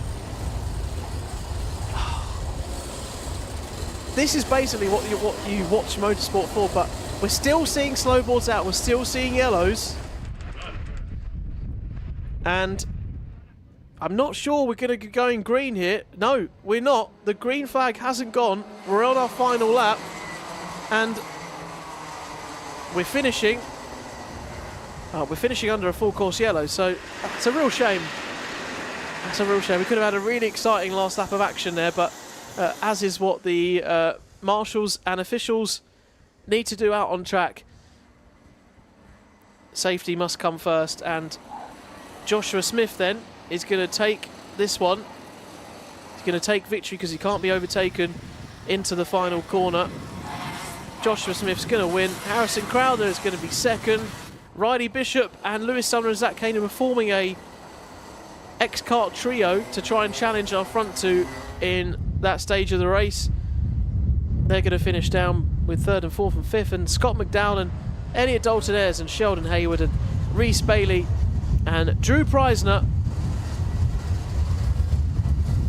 rounding off your top 10. So they'll come across the line, and because the pits are just after the first corner into Cafe Corner, they'll go peel in, and that'll be all she wrote. Although, some drivers have carried on and they haven't gone in the pits. Everyone's very confused as to the process here, and I don't know why some drivers carried on for an extra lap there around the circuit. But so Joshua Smith, Crowther have gone in. There's your race end. Just to confirm, the race is over, and we've got a collection of drivers that didn't really get the memo of coming into the pits then, making just another cool down lap around here at Shenington. So I promise you, when they come around this time, that they'll come into the pits, and that'll be done. At least I think that. I don't control them, obviously. I'm just talking to you about what's happening before my eyes. Let's hope that Joshua Smith gets the memo this time. There are red flags out right now, so hopefully all our drivers will get the message and they'll peel in to the pits, and indeed they do. So there we are. Here they come. There's your race winner by default through the full course yellow. Harrison Crowther in a de facto second as well.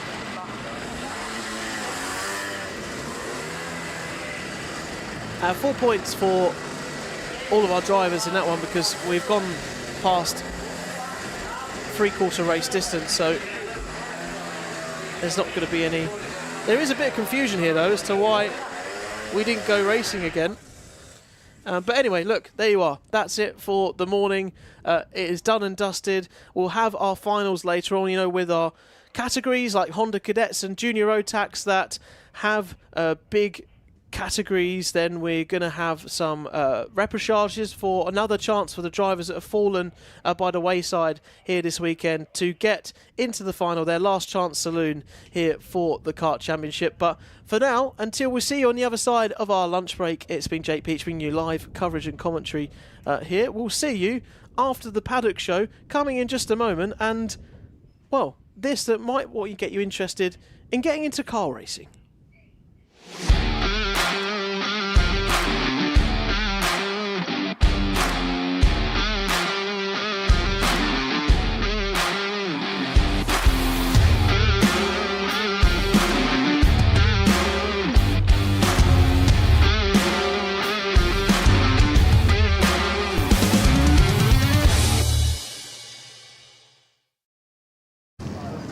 Welcome to the penultimate round of the Kart Championship here for the paddock show at Shenington, just outside Oxford and Banbury, an old airfield from the Second World War and grounds of the likes of Nigel Mansell back in the day as well, his stomping ground when he was getting going. It's Jake Peach here, take you around some of the Shenington paddock once again. We're just going to take you into scrutineering in a second to meet how that process works, because we've not really shown you that so far this season, but just to bring George, cameraman, to the side of the track. This is where they'll come in post-race into the dummy grids area thereby, and this will be the area where they'll remove their tyres, give it back to the tyre bay, and this here you can come down. Shenington is kind of the Monza of karting, as it's referred to. And if we come around here, you probably get a very close view, George, of some of the karts coming through in Honda Cadets right now. This here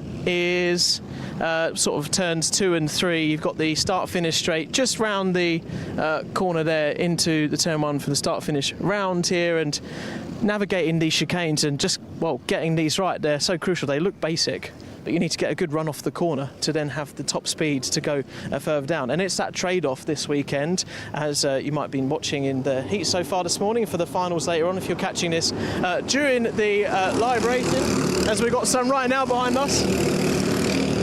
It's all about maximising that exit speed and the trade-off in the setup between getting that straight line speed or getting out the corner quicker and being on your teammate. So whilst we've got the time, whilst we're waiting for the Honda Cadets to finish, we're going to come into scrutineering and meet a guy who, well, pretty much has got one of the toughest jobs here for the Kart Championship across all the weekends, but especially this one as well. We'll come into the scrutineering bay here. We'll try and get a word with Dizzy. Here we go. Here he is. He's free for a few minutes, so we're going to just interrupt him more. Dizzy, hello. Welcome to the Paddock Show. All good, pal. Good to see you. All good. How's it going here at Shenington this weekend? And really, the first chance we've had to chat to you all of this season. How has it been this season? Yeah, no. So we're constantly busy here in scrutineering, and we do have 4 scrutineers that help us out all weekend. And normally it's pretty relaxed atmosphere in here, but every now and again we have to really enforce the ruling, and we have a book. And this is the rule book, really, and it gives us everything we need to know, and this is for the road taxes. So we enforce these rules to the letter, and then the other side of my job is keeping an eye on the safety of the car, making sure everything's correct, and the helmets are safe, the suits are safe, they've got the right boots on, and mainly we're here to have fun. We want people to enjoy the sport, but then it's got to be fair. So. And what are the common things that will come up that you're always, nailing down on? So we've just measured the clutches, for instance, and they're a wearable part, but as they wear down, they get faster and faster. So we have to make sure they're in the tolerance that we work in. And I will advise a customer, your clutch is getting low, it needs changing. But if it does not pass, he will not get advised, and it is a flat line disqualification. And as you say, this job is about having fun, it's about having a relaxed atmosphere, but it must be really hard having that line between when you need to be tough and when you just want to, Yes. make it an easy experience. Yes, it's definitely one of the hardest jobs in the paddock, as I said. I treat everyone how I want to be treated. So then when I have a problem, most people understand that I've been really fair with them all year. So normally we get round it, but every now and again it does get heated. And you just have to stay professional and stay relaxed and try and remember, they're a customer and we're here to support them. And we want to help. We're here to help, not disqualify. And when you've not got this pressure, you were telling me earlier, you like to have a bit of fun out there yourself sometimes at your local track? Oh yeah, I often get my sent to Whilton Park and have a little bash round in an old road tax.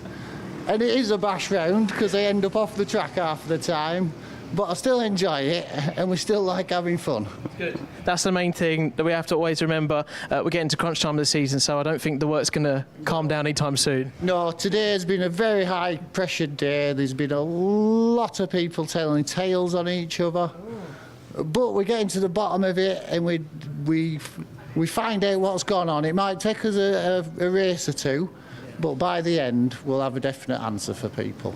Dizzy, thank you very much. Well, literally now, look, we've timed this perfectly, so now the Honda Cadets are coming, so we've got to get out of here right now. The paddock politics, they continue, they're rife, so George doesn't get clobbered by a Honda Cadet behind. Let's make our way out of the post-race grid now, where our drivers will be coming in once again, and some drivers, as you can see here behind, not as happy as some others.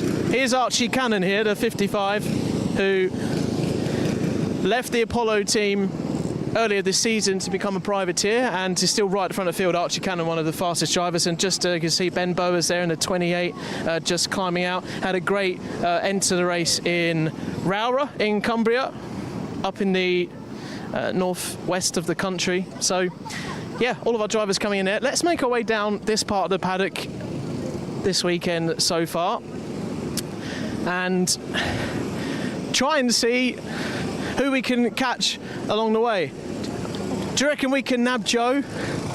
Can we nab Joe? He's walking away. No, he's busy. He's going to be watching another race.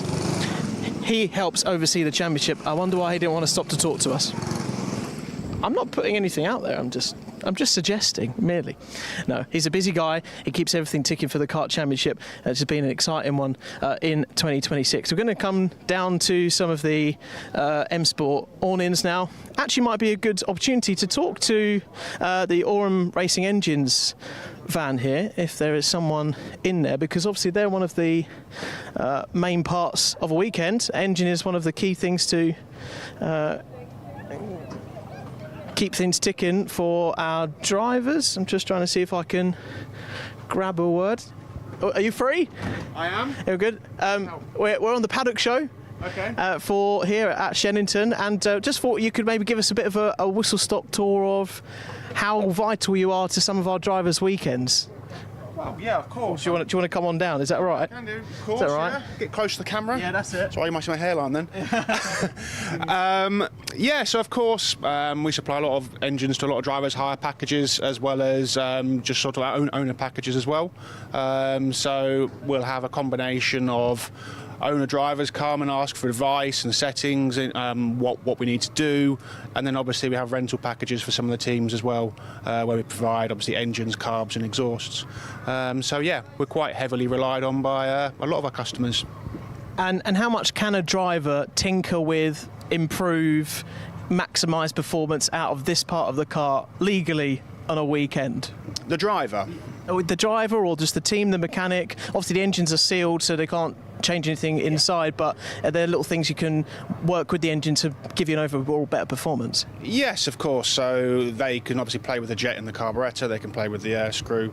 There's obviously a clip and needle position on there as well. And then obviously they've got the sprocket as well, which is quite vital to what gearing you've got on for the engine performance.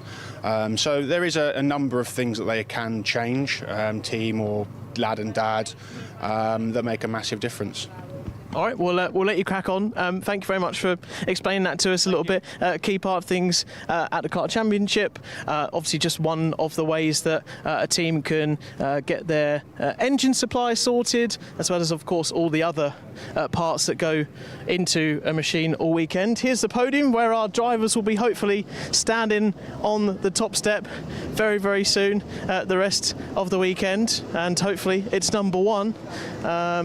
And our viewing gantry here on the corner. Let's try and see if we can maybe pay a bit of a visit down this part of the paddock. Oh yeah, hang on a minute. Yeah, who's this? Hello. Hello. What's your name? Oh my God. You saying hello, King? Hello, King. King Cooper. It's Cooper's dog. How old is he? He's 14 weeks. 14 weeks? What? He looks way older than that. He's a little pup. Who's a good boy? He's a little pup. You enjoying the racing? Oh, he's leaving me. Enjoying the racing? Race. He's saying you're boring. Oh, he's eating my mic. No. Good boy. No. King is the icon of this paddock show. No one's going to beat it now.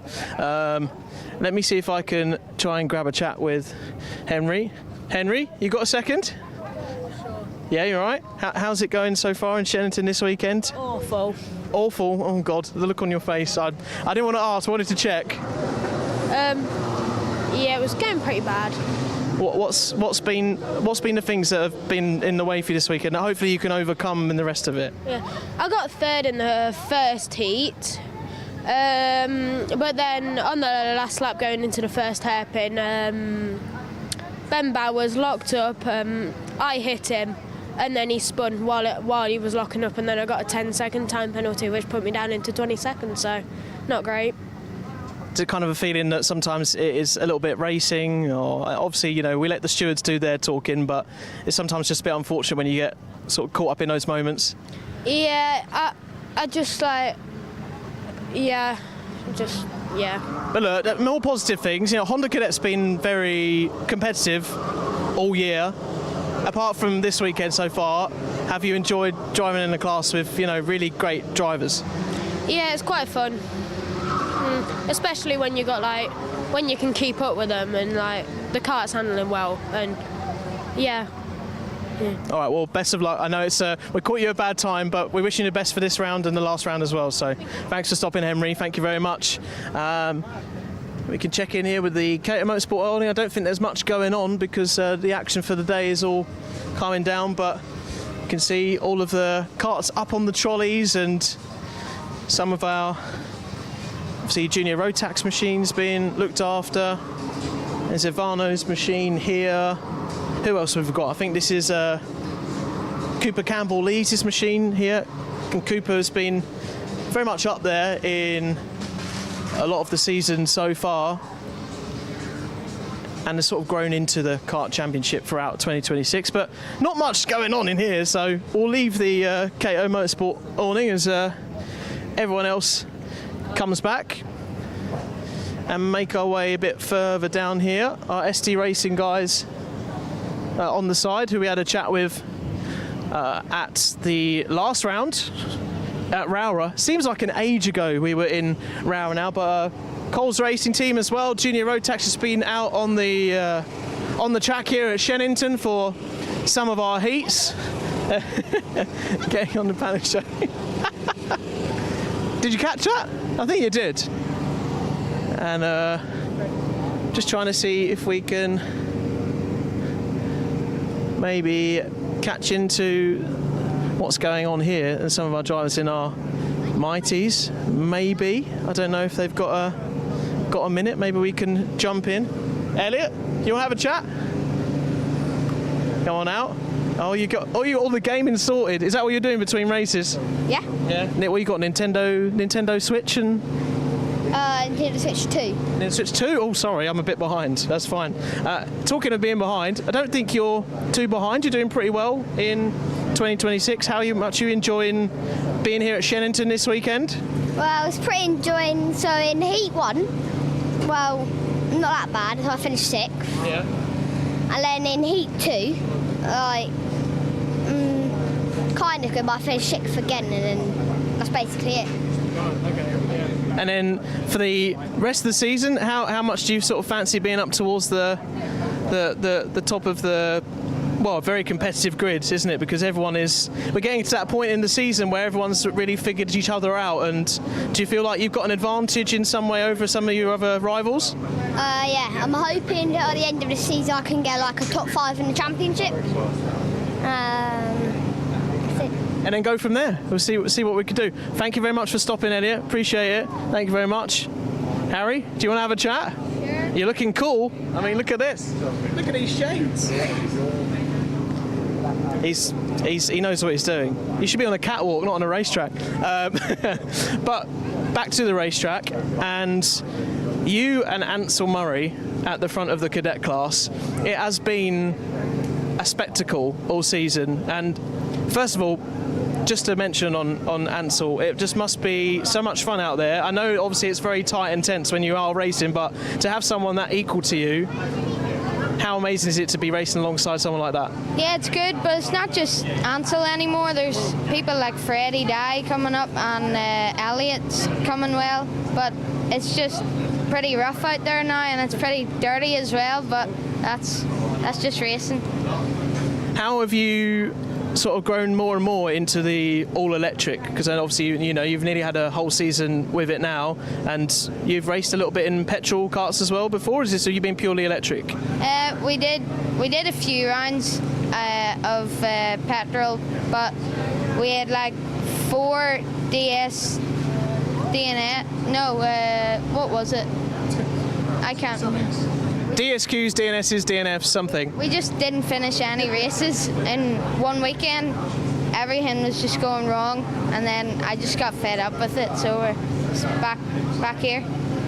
Well, look, the gap at the top of the table, not that you need me to remind you, is very close. I think it's something like 5 points, which is absolutely nothing to choose between you. But as you say, there are more people coming through the field. And we're heading back to Whilton Mill.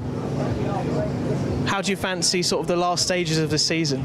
Yeah, last Whilton Mill, I think we just had an unlucky round, and it was playing in Ansell's advantage because he's in the team and they're always there testing. But I think we'll be strong this time at Whilton. It's 7 points after the day we have with drop rounds, so I think we'll be all right. Harry, thank you very much. Best of luck for the rest of the season, and we'll be keeping an eye on things and the whole grid, as you rightly pointed out. Thank you very much for stopping.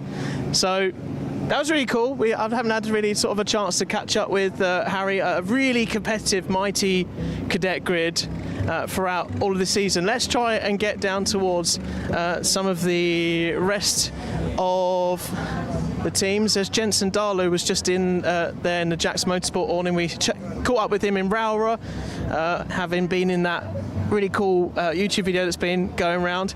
And look, maybe we can have a chat with Nathan. Nathan, yeah, this is yours, isn't it? Yeah, Nathan, how are you?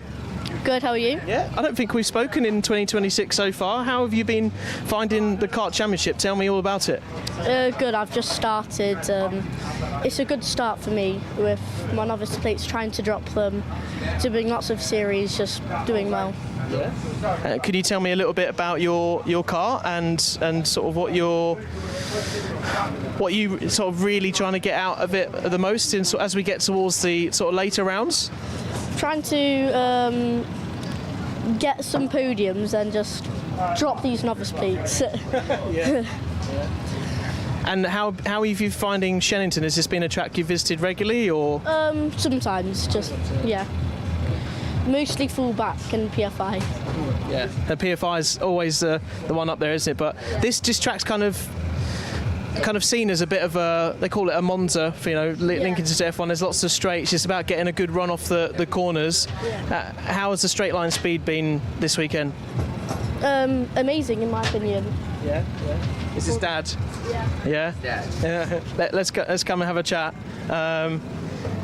How proud are you of Nathan at the moment with what he's doing? Oh, today he had I think it's the best drive of his very short career so far, right? So novice, I think first drive 14th to Fourth. first drive was 14th to 6th. Wow. First heat, second heat 14th to 4th. Yeah. So epic drive, can't ask more of that, right? So no, that's an amazing performance to be going straight into there. And how have you found it as the mechanic on the other side and trying to sort of get the most performance out? I've only been in it 4 months, to be completely honest. So it's a lot of information. Getting there. It's good to be in a team that helps you out, right? So we started alone, very tough out there, especially in the Hondas. It's really close grid. All these tiny little details matter. It's a competitive class, isn't it? It's ridiculous. It's very so it's good to be in a team where, especially like yesterday in practice days, everyone tries different things and you find the right place. And then it's good to have a fast driver, right? So you gotta have a fast driver for it, right? to make all it matter. But yeah, finding it good. It's enjoyable. It's stressful and enjoyable.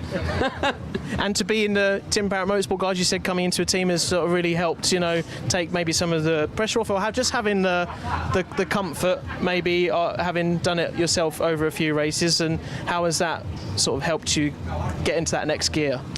So we started privateers. The moment we did the first weekend, I think first weekend was actually a UK Car Series, but with the first weekend with Tim Perrett, and it is literally a jump from here to there, like with the help you get, the assistance, they've been in it years, right? I've been in it for months.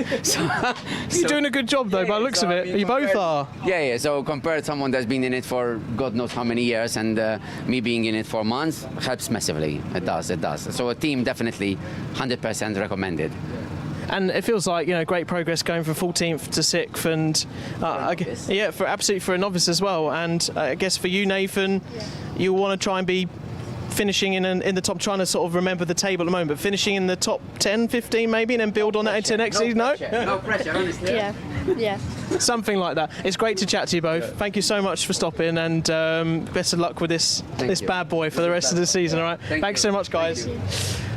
So it's really cool to chat to Nathan there, and some drivers haven't really had the chance to really catch up with for the rest of this season, or even just in the earlier rounds, and trying to get down to some other the ends of the paddock, because there are so many different awnings here. We've got all of our teams, and obviously Tim Parrott is starting to help Nathan there to take that next step up, but we've got Craft, we've got Ultimate R down towards this end of the paddock, and maybe we can get a chat with Ben Bower's team.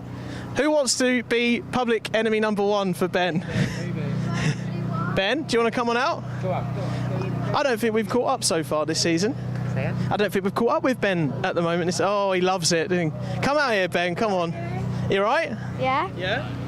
Oh, I'll stand there.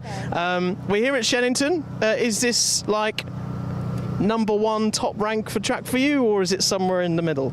It's probably the second ranked track. Okay. Not bad then. Yeah. And I want to talk to you about the end to Rowra for the Honda Cadet race, in last round, because Honda Cadets, we know, is also always very, very close, but I think you took advantage on the last lap. If I remember, there was unfortunate, I think it was Mason Becker and a couple other drivers that got caught in that train, and you were there to pounce. How is that in those last sort of couple of laps? What are you thinking, trying to sort of take those opportunities in the last lap? Well, I'm just trying to make my way following everyone who's ahead of me. Whoever makes a move ahead of me, I just follow them through and then I just keep calm and I don't really think of anything. And getting to the point where you are now with karting, how many sort of years have you been doing it? I think it's around 4 or 5 years, yeah. And how much you joined the Honda class, because they're all so equal, aren't they? It's all on the driver. I'm finding them really fun because anything can go wrong with the Hondas. Like, one thing wrong with it, you're all the way back, and it's just fun to race. Everyone's tightly packed. Do you know the 2 things I love about watching you on the coverage is, number 1, I know always where you are because the colours always stand out, and number 2, you always seem to be charging through sort of at the end of the race. So how are you feeling about the last couple of rounds? Obviously we're sort of in the midpoint of Shenington as we're talking to you right now, and then we're going back to Whilton Mill, which you had a good race out, I think, last time as well. So how are we feeling about the last 2? I'm feeling excited. I'm just going to try and get good points for the championship. I'm not really in it, but I just want to get a trophy, really. Yeah. It's tough up there, isn't it? Yeah. They've got the likes of Archie Cannon, Loveridge up at the top, and Jensen Culler in the last round as well, and then yourself was there. So, yeah, you're just going to sort of just enjoy it. Yeah. Yeah. That's a good thing. All right, Ben, thank you so much. Great to catch up with you for the first time this season, and best of luck with the rest of it. Thank you. Thank you so much. Thanks, guys. Thank you. Good luck for the rest of the weekend. So I'm not sure if there's anyone else further down here. Some people trying to be baited into the paddock show, and then I'm getting strict no's. I don't want to be on camera. It's fine. But actually, I'm just trying to see if there's a race out right now, and we've got Ben Follen Motorsport at the end of the awning. But this is quite cool because this is the end of the track that you probably won't see too often down here. This is sort of into the last third sector, and if we really get our shift on here, we'll be able to catch some of the drivers as they come through in Senior Max. So this is probably the most twisty part of Shenington. You've got the hairpin down at the other far end of the circuit, and then this is probably the most to contend with, and then it's full beans, another chicane, and full beans again. So it's really just trying to get that power out the corner. This is obviously a really another great perspective of this part of the track. But we have we've come right down to the depths of Shenington here, and I'm not too sure how long we've got left of the paddock show. We're probably just trying to get an idea from Governor Shaw. Maybe a few minutes, 20. We've got about 5 minutes. All right, so if we try and walk and talk, and I do my best backward stepping here,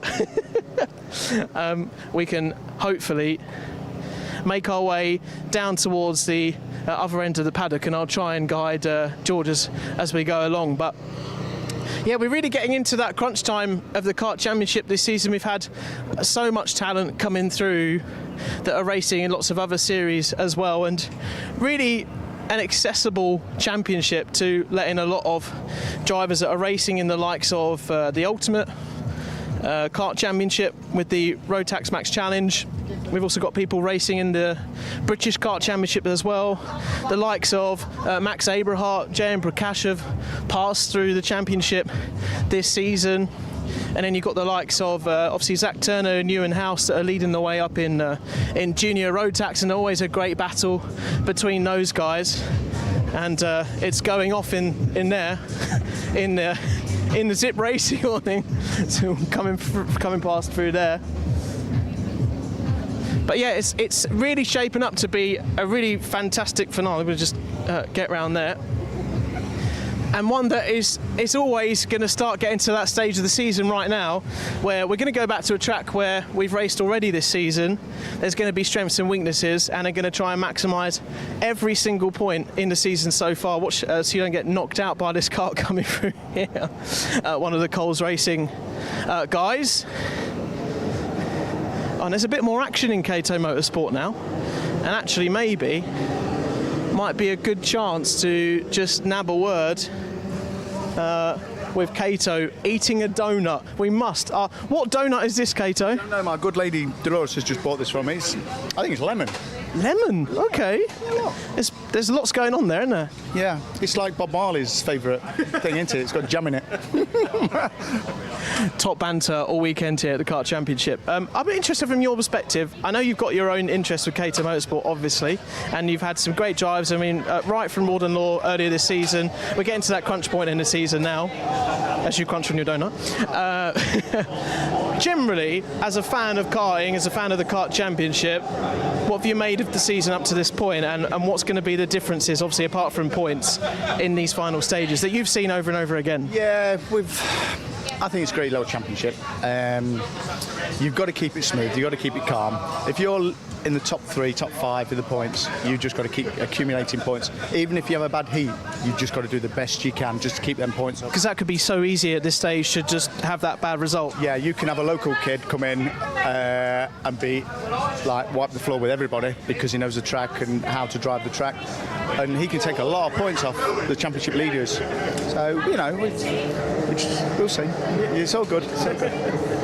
And back to Whilton Mill, it's our only double round of the season. Is it a track that, you know, is a favourite in here, but amongst the paddock as well? All the tracks that we race at this year. That's a political answer. We do like and enjoy all the tracks that we go to. Whilton Mill is good. We go there quite a lot as part of it. Again, abuse. Yeah, we go to Whilton Mill quite a lot throughout the year, so we do a lot of testing there. Be nice to go back to PFI. But, you know, it'll be what it'll be next year, you know, whatever they put on the calendar. Well, we're already thinking ahead, but, you know, not too long ago, I mean, around about when we're doing this now, a round and a half to go from when we're watching this right now, or maybe further on. So, yeah, thanks, Tom. I'll let you crack on with your donut. Thanks. Thank you. Well, you're holding a cucumber there, that'll do. Thanks, guys. Stop in there.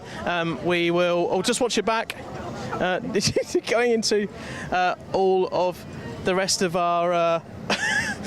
No, I'm not doing bum whack here on the paddock show. That is not going to happen. I'll get in trouble. Right, I think we're going to finish the paddock show with... Just come here. You all right? Yeah. How are we doing? Good, thanks. You? We're about to finish the paddock show, so you got here a bit late, but It's gone all right for you so far, isn't it? Yeah, it's gone fine today.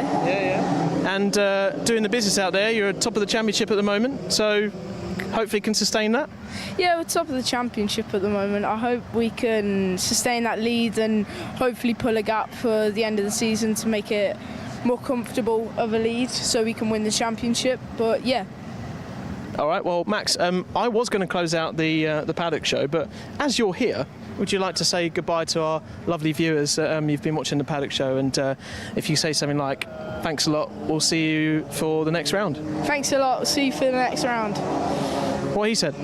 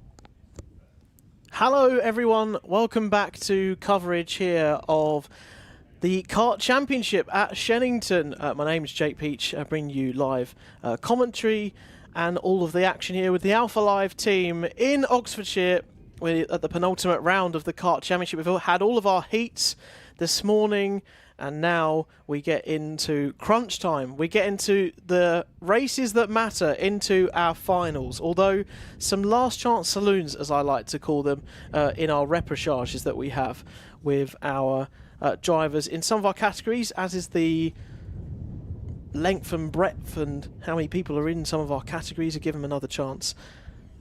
And looking at things going forward for the rest of our afternoon, and talking about the rest of our afternoon, weather-wise, it's been a bit overcast in the first stages of today. However, you just saw from our weather there, and looking out and around here at Shenington, it doesn't look like we're going to have any of that kind of issue of a spot of rain. We had one downpour in one of our earlier heats that nearly caught out some of our drivers in Micromax and a Mighty Cadet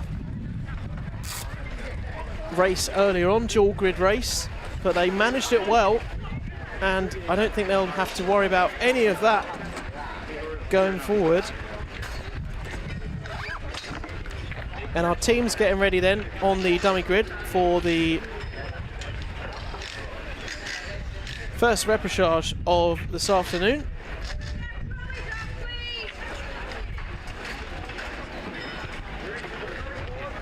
And it's going to be a chance for our junior road tax drivers who weren't so fortunate to be getting through into the positions that they wanted to be high up the order, to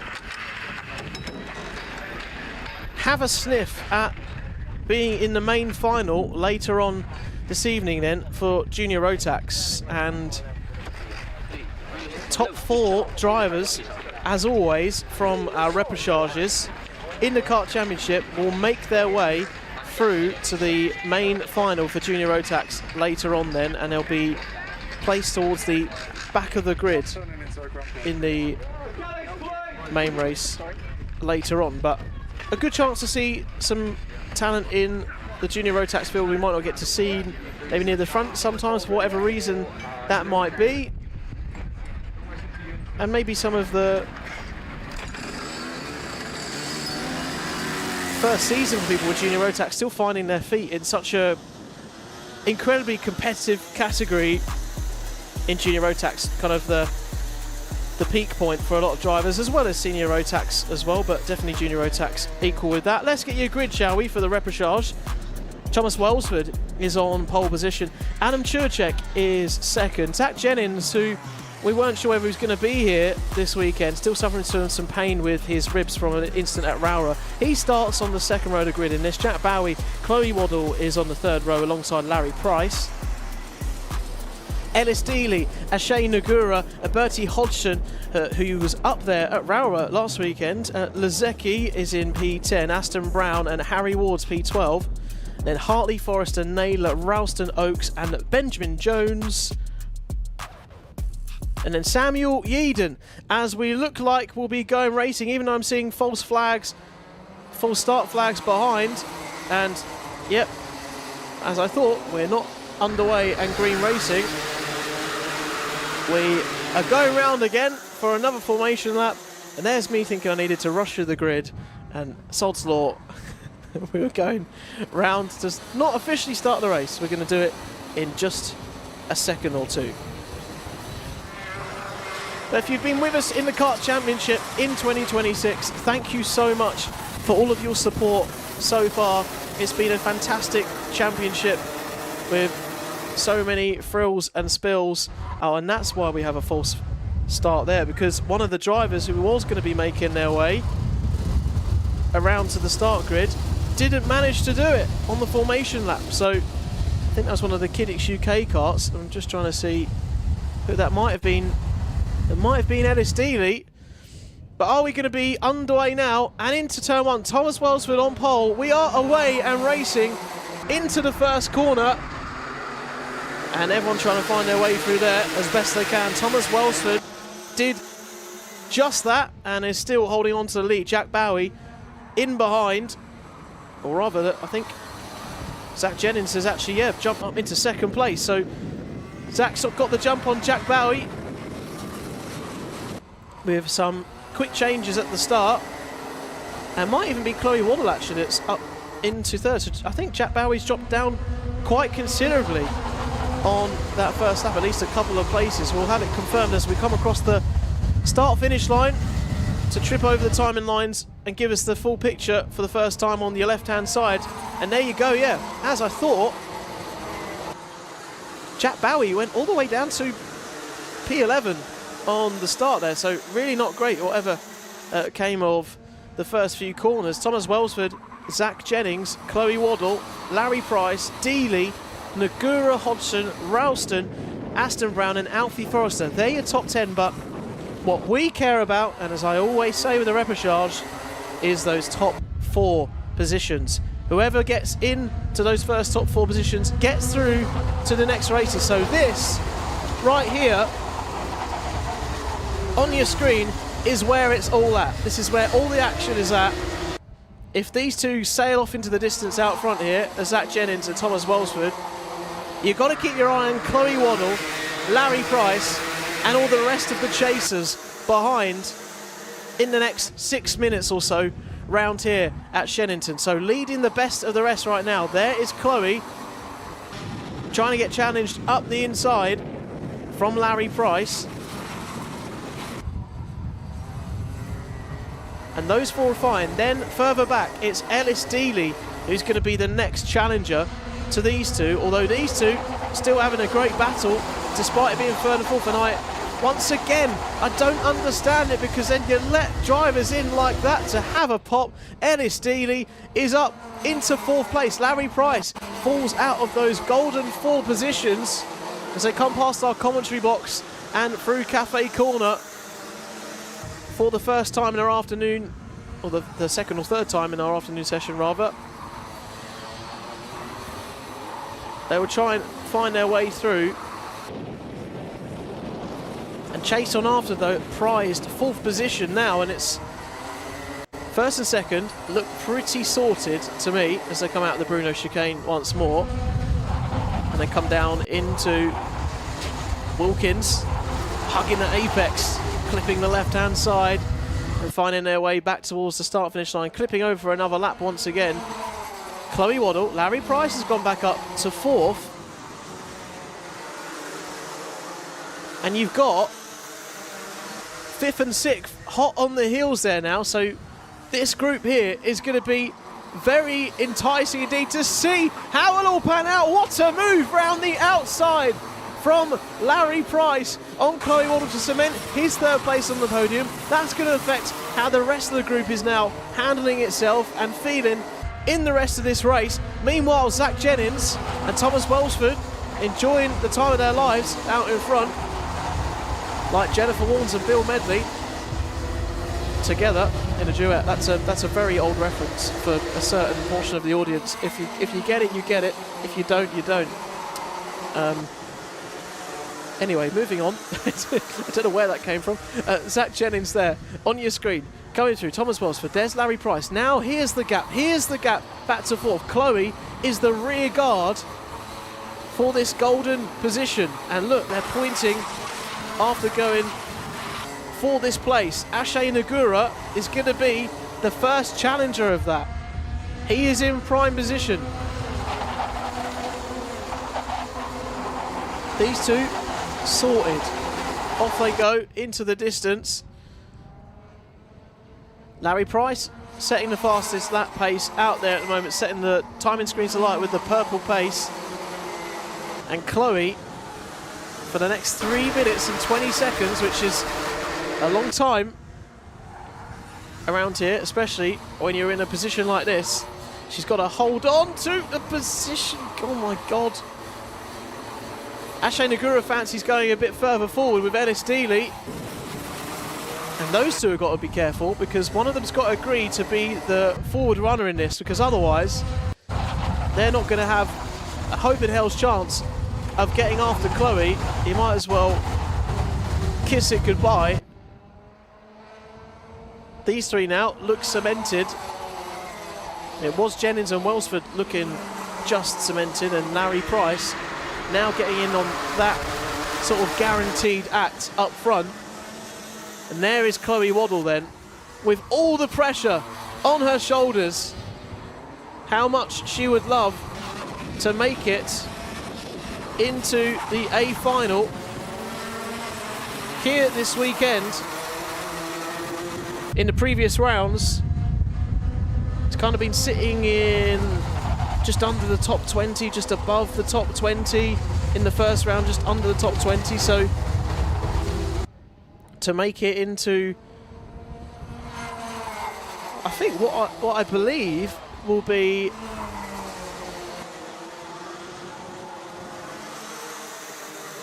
oh no, she's had one final this year. This will be her second final of the year if she can make and get into it, although she's going to be challenged by Ashay Nagura just as I'm talking about her. Chloe Waddle there trying her best to become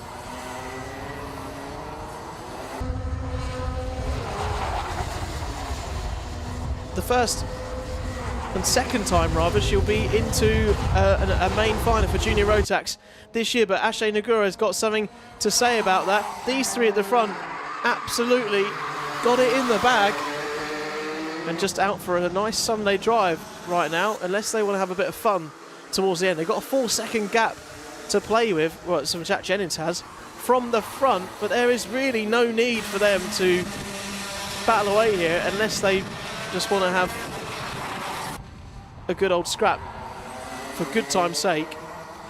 That's the gap there.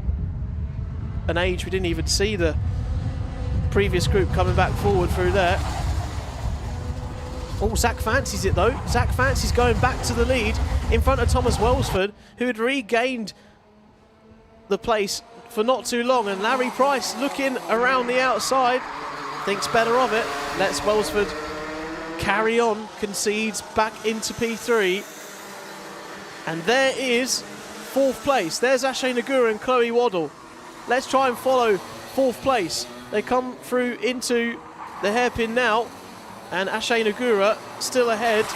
This is the battle, this is the one that counts for these final positions, and Ashay Nagura looks like he is stepping on it as our leaders come through once again. These three have got it. They're coming across for the final lap. Let's see where fourth is going to work out here.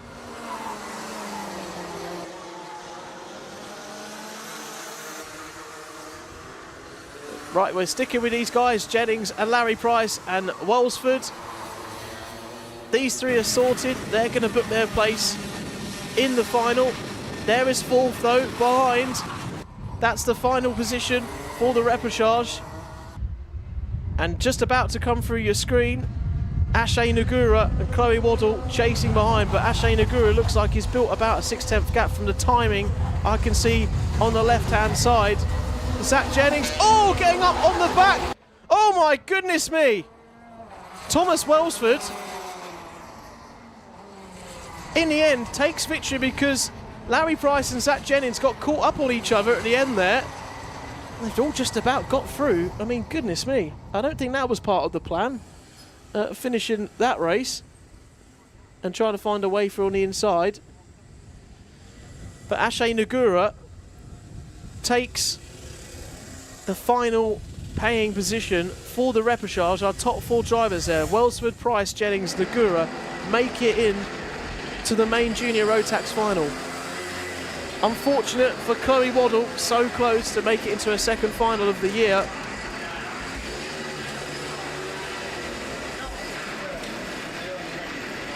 But not able to convert it and be and holding off.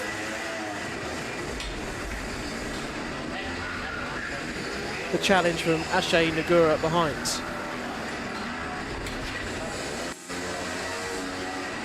So that's that repechage of our Junior Rotax runners. We, of course, do that because we have such a big grid for our junior road tax runners. Let's see which 4 drivers can make it out the repechage for our Honda Cadets.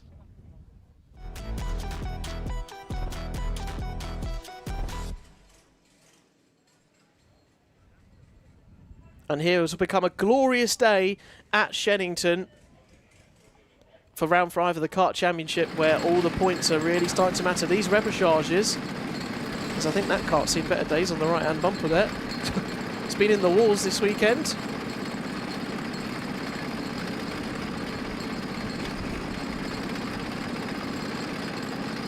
But they're getting ready to go out for their final chance to be involved in proceedings for the rest of this weekend.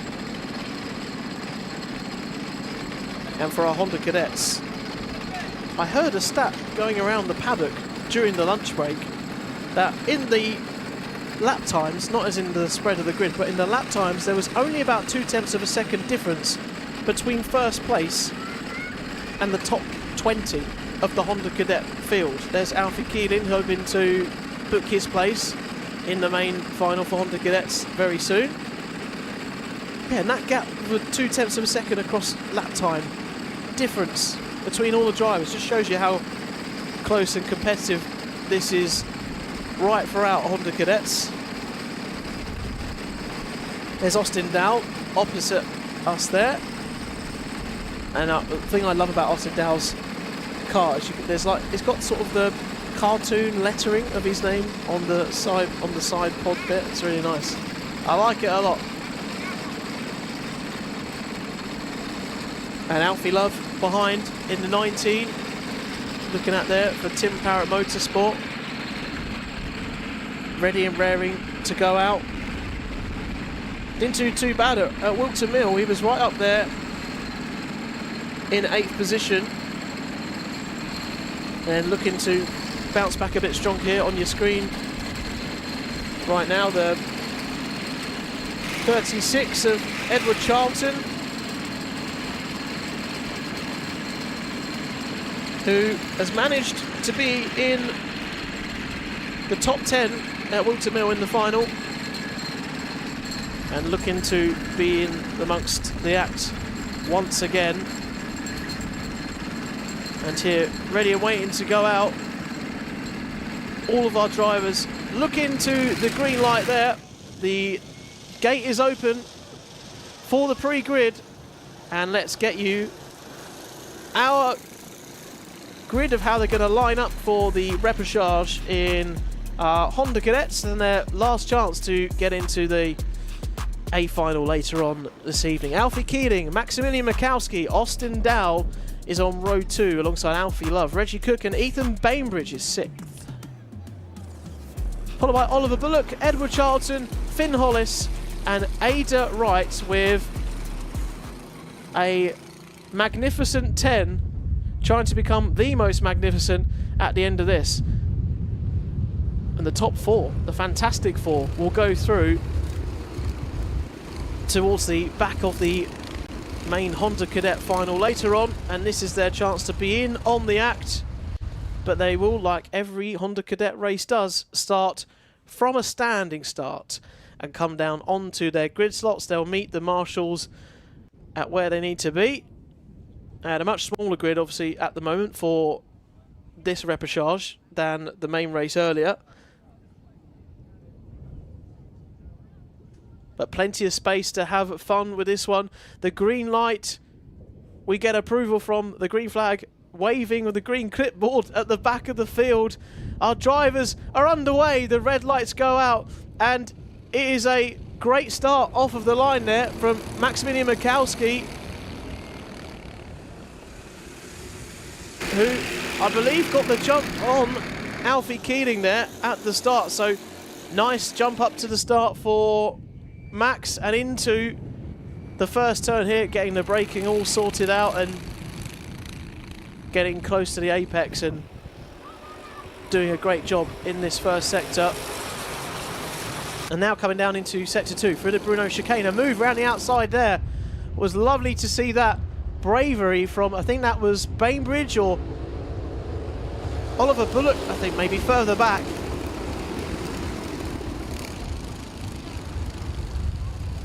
And no matter where the places are, if you can make your way up through the grid, anything is possible. And I think that was either Reggie Cook. I think it was Reggie Cook. It was Reggie Cook further back in that Orlando-esque livery. And you couldn't miss him a mile off. And you know he's coming when he's trying to overtake you. But here at the front then, Mikowski with Keeling and Austin Dowell sort of growing into this race as a 3 now. Further back you've got Alfie Love trying to chase on after, and then Bullock is sort of the next group with Cook, Bainbridge and Ada Wright. The field's starting to spread now.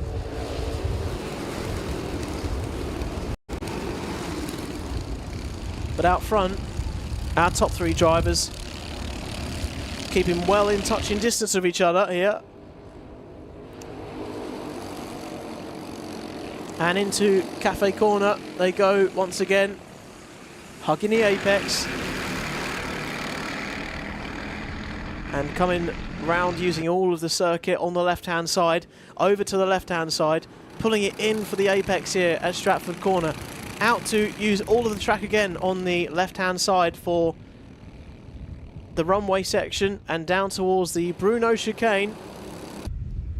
And get as close to the curb as you can without clipping it and hopping on over it, because it's not going to do any favours for stability underneath you in the suspension of your Honda Cadet machine going forward.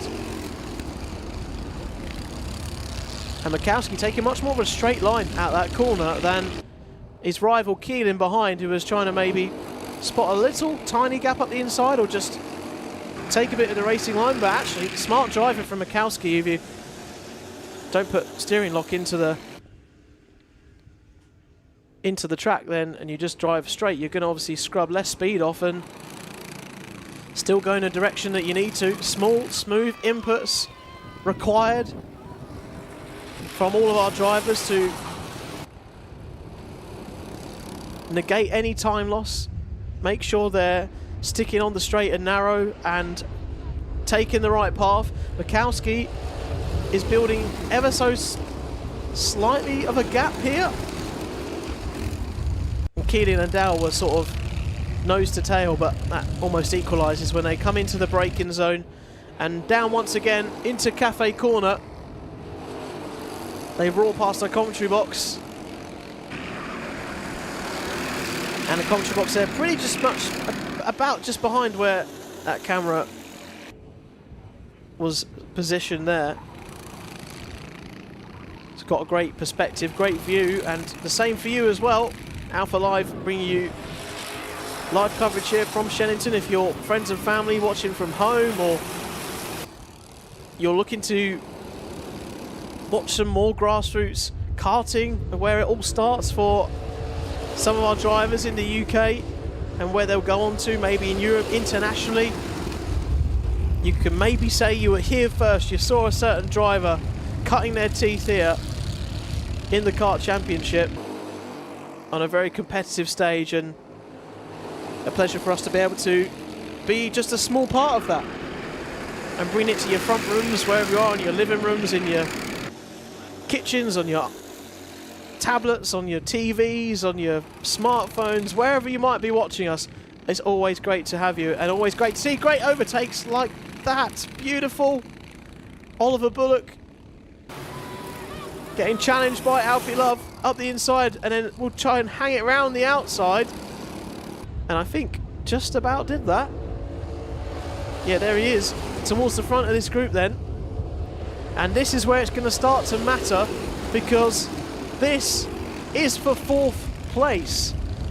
Alfie Love and Bullock, these two here, or even these 4 drivers back down to 8th place, could all be in with a shout here, and they're all in the mix. So what has Alfie Love got up his sleeve in the next 2.5 minutes, plus the extra lap? We'll have to try and hold off. It doesn't seem like he's got the answer there, because Oliver Bullock goes up into the golden 4th place, comes across to cover the inside and sort of cement the move, get it done and dusted. And You arrive on the scene down into Wilkins, and it'll all be pretty much sorted out unless there's a gap on the on the inside. It finds the curb. It's finding space from somewhere. I didn't think there was a room for Alfie Love, but he found it, and he goes back up into 4th place as well. There's a pendulum swing, a to-in and throw-in between these two. It's been clean so far. We want to see it stay that way. Now Reggie Cook's getting in on the act on Oliver Bullock though, and wants to become the next main challenger. And a challenge around the outside from Oliver Bullock now. Is he going to follow into the braking zone too much? Doesn't look like it turned out too badly for Alfie Love. Still there, Bullock on the inside though, into the chicane. Alfie Love retains the lead on the apex. He's holding on by every single fibre of his motorsport being at the moment. And he's using every trick in the book, defending like his life depends on it. Like his repechage depends on it. A place in the final. But look at this, Reggie Cook up the inside of 2 of them, out of nowhere. What a move. No one saw him coming down the inside. And just sitting patient, waiting for everyone else to mind their own business. Reggie Cook is now up into 4th place. The final position on offer here for our Honda Cadets. And he's made that count when it mattered. It has been great to see him getting into, hopefully, this next stage of the race. And I don't know where this pace has come from. He was clearly had a lot of pace to give, stuck behind all of those drivers, the likes of Love and Bullock before, and now he's just been completely unleashed to go on after and cement this 4th place. Looking back earlier this year, he's enjoyed a top 10 finish in Honda Cadets back at Whilton Mill. Wasn't so lucky to be involved in the final in the first 2 rounds, and back at Rowrah. We didn't see him at Rowrah, so back on it here at Shenington. And on the penultimate lap here, there's your front 3 who, well, I've just got to keep doing what they're doing, and they're going to be guaranteed a place in the final Honda Cadet race of the day. And on our final lap now, here's these 3 just having a nice time of it out there, getting in some what's kind of practice almost, really. Unless someone wants to go for the glory in this, I really, once again, I just feel strongly about this. I don't see the point in anyone trying to fight any position here. But how far back is 4th? A long way back.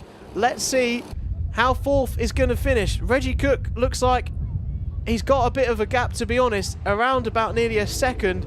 So it looks like Reggie Cook's going to keep 4th. These 3 are going to take the podium for your Honda Cadet repechage. Coming across the line now.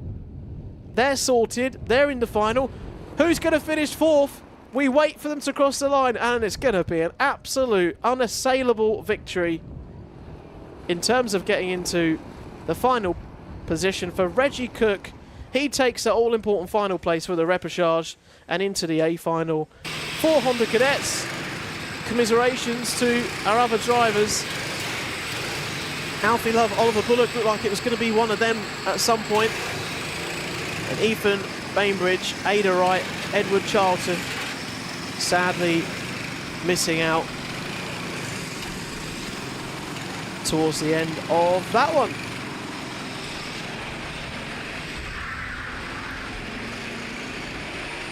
Just coming through on the weigh bridges, making sure the minimum weights are all where they need to be. There's a very happy Maximilian Mikowski.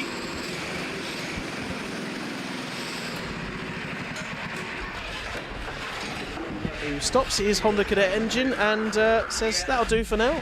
We'll power that up back later, see what I can do in the A final. I'm very happy to see all of them up there. And all of our 4 karts have made the repechage into scrutineering here making sure they're all above board and doing what they need to do. And look, you can see how happy they are to get through. And why wouldn't they be? Nice to see that. Really nice to see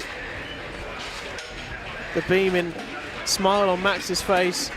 And look, they might not be up there with the likes of Cannon right now. They might not be P1 every weekend, but these races are an opportunity to give you feelings like that, give you the confidence and actually build into a season more, maybe build more into your karting career. Like, this could be the next step for someone like Max on your screen there and the other drivers that got through to build on into the next stage of their career. Meanwhile though, our next final, our first main final of the afternoon has underway and out for their formation lap. So let's get to it.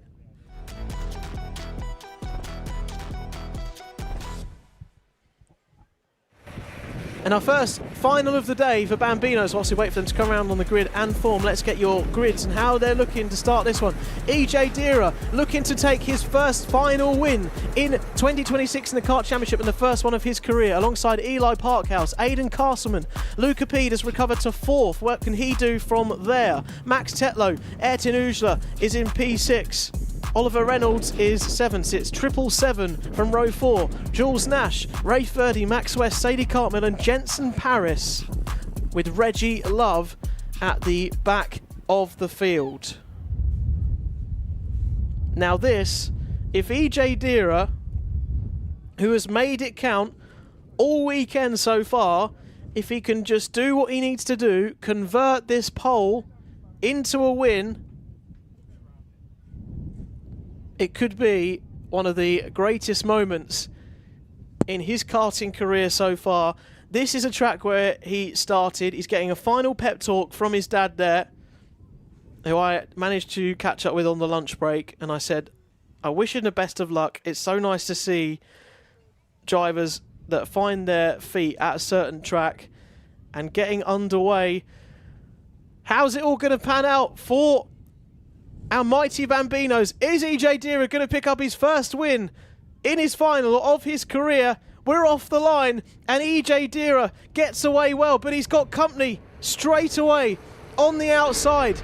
Is he going to be challenged into the first turn? No, he holds firm from Eli Parkhouse, who has to settle back into second place. But there's the intent straight away, not only from Eli Parkhouse, who is trying to challenge EJ Dira, but also from EJ Dira, that he's not going to just let a driver round the outside with an opportunity like this, which he hasn't had in his career so far. He could convert a solid weekend into an incredible finishing result at the end of this one. But as we know with finals, there is even longer to get through, and it becomes even a battle of endurance, more so than our heats earlier on. And Luca Pede, if he's got anything to do with it, he has recovered through the grid this weekend. He's leading the championship so far, and he's only one place behind from leading this race. Luca Pede ahead of Eli Parkhouse, up into second place. For our Bambinos, they come across the line again. They come through Cafe Corner and up towards Pitts Bend and towards the first hairpin, which is a prime overtaking spot, which EJ Dira knows he's hugging the inside line. Luca P's going to try and hang it round the outside, as well as Eli Parkhouse. And there might be a gap on the outside there. There's nothing doing though. EJ Dira stays resolute. And we carry on into the clutches of the rest of this race. And this, goodness me, is going to become an almighty performance of endurance, of stubbornness, of strength, of resilience, all of those qualities needed when you've had essentially the championship protagonist all over your back for the whole race. He's been there all of this year, has Luca P, but this is EJ Dira's moment, and we're going to see how it pans out over the next 8.5 minutes. EJ Deera's got a hope from behind that they kind of distract Luca a little bit and need to get into second place here, but he's kind of broken away enough that Luca's not going to be challenged too much yet. And we've seen it time and time again with the likes of Luca Pede and Eli Parkhouse for the leads in races, or even the likes of Castleman up front as well, or Jules Nash, who took victory at the very first round at Warden Law in Sunderland this season. The challenge is always a mountain to climb. EJ Deera just looking over his shoulder just to check how full his vision is behind of another rival, and it's 100% full. No let up whatsoever at the back right now. And I can't think it's going to feel any different for the remainder of this race, although you'd like to think that EJ is settling into this one a little bit now. He's hoping that maybe Luca wants to just take a little bit of a breather. And then, of course, might expect a bit of a challenge later on in this race. But don't forget, you know, the tyre pressures that our drivers go with. We always talk about it, don't we, in this level of karting especially. They run different tyre pressures, and it could aid them at a later stage of the race when they've gone through especially a longer race like we have in the final, or they could have the tyre pressures there ready for them to give them a fast charging start to make a high impact at the start, but then might fall away later in the race. Or purely it's all on the driver's capability and mental, physical strength of how they're going to keep everything in the place they want it to be. EJ Deera had built a little bit of a gap there previously, and it was closed up quite considerably by Luca into that turn. Max Tetlow, though, meanwhile, whilst we're keeping an eye on that at the front, has got up into third place. You can see him right there on the back of Luca Pede, and this could be EJ Deera's knight in shining armour here and could really help him out and try and distract Luca Pede here from the challenge in front, although that hasn't really worked because Luca is just keeping his eyes forward, not too bothered from behind. Even though he did just look over his shoulder slightly, he's aware of the threat that's coming from Max Tetlow. Luca Pede's dad, Ed, you might have seen, does a lot of driver coaching in the world of Porsches and races himself, and has clearly passed on the genetics down to his son Luca, who has put in a fantastic display over 2026 so far. Not just here, but in other championships as well, but especially in this championship so far. And EJ Deera doing a good job here to wind the clock down. Try and see this race out. It is must be nail biting for the families of both these two drivers, maybe the front three drivers, of how they're going to feel. But EJ has dived into the world of karting. He's really, like a lot of drivers that I talk about, has really grown into this season so far in 2026.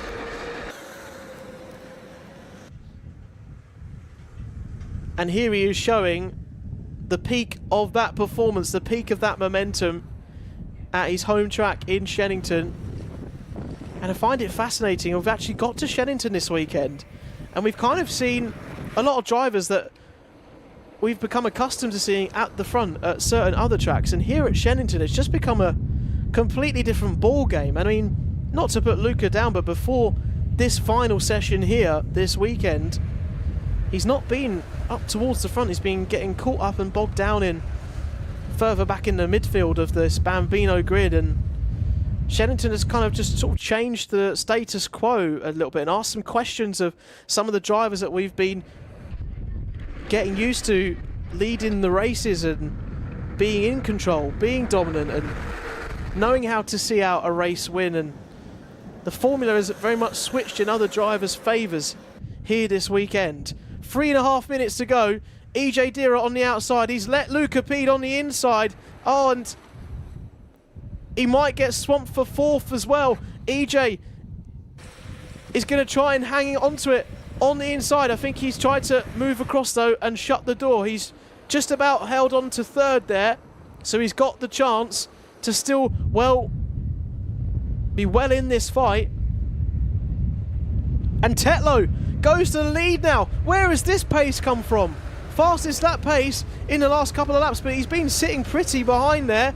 And now Max Tetlow goes to the lead. We haven't spoken about him once yet in this race. He's coming on through, and he's punted EJ Dira down to 3rd. Luca Pede is there sitting in 2nd, and Max Tetlow wants a piece of the action himself.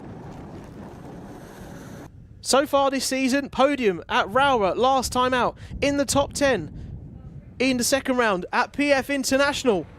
But Luca Pede is going to take a possible race victory away from him because he goes around the outside. EJ Dira on the inside. This race is really coming into its own now. Is EJ Dira going to get back up into 2nd? No, he has to fall back into 3rd place. Now Luca Pede has got a huge gap out in front of him. If they don't get onto this in the next couple of corners, they're going to get Luca a free pass to a race victory that really he's been doing so well to hang on to in 2nd place, but has not really looked likely throughout this weekend so far. And EJ's just got to collect himself here, make sure that he finds a way to get through, and somehow he's found a way past Max Tetlow. Close racing, wheel-to-wheel racing. He's found his way up into 2nd. He's not giving this one up. He's right in the mix behind Luca Pede now. He gets a little tap from behind, under braking from Eli Parkhouse as they make their way towards the Bruno chicane now. This one is far from over, folks. If Max Tetlow can get up towards the front, if he gets a race win, 3rd place has been his best result so far this year, but now he's fallen down towards 5th in this pack. It's all changing in the blink of an eye. EJ Dira is really hot on the heels now. The race is starting to come back towards him. Maybe the tyre pressures are in his favour a little bit more here. Maybe he's found that extra gear that he needed to have in the tank. It's Pede, Dira, Parkhouse. Ayrton Ujla is up there into 4th.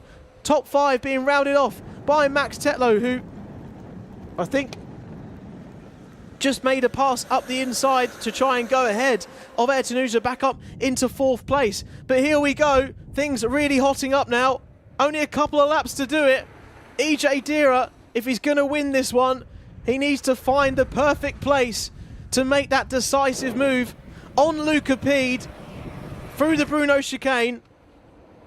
We're going to have our final lap in just a moment. I don't think they're going to have a chance for 2 more laps. I'm not sure who it's going to favour more. Does Luca prefer that? Does EJ Dira prefer that? He's right on the bumper. He's almost pushing him along for Luca himself. EJ Dira doing everything he can. They're going to see the last lap board.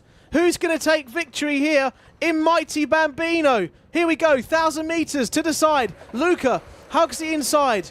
Hugging his rear bumper is EJ Dira, who has been winning, making it a habit here at Shenington all this weekend. But where is EJ going to find a spot up the inside on this final lap? Luca, understandably, comes right over to the left-hand side.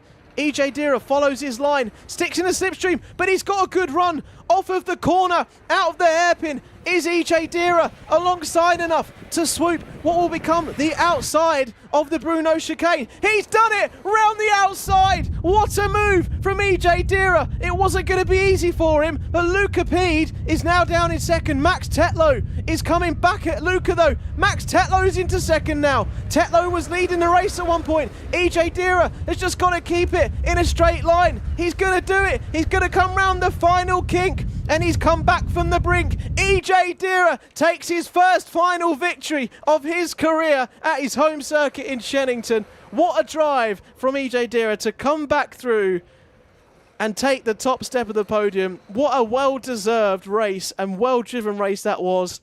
coming back through at the end. And that is how you round off a weekend in style. There you go. I'll wait till Dad comes over and gives him a big pat on the head. There's a big thumbs up. He's a cool customer. I mean,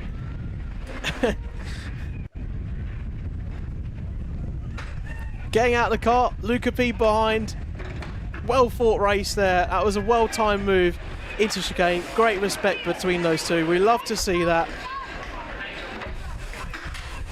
But EJ Dira then, who takes off the neck rest, and now debrief between these two starts of what was all going on. Wonderful. Really, really, really nice to see that. And Luca P still getting a fantastic haul of points in second for his championship challenge. But let's just confirm those provisional results for you then for our Bambinos. Luca P. Oh, it says Luca P first, but that's definitely not right. EJ Dira definitely won that ahead of the rest. I think the rest are right. And Max Tetlow, those results aren't correct on your screen. It was Dira, P, Tetlow, Ujla, Parkhouse, and Oliver Reynolds, Nash, Castleman, West, and Verdi. All right, we'll go from our Bambino final on to our next final of the day.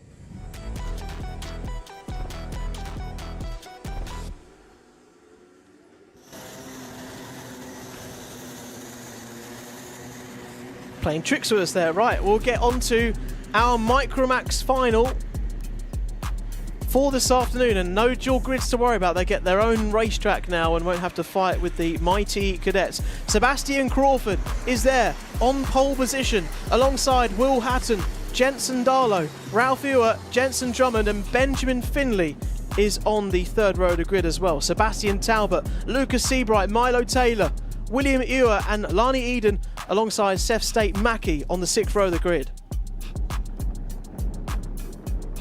And that's going to be your Micromax runners making their way round towards the tram lines. Sebastian Crawford with the new aero suit on display this weekend on your right hand side off of pole position. Here we go into turn one. We are away and racing, and Jensen Darlow was hot on the heels behind there. A dive to the inside. He's put Jensen Darlow to the side. He's out into the lead.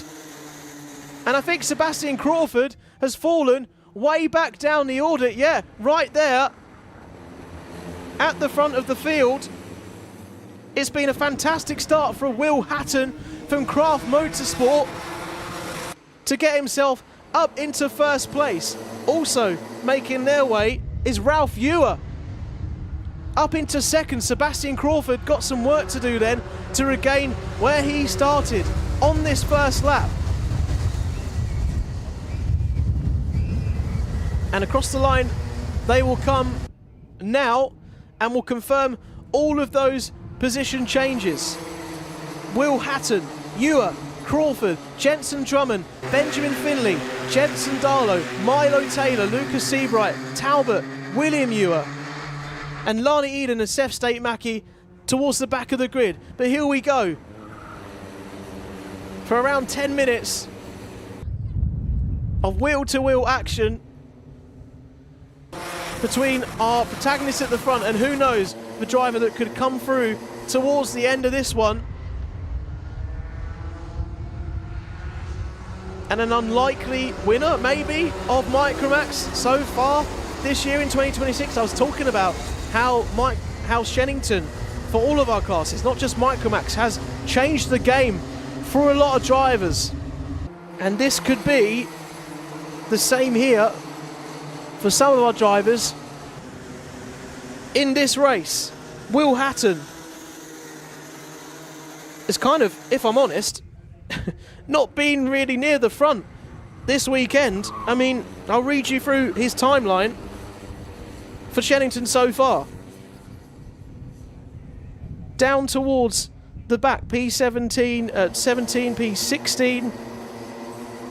It's been down towards the back of the grid with the dual grids, essentially. And now here he is at the front of the field battling with a race winner multiple times this season in Sebastian Crawford and holding on to his own. And right on the bumper though, Sebastian Crawford now starting, I feel like, to find his feet in this one.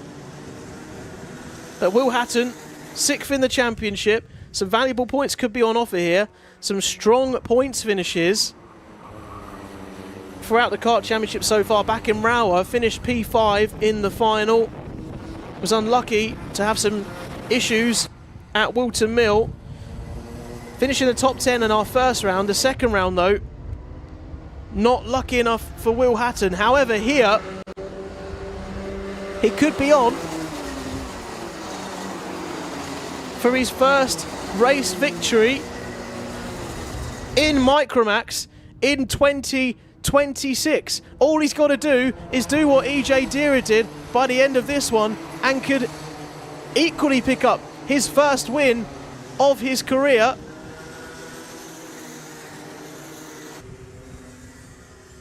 Ahead of the likes of Sebastian Crawford. There's a gap on the inside though. I thought that Sebastian Crawford might go for it up the inside, but there's plenty of time in this race not to risk that. And very smart driving there from Seb to maybe hold off for the moment and try and find another way through. There comes that move though. Will Hatton must have got a bad run off of the Bruno chicane, who went down to third momentarily, then on the brakes comes back up into second ahead of Ralph Ewer. So Crawford leads Will Hatton now, and then Ralph Ewer is in third. Drummond is fourth. Jensen Darlow down there in fifth place. Benjamin Finley down to sixth. Seabright Taylor, Sebastian Talbot and William Ewer down towards P10. Hatton though, absolutely not letting Sebastian Crawford run away with this one. He's had a taste of the lead so far,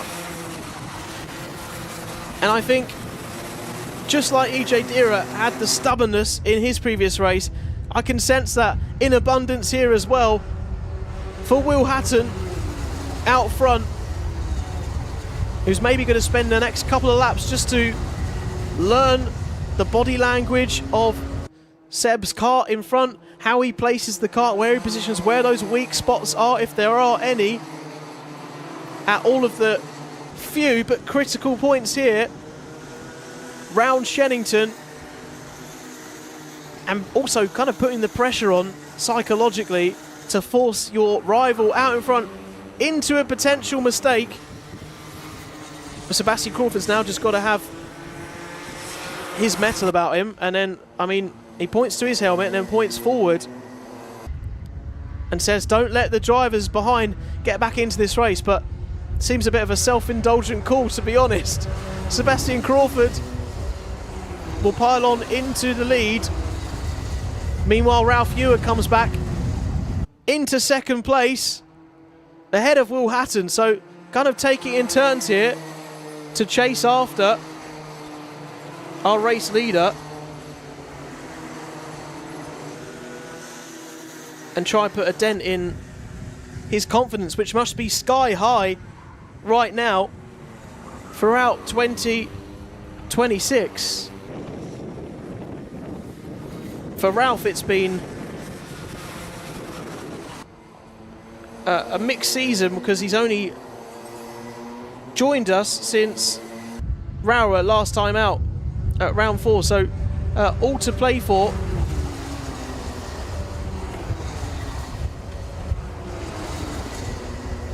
Here this weekend, and right up in a place where I'm sure he's loving to be right now, up there in the midst of the front runners of the field. So 4 minutes to go on the clock. Many a time has Sebastian Crawford been in a position like this, but he's also been in a position like this and then sailed off away about 2 or 3 seconds up the road. He's not having it his own way at the moment. Oh, getting very on the edge of the curb there was Will Hatton. Where is he gone? Did Will Hatton drop it out of the chicane? I'm just trying to see, because we just cut away from it at the edge there. In third place was Will, and now look at the gap behind, and then Will's not in sight. What happened to Will? I think he got caught up on the curb. Did he spin round? He's now down in P8. I'm just trying to spot him, and there he is. Oh my God, he's fallen all the way down the grid. And he was right up there in the race lead. So, unfortunately, a taste of the race victory for Will, as looking like it's gone in this one. And now it's Sebastian Crawford and Ralph Ewer who would equally, if he can conquer the challenge of Sebastian Crawford in front, would be taking his first win in the Kart Championship. And rubbing salt into the wounds, I feel, for Sebastian Crawford, who has just got to keep it going forward, finding all of the right defensive lines here and not giving an inch to Ralph behind. Get slowed down. Oh, it's all too close for Sebastian Crawford there. Looked like he'd overcooked the corner, braked a bit too late, nearly let Ralph up the inside, but has enough to carry on down through the hangar corner, down into Wilkins. Get on the brake. Sebastian Crawford there, cool. He's again struggling to get the kart stopped. I think he is really trying to eke out the brakes as late as he can. And they come across the line once again for another lap. They come past the commentary box and out down towards Pitts Bend and towards the first hairpin on the lap. Great overtaking spot, as we've seen already through today's action. And Ralph sticking with him here, absolutely well and truly in this one. Jensen Darlow, meanwhile, is on the podium right now. Two Jensens, third and fourth, back to front of each other. Milo Taylor throwing it to the inside there on Benjamin Finley. I think that was nice. We picked that up through the Bruno chicane towards the end. But Crawford getting on the power once again, out of the final corner and across the line with exactly a minute on the clock. Judging by the lap times, they're going to get 2 more laps. We're doing about 49.8 right now. Could even get 3 more laps here, as is the time we've got left. There is the gap, though, between our front runners and the rest of the field. And here is the S-plate of Benjamin Finley trying to make a move around Milo Taylor. And not going to find any space, I don't think, around the outside. No, has to file back in. And there was Will Hatton coming back through, fallen all that way down from the race lead. It has been a really unfortunate fall from grace at the start of this race for Will Hatton. But our front leaders have come across the start-finish line. They came across the line with plenty of time, with about sort of 10 to 12 seconds left on the clock. So this is the penultimate lap for them, and Sebastian Crawford just can't put a foot wrong here. He's just got to keep it in the right direction, get it across the start-finish line, and Ralph Ewer there, who is setting the pace. He's done his best lap around about a tenth and a half quicker than Sebastian in front of him. Here comes the charge from Ralph Ewer then. We're about to cross the line for one final lap. Can Sebastian Crawford hold on to race victory here and add another one to his tally, or can Ralph Ewer get in on the act and have a P1 next to his name and his record by the end of this one? They'll go up towards the hairpin. Here comes the charge from Ralph Ewer round the outside. Is there any grip there? He'll duck back under on Sebastian Crawford. He finds the inside. He'll have the inside for the Bruno chicane. Is he going to do the same as EJ Dira in the last race? No, Sebastian Crawford somehow stays in the lead there. Surely a last-ditch effort down into Wilkins here. Sebastian Crawford forces him to the outside. Is there any gap on the inside there? Sebastian Crawford defending brilliantly to not give him an inch. Ralph Ewer tried his best. If there's going to be a drag race, is he going to do it? No, he celebrates before he gets to the line confidently. And he just about retains the victory there, ahead of Ralph Ewer. Jensen Darlow finishes third. Jensen Drummond, meanwhile, finishes fourth. Benjamin Finley, fifth, and Will Hatton to sixth. Milo Taylor, Lucas Seabright, Sebastian Talbot, William Ewer, and straight up and out of his car was Sebastian in his brand new aero suit, and maybe, just maybe, that made the difference this weekend. You can kind of make it out because it's quite dark in the scrutineering bay underneath, but there you go. It hugs more tightly to the driver, and it's giving this extra aerodynamic performance. And that challenge for Crawford towards the end there, he was right on the edge of things, but he had every answer to the challenge that came in from behind. And another race victory to add to the collection for Sebastian, who is at top of the Micromax table, is on course to become the champion in 2026.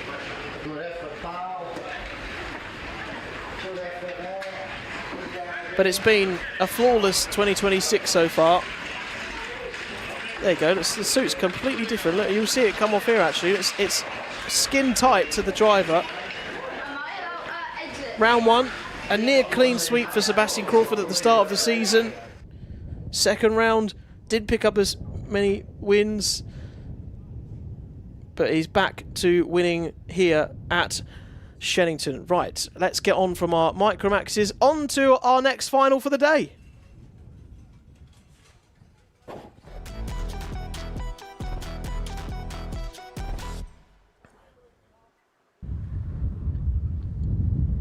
And this is a class I always enjoy because the fight at the front between Stinson and Murray goes on. It is like the Rosberg and Hamilton of this world.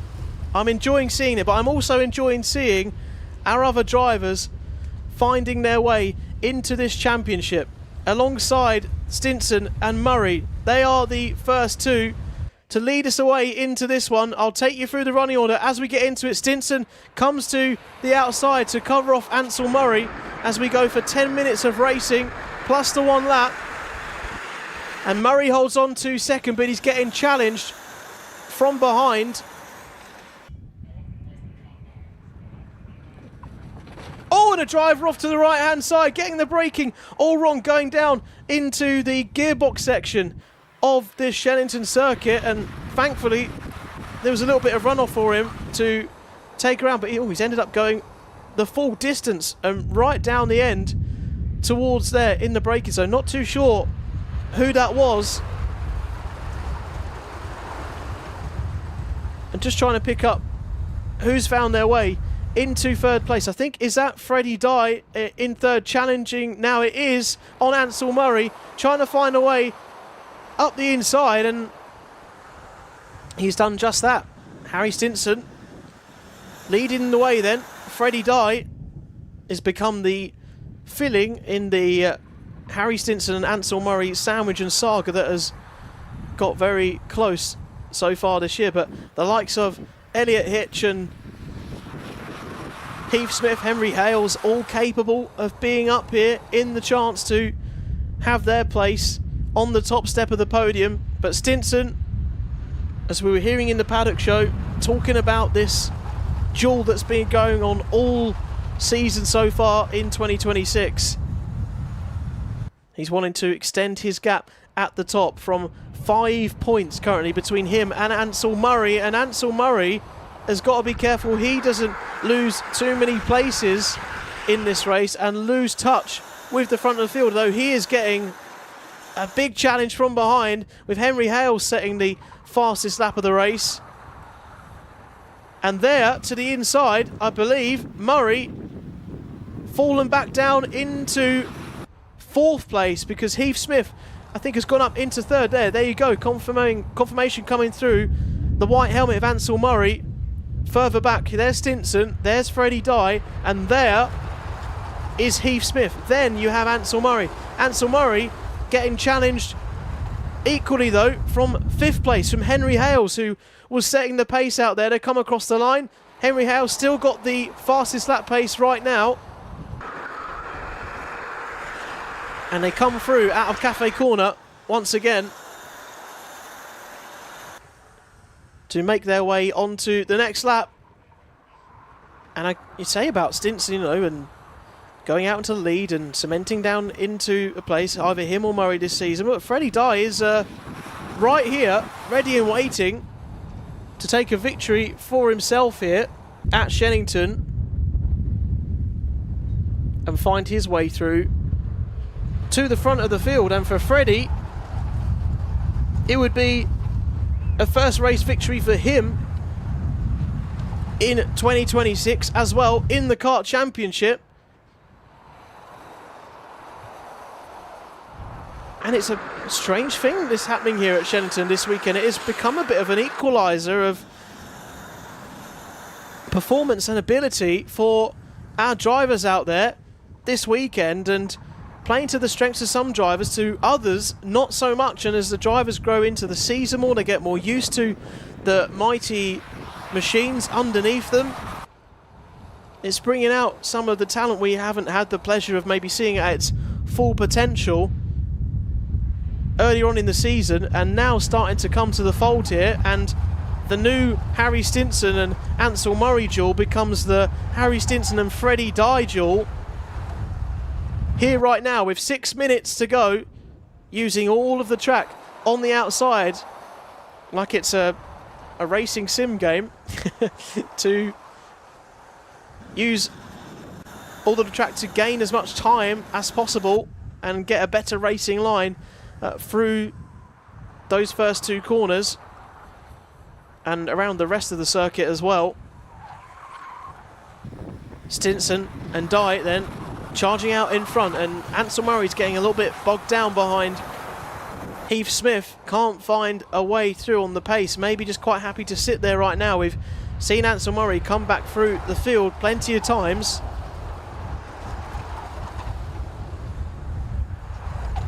And did I see a move on Ansel Murray just there? I think I did. Henry Hales has gone up into 4th ahead of Ansel Murray. He's now down to 5th place. It's going from bad to worse for Ansel Murray in this championship fight. Stinson is continuing to grow his gap at the front of the field. If it stays like this into the final rounds, these points and totals are crucial at every stage of the season, but none more so than now. Coming through your screen, there's your top 5, and then back to 6. Elliot Hitch is chasing after Ansel Murray now, but there's a bit of a gap between him and Murray, so probably not going to be phased too much. The worst that can probably happen for Murray is towards the back of these 5 drivers at the moment, where he currently sits right now. Stinson, though, across the line once again for another lap. And they come past our commentary box using the white line on the edge. And powering up towards Stratford Corner again. Into the hairpin they go. And out the back. And towards Bruno Chicane. Hugging the inside. Hugging onto the curb as much as you want to. You probably don't want to really touch the curb though there, because it is incredibly unsettling, the curbs around here at Shenington. They're not really your friend. You kind of want to keep it purely on the straight and narrow, on the tarmac, and keep it out front and forward. But these two though, I mean, they sound like rockets with the wheel noise going past.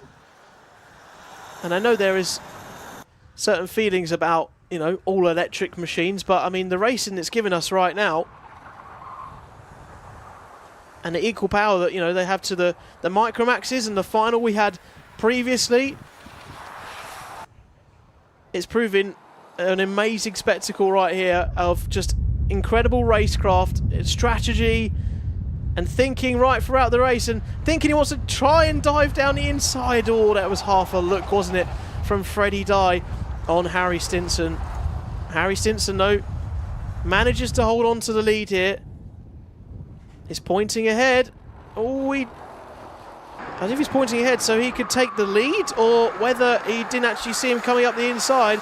He's let Freddie Dye go, though. Freddie Dye is your new race leader for the first time, and would be picking up his first victory of the Kart Championship in 2026 if we carry on like this with 2 minutes to go. But something tells me that Harry Stinson will not want it to finish like this, having led so brilliantly for the first portion of this race down into Wilkins. Maybe he wants now Freddie Dye to do the hard work, get tucked up in his slipstream, recharge maybe mentally a little bit, and then go for that final charge on the last laps we have here at Shenington this afternoon. Whew, getting very close on the outside there, and using all of the circuit. Freddie Dye over to the left. Don't feel like there's much of a challenge at the moment, but Stinson surely is going to sense that opportunity. Freddie Dye pointing forward again as well. They know that they can't get into a fight unless they've got enough of a gap and a buffer, because Heath Smith, who's setting the purple sectors at the moment around Shenington, will be there to pounce, as is how equal these karts all are. You can't give your opponents behind an opportunity to jump in. Less than a minute on the clock. Who's going to the inside here, though? Ansel Murray watches on meanwhile, and collecting the kart on the exit there. Freddie Dye got a dose of oversteer that nearly caught him out, but he just about managed to pull it together and getting on the power as soon as he could. Ansel Murray can't take advantage of the battling going on between Heath Smith and Henry Hales at the moment. He has to sit back in fifth for now, though. They hug the apex as they come into the Bruno chicane. Does Freddie Dye and Harry Stinson. It's shaping up to be a grandstand finish. Plenty of people watching on the grandstands. Harry Stinson finds a gap on the inside. It looked like the door had closed, but it opened again. Stinson goes on to what is not going to be the final lap, because there's still time on the clock. Freddie Dye looks like he's going to go back through, though, and I'm not sure if Stinson pointed him back through. They're side by side coming out of Cafe Corner. Freddie Dye is going to assume first place as he runs out of road. Does Stinson coming out of that section of the track. He pulls in behind into the slipstream, into the draft. These are crucial corners for Harry Stinson's championship. Ansel Murray is also now up into third place, coming back at the grid at this stage of the race. On the outside, Stinson tries to find a way through on Freddie Dye, tries to go to the inside. The door was closed this time by Freddie Dye. This is going to be the final lap as we cross the finish line. And just 1,000 metres or so for Freddie to protect his lead and possibly take his first win of the Kart Championship in 2026. But Harry Stinson is going to do everything he can to stay on the back of Freddie Dye, try and duck around and under and to the left, to the right, try and find a space around the outside. He's on the outside, making him look over his shoulder. Stinson trying to go around the outside to have the inside for the Bruno chicane. There's not space there to do it. The final chance is going to be to dive down the inside of Wilkins. He hasn't spotted him on the outside. He keeps looking over his shoulder. He's going to try and force his way up the inside. Now it's going to have to be the outside. Freddie Dye defending for his life. Is he about to take his first victory of the Kart Championship this season? Is he going to do it? Oh, it's so close. Freddie Dye does it, though. He takes victory here at Shenington, and Stinson has to settle for second. Ansel Murray recovers back up to third place on the podium to reduce the gap deficit between those two. Stinson still, importantly, for his championship title fight, though, ahead. And look at that beaming smile you can see under the helmet from Freddie Dye. He's done it. He's taken a race win. He's doing all right in the championship, even though he hasn't had a race win. It's been consistent finishes in the finals this season. Round 1, P5. Round 2, P6. Round 3 at Whilton Mill, P5. Round 4 at Rowra last time out, on the podium third. He's now upgraded that to a race win here at Shenington, and he's gone to take the top step on the podium. Congratulations to Freddie Dye.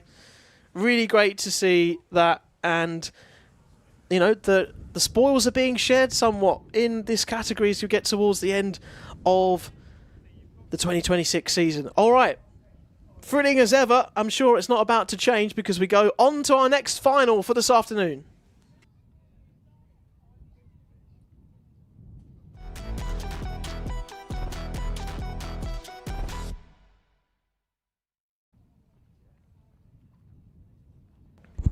And here we go.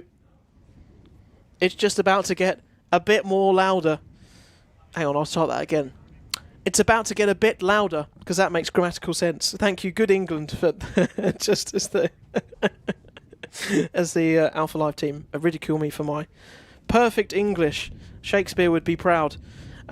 We are waiting for our next final to get out onto the grid for our junior road taxis, and there they are. Teddy Cooper, who has been a class above the rest so far in junior road tax so far this weekend. Been a bit fortunate for other drivers, a couple other drivers behind having some misfortune, but it's quite interesting that he actually looked over his shoulder there and looked directly at Zach Turner in the 275. He should also be pretty wary of Ewan House, who's looking like he's starting on the front row here for this junior road tax final.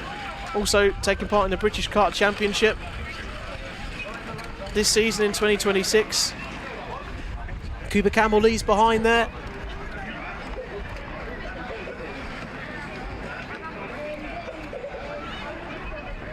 And plenty of drivers in this junior road tax grid, including the likes of Maximilian Braskov there on your screen, who can bring a formidable challenge. Noah Moulton also in the mix. The likes of Zach Waddle behind as well. A full 36 kart grid for our junior road tax final. Let's get onto that grid and get you through it thick and fast before they come round into the tram lines. And starting on pole position for this one will be Ewan House, Teddy Cooper alongside Cooper Campbell-Lees, Maximilian Braskov up there. An incredible performance to be on the 4th grid slot. Laurie McVeigh, Noah Moulton is on the 6th grid slot. Followed by Zach Turner, Waddle, Plowman, Rapini down in P10. Lewis Gilbert tipping in P12. Tate, Farding, Lane, Shea Hilton, Noah Clare and Jake Walker. Further down towards Douthwaite, Harvey, Jameson, Charlie Very, Murfitt, Charlie Quine, and Whitehead, Ivanov, Kelly, Mayu and Stansel Wilson and Riches, and the rest of our drivers as we get underway and into turn 1 for our junior road tax final here at Shenington, the penultimate round of the Kart Championship. Ewan House is keeping the lead into the first couple of corners, through Cafe Corner, up towards Stratford Corner, towards the hairpin, gets on the brakes. Cooper Campbell-Lee's being challenged by Laurie McVeigh. On the inside instantly, oh, and there's a coming together further back towards the back of the grid. I think there was a Coles Racing machine involved there. I'm not too sure who was directly involved. I don't want to portion the wrong blame or the wrong people I was pointing out. But already, Zach Turner up from a few rows back is up to 3rd, and Ewan House in the lead with McVeigh, Turner, Campbell-Lees falling down to 4th, Teddy Cooper falling down to 5th, Braskov falling down to 6th. You can notice a trend here. Some drivers have become a key benefactor of this one so far. Gilbert is in 7th and a dive to the inside there to retake 2nd place from Zach Turner, from Laurie McVeigh. Lewis Gilbert, Noah Moulton, Ryan Rapini and JJ Plowman are your top 10 right now. Ewan House is being given an absolute country mile out in front. Oh my goodness, Zach Turner, I don't think he realised he was about to catch the inside curve. Just about caught his car so he didn't career into the rest of our drivers on the grid there, of his, not really of his own doing, you wouldn't really know much about it, but he just about caught it. He sensed the instability underneath him, and on he goes, sitting there in third place with Laurie McVeigh in front of him. But look, he wants to get on with it. Zach Turner is an impatient driver, and I mean that in the best way. He tries to take action straight away and get in front and on after the rest of the race lead, because Ewan House, he knows, he can see, he can sense, he's seen this happen so many times before. He's been in the driving seat to drive away into the distance so many times before. Ewan House has got around about a 1.3 second gap as we come across the line. There you go, precisely that. Good guesswork, Jay, as the gap there between the two. Ewan House is in the lead, and Zach Turner is about to come and chase him because he's just got past Laurie McVeigh at Cafe Corner. Here comes Campbell Lees though. Oh my God, he nearly went into the back of Zach Turner there. Just about got out the way, and now these two are signalling to work together with each other, and it's Ewan House followed by Zach Turner and Campbell Lees now. McVeigh has fallen further behind these guys, down into fourth place. So much has happened already, and we've only had 2 minutes on the clock. Welcome to Junior Road Tax, folks. Hold on to your hats as we get into the final stages of the Kart Championship in 2026. It's only going to get better from here. Zach Turner hustles it through, as does Campbell Lees and the rest of the field. The likes of Braskov also getting on the steering as well to make sure he stays pointing in the right direction. They're so late on the brakes there as well was Teddy Cooper, jumping up the inside of Braskov. Oh, and there's a car out, the 299 of Jake Walker, down towards the back of the field. Hopefully that's out the way of causing any trouble. I see yellow flags briefly waving in the third and final sector, coming down into Hangar Corner, but I think it's all fine, and we've basically sticking with most of the course being green, so shouldn't disrupt the flow of our race leader too much. Ewan House, 1.4 seconds lead now, ahead of Zach Turner, and Campbell Lees there behind, following along. Ewan House, Zach Turner, former teammates. They know each other well. They know and have had many battles with each other, not just this season, but in the past. And under braking, try not to lock up too much and get it stopped as late as you dare into the final couple of corners into Wilkins, and then flat out through the rest of it, getting hung out to dry on the outside there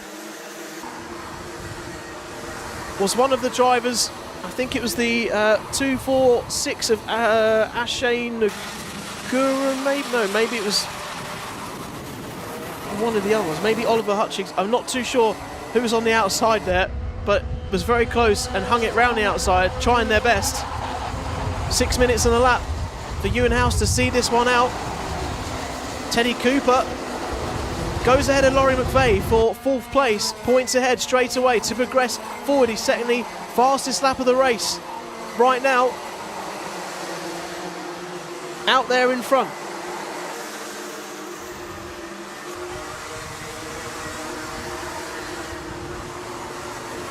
And Laurie McVeigh, we wanted to try and get back on that before too long.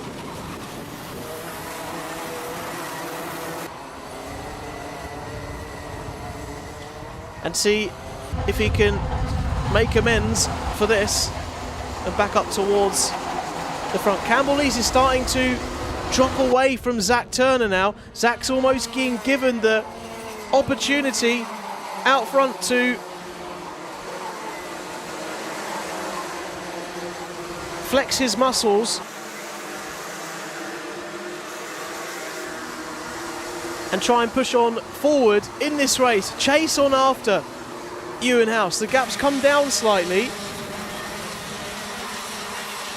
to our race leader at the moment, who, I mean, in every single round, apart from the last round, has had a victory in one race or another, whilst JJ Plowman gets a contact warning for his moves. Further down the order at the moment in P16. Yeah, Ewan House is formidable. He has been on it all of this weekend, once again, towards the front of this field.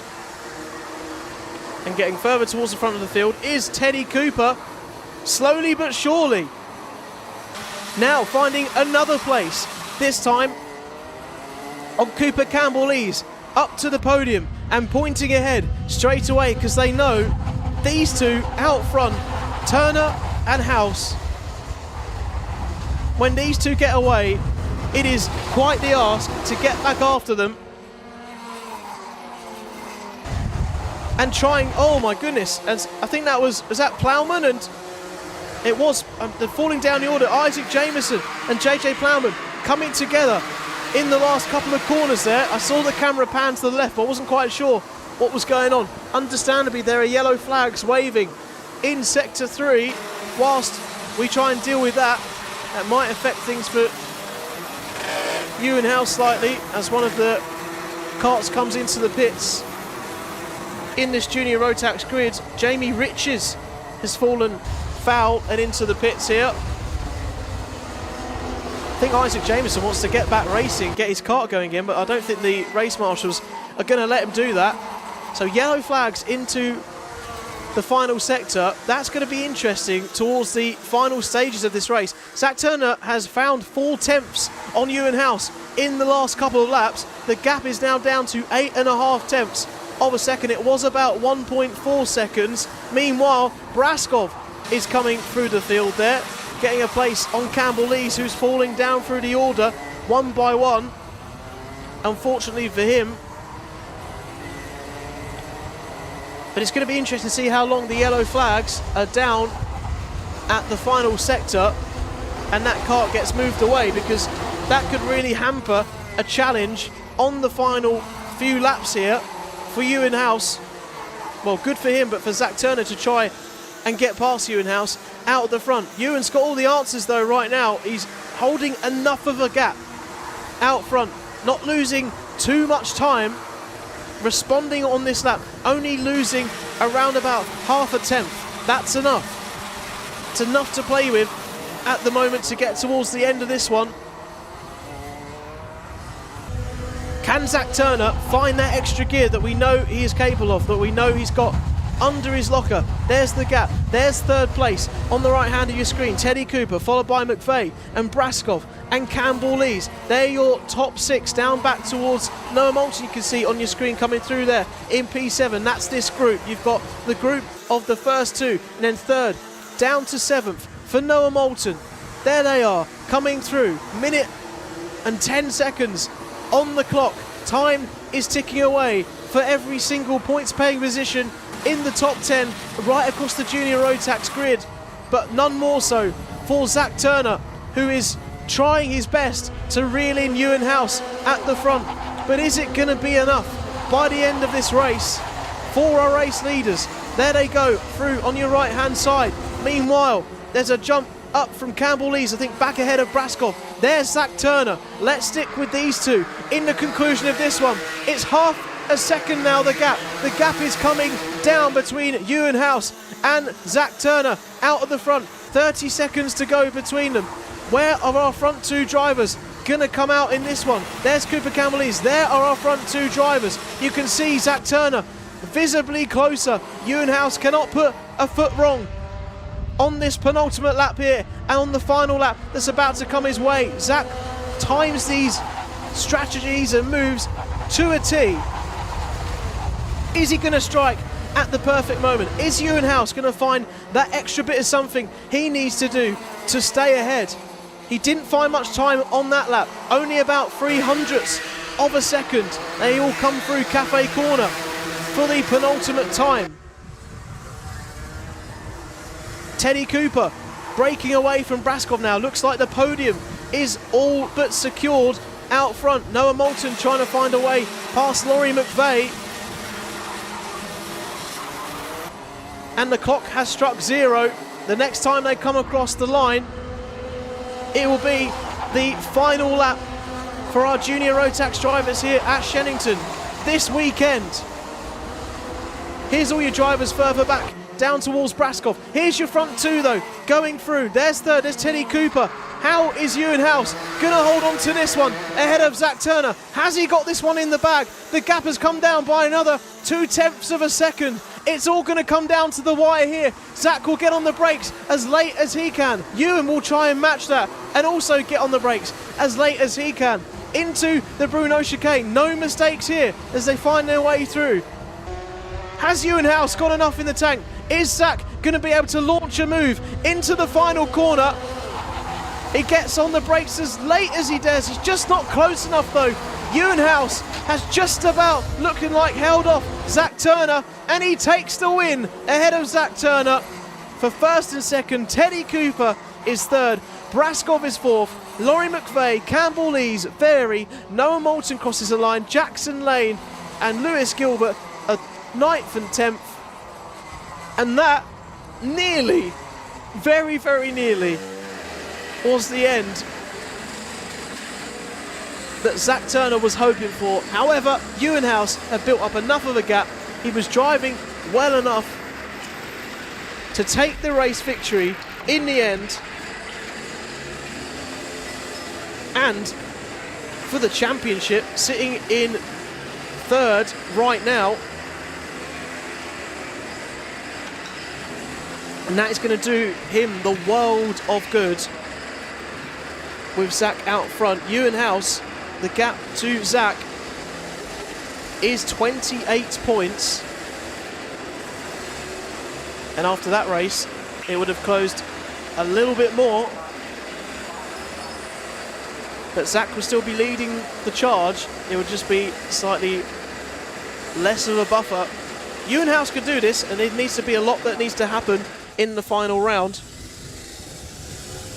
at Whilton Mill, but that is all she wrote for Junior Road Tax before we go to Whilton Mill for our final episode at the end of the season. But still plenty of episodes here to see out today. Let's get on to our next final.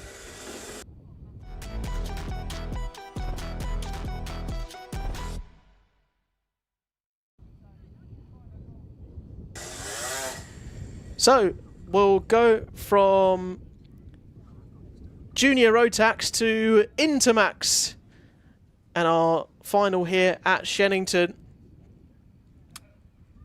this weekend, which again is, I'm a bit biased with certain classes. I try not to be, and then I sound really unbiased because I say that every single class is competitive and has got great talent throughout it. Of course it has, right across the Kart Championship. And there is a driver who wants to disturb the status quo of the likes of Sale and Abrahart batting at the front, and Alfie Phillipson being up there in recent times. Ethan Lloyd sitting 5th in the championship at the moment, looking to take a race victory here.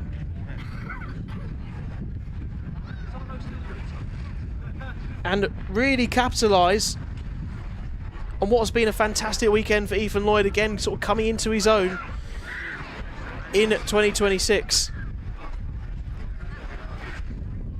But there is Max Abrahart, who knows how to defend a race victory. He did that in the last Superheat,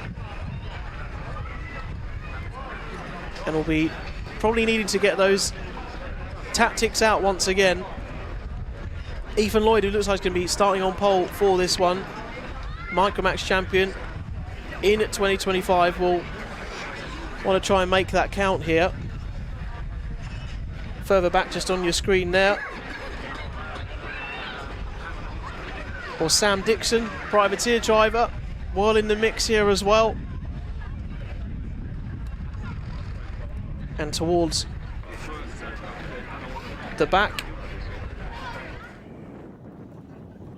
in our Intermax grid, Finley Rose there, the 1-2-1 on the right hand side, looking ready to go as all of our drivers are. Let's get your grids then for Intermax And our final showdown here at Shenington this weekend.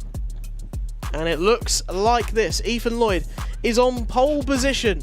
Can he convert a win, a first final win of 2026? Max Abrahart is there in second place. Back in amongst the action on the second rotor grid, it's Jensen Sale alongside Ethan Manzi, Finley Rhodes and Sam Dixon on row 3 as well.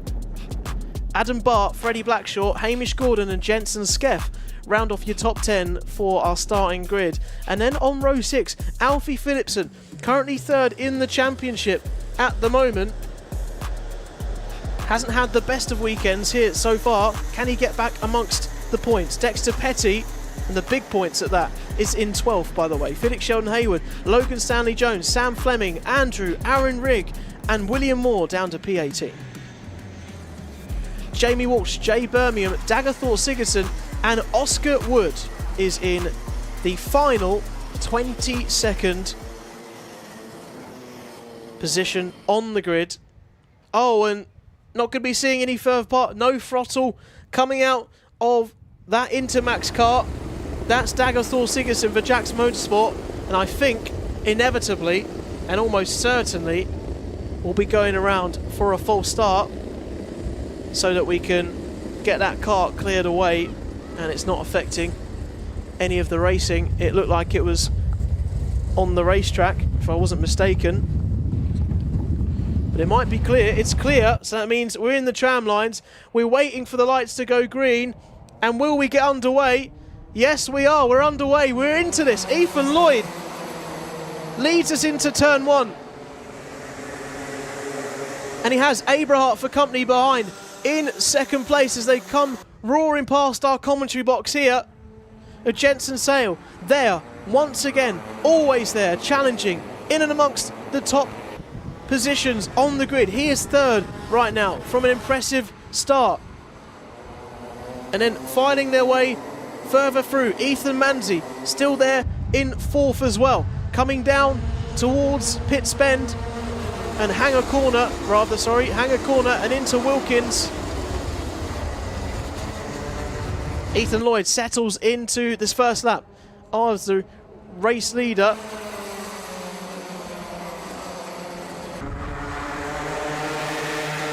And we're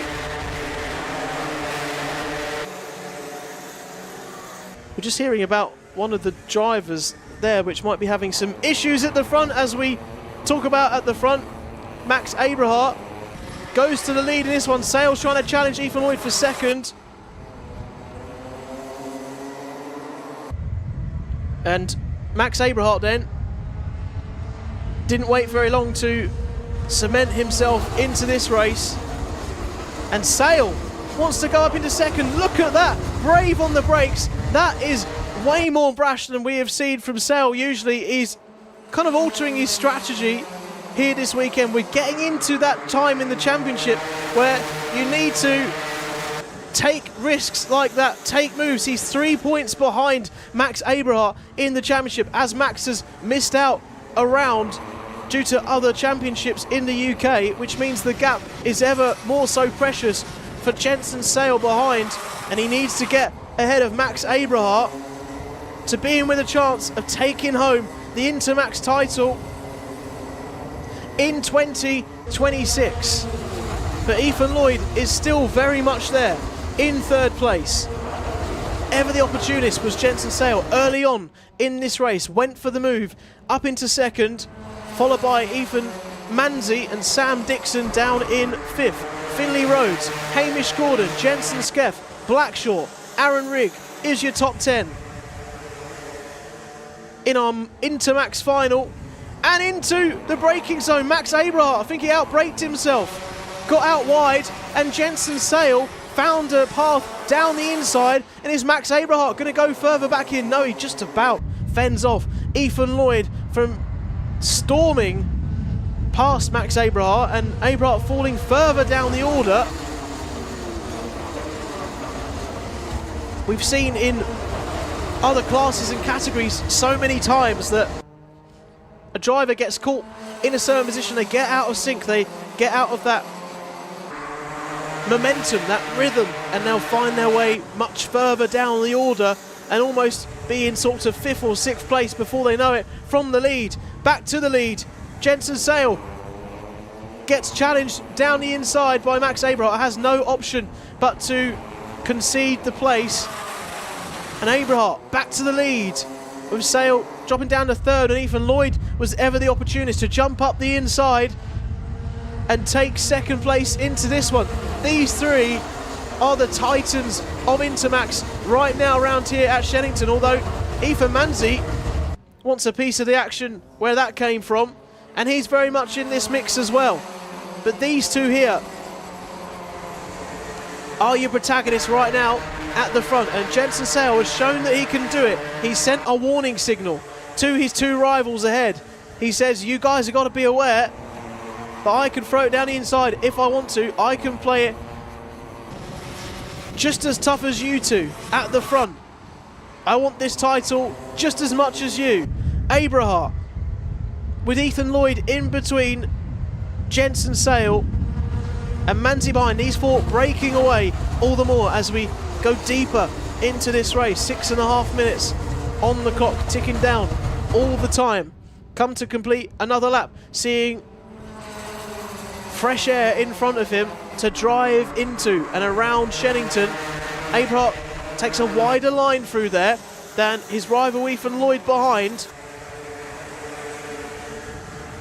And probably the racing lines kind of equal each other out towards the end of the lap, but it's that trade-off, isn't it, about carrying speed into the corner and then sorting it out on the way out of the corner, or whether you want to go slow in and have a faster exit and up through the rest of the corners here at Pitts Bend and up towards the hairpin. The exit is the crucial ingredient here, more so than any other track on the calendar, I would say, due to the straight nature of all of our turns and the profiles here at Shenington. And the braking, so crucial as well to get right. All of these components got to go together so perfectly to come out with the race win. Manzi just got to be careful he doesn't drop off the top three too much. He's starting to peel away slightly. Abrahart here ducking to try and find a little bit less drag and get the car up to maximum velocity so that we're at the peak speed by the end of a certain section of this Shenington racetrack.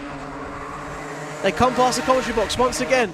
Abrahart taking that different wide line. I'm really noticing it as I look out my commentary box here. But it seems to be just about working for him at the moment. It's his driving style. Lloyd, Sale will have their own style as well that is working out well for them right now. Into the Bruno chicane. And out through, down the Hanger straight, down towards Hanger corner, into Wilkins here.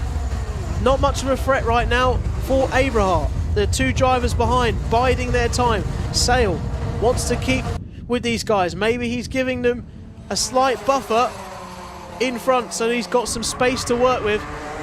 The worst thing is if you're chasing nose to tail in a race like this, and we've seen it a couple of times in the Kart Championship. From what I can remember so far this season, you can chuck it up the inside like that. You could get caught up with each other. Thankfully they haven't. Ethan Lloyd is going to try and go up the inside and go into the lead. He's taken the lead off of Max Abrahart.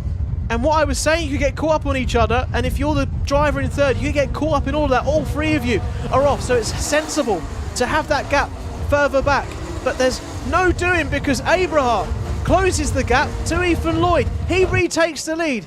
He is formidable round here, is Abrahart. He has demonstrated in the earlier races he was late on the brakes, went round the outside of two drivers that had overtaken him on the last corner and somehow swept through to take victory from the final few metres here at Shenington. He's kind of almost done a similar kind of thing there where he just will not quit. He will not be beaten.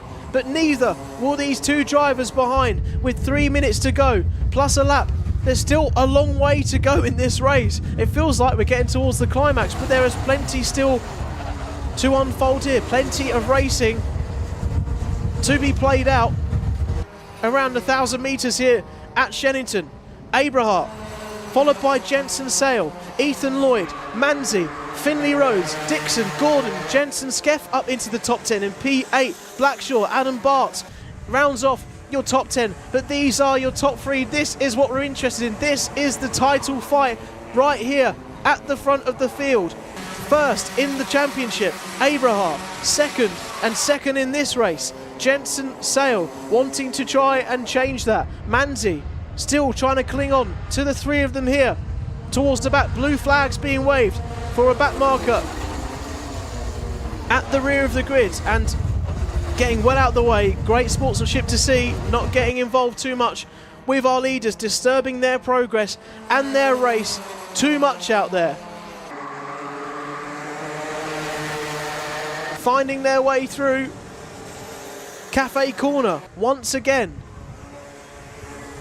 Jensen Sale giving enough of space in front of him to contemplate how he's going to get on the brake pedal and feel it through the corners, through the Bruno chicane here, on the power as soon as you can again.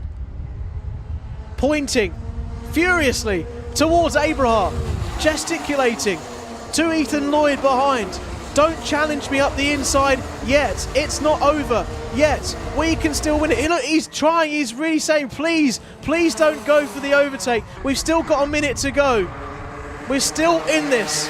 Abrahart, though, you feel like is really starting to cement himself in these final stages of a race which he has demonstrated time and time again that he is so good at. But Jensen Sale is in prime position here. He keeps pointing over at Abrahart, who's now having a look back and wondering what moves are going to be made. Where's the lunge going to be made up the inside? Is there going to be enough and a sniff of a chance on these final few stages here at Shenington?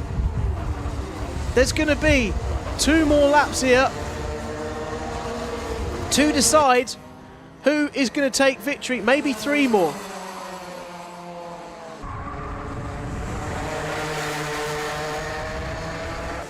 We shall see. No, this is good. It's going to be two more laps from here because the clock is about to hit 0. So Abrahart has just got to keep it in a straight line for this final and penultimate lap, and then our final lap towards the end of his Intermax campaign for Shenington here this weekend.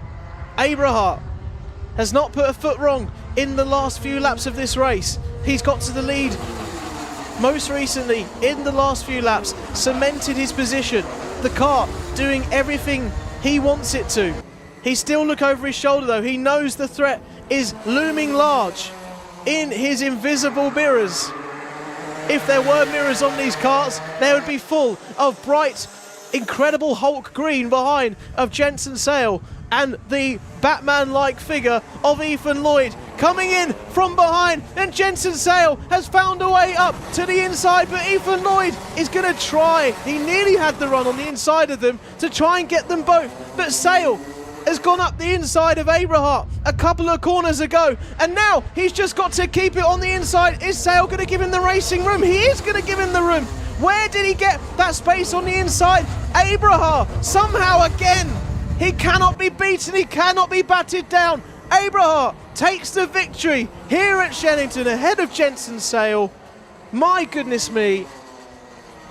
He was so close to taking the win in that one. And Abrahart somehow finds a way to battle back through in the last gasp stages. Just what an incredible drive from Abrahart all this weekend. Again in those final few stages, when it matters, he's got that extra bit that he has shown us. Handshake between the two of them. It's really great to see. He's done it. He knows where the camera is. He knows exactly what he's doing.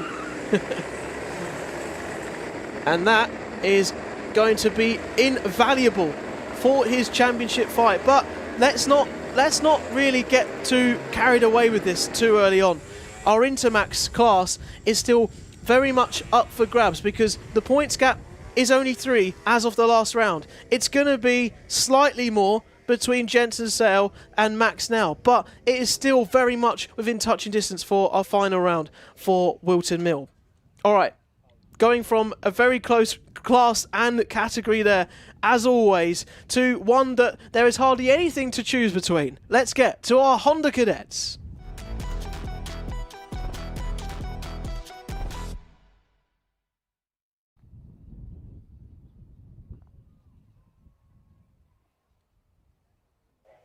And the calm before the storm. It's wonderful, isn't it? Oh, maybe it's not. Maybe you love the sound of the engines constantly. Unless it's the Mighties, obviously. And the rolling resistance of them. Here we are at Shenington then. We're whisking through the afternoon. And we are fast approaching a conclusion of the penultimate round of the championship. Thank you so much for joining us here on our Alpha Live YouTube channel for live coverage of the Kart Championship in 2026. 8 classes on show, and we're about to see who's gonna take the crown in this latest one for Honda Cadets. And there is Archie Loveridge, who knew how to win at Rowra, came through. There is Mason Becker, who just needs to avoid getting tangled in the midfields. There is Luca Bicocchi, who has been very much amongst it so far this season. That wasn't Luca Bicocchi, sorry, it was Freddie Drury. And plenty of our drivers all up and down the grid in all of their different respective teams. There is Phoebe Shelton in the 84, and I do love the livery of the JWR guys because it just, I mean, I can never mistake it out on circuit. It's good to see. I love that race suit. That's really cool, like a water effect on that. Giving us a big wave, Kabir Singh at the back of the field there, further back towards the mid pack, and a thumbs up as well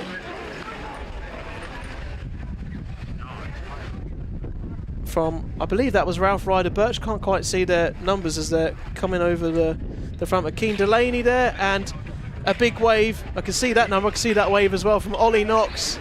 And good to see spirits are high for Luke Hamill as well after a bit of a disappointing end to the race earlier this weekend. 78 of Alfie Keeling and Reggie Cook there, who made it through into the final position in our repechage for our Honda Cadets, which has been great to see for Reggie Cook. It's been great to see him get into the mix. There's Austin Dowell as well, finding his way through. A fist up before we've even gone racing here from Seth Wright in the 99er privateer driver towards the back there. Ben Bowers, who we caught up with on the paddock show. Good to see him in and amongst it. Sebastian McCarthy. Waves from everyone. Bradley Sutton. All getting in on the act in the Kart Championship. Henry Colborne there in the 75. Also had a chance to catch up with him in the paddock show. Oliver Ratton for MJR Racing. And our 26 of Archie Edgarada, and then Alistair Saunders there in his big crocodile car. You wouldn't want to mess with that, would you? Jensen Favers there in the 20 and the S plate of Luca Bicocchi. That's Luca Bicocchi in the S plate. There is Jensen Culler. Cameraman's testing me here of all of my knowledge of all the drivers. Jensen Culler, and then Sawyer Henderson further up and along, just waiting for our Honda Cadets to get underway here. There is Nathan Gregg, who I'd love to see up towards the top 5 and making his results pay off towards the end of the season. Joshua Bailey, and then James Murfitt on the right side of the grid for pole position, and just waiting for our drivers to get back underway. We're hearing that there's potentially, as you might have figured out, there might be a slight delay between the Honda Cadets getting underway for their final to come round onto the grid there and do their standing start and get underway to see who's going to take the crown here at Shenington. But not too sure what the delay is for at the moment. I'm just being told that we might be having a little bit of a stoppage before we get back into things, and just hope that everyone's okay. I don't think anything was untoward from the last race.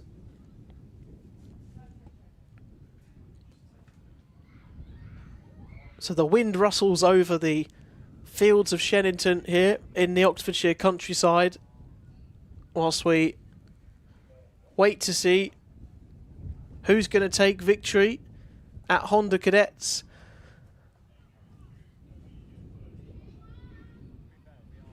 For our final here this afternoon. And I do love actually the Honda Cadets. There's great liveries all over the Honda Cadet grid, but all over the whole Kart Championship grid, but I do think the Honda Cadets is kind of close to winning the best liveries throughout the whole of the paddock. I don't know, it seems like it's just got that upper edge for one reason or another. Haven't had a chance actually to mention this weekend a big thank you to our sponsors for the Kart Championship, who without them it wouldn't be possible for us to go racing. Big thank you to RaceCloud AI for all of your race strategy needs between race weekends, on track as well whilst you're here.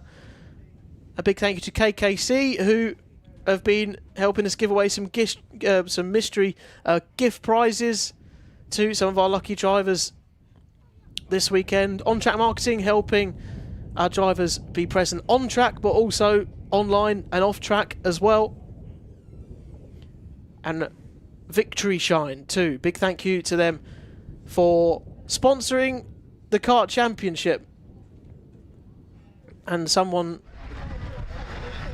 all of the sponsors. We couldn't do this without, as well as all to you watching at home as well.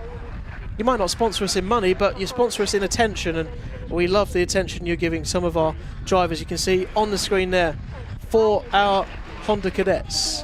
Phoebe Shelton there just having a chat with fellow JWR mechanic towards the back there in the middle of your shot, the 84.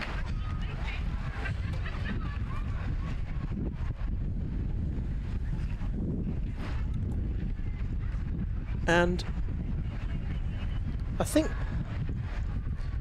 everything all right here. I think from what I'm possibly learning and from what I can see out of my commentary box is that we can't get back underway for our racing until we've got our full medical team in place, because there's just been a very, very light check of a driver, I think, that I can see down in front of my commentary box. So I think that's the reason for our delay here before we get going underway, because there needs to be medical team all in place, present. There can't be drivers finding themselves in a certain situation and not getting the help and support. So,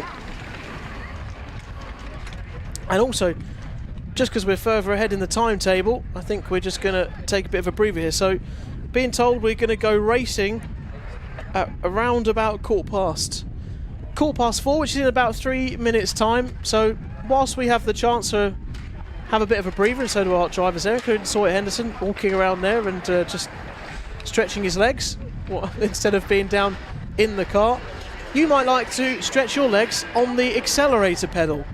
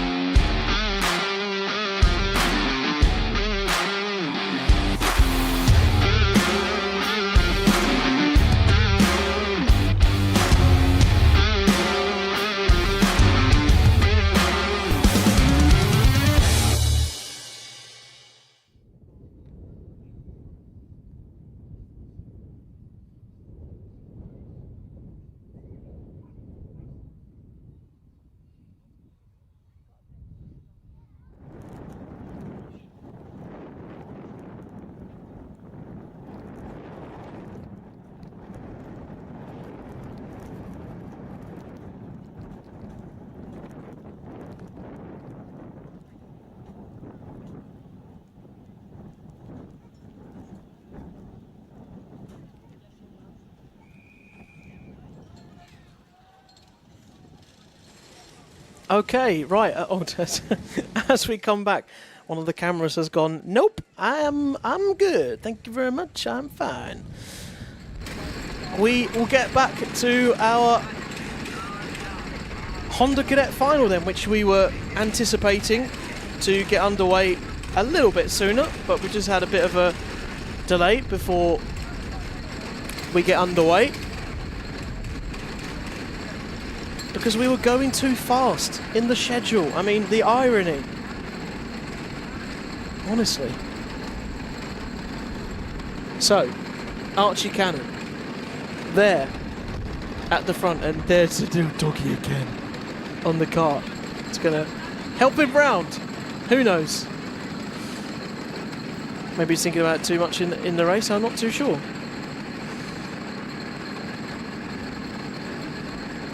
Oh, scratch under the chin, yeah, fair enough. Just get that all sorted before we go racing. And straight onto the power, there you go, that was cool. Nice side-on shot there of just... There's a green light, go, now. We need to race, okay. And any excuse to get out there on the circuit, sooner rather than later. And any excuse for us to get onto the grid. Starting for this one, it's a packed grid, so let me take you through it as best as I can. Starting on pole position, James Murphy alongside Archie Cannon, Joshua Bailey, Loveridge, Greg and Mason Becker. Sawyer Henderson, Freddie Drury, Jensen Culler, Marcus Cooper, Luca Bacocchi and Reggie Juffersey down to P12.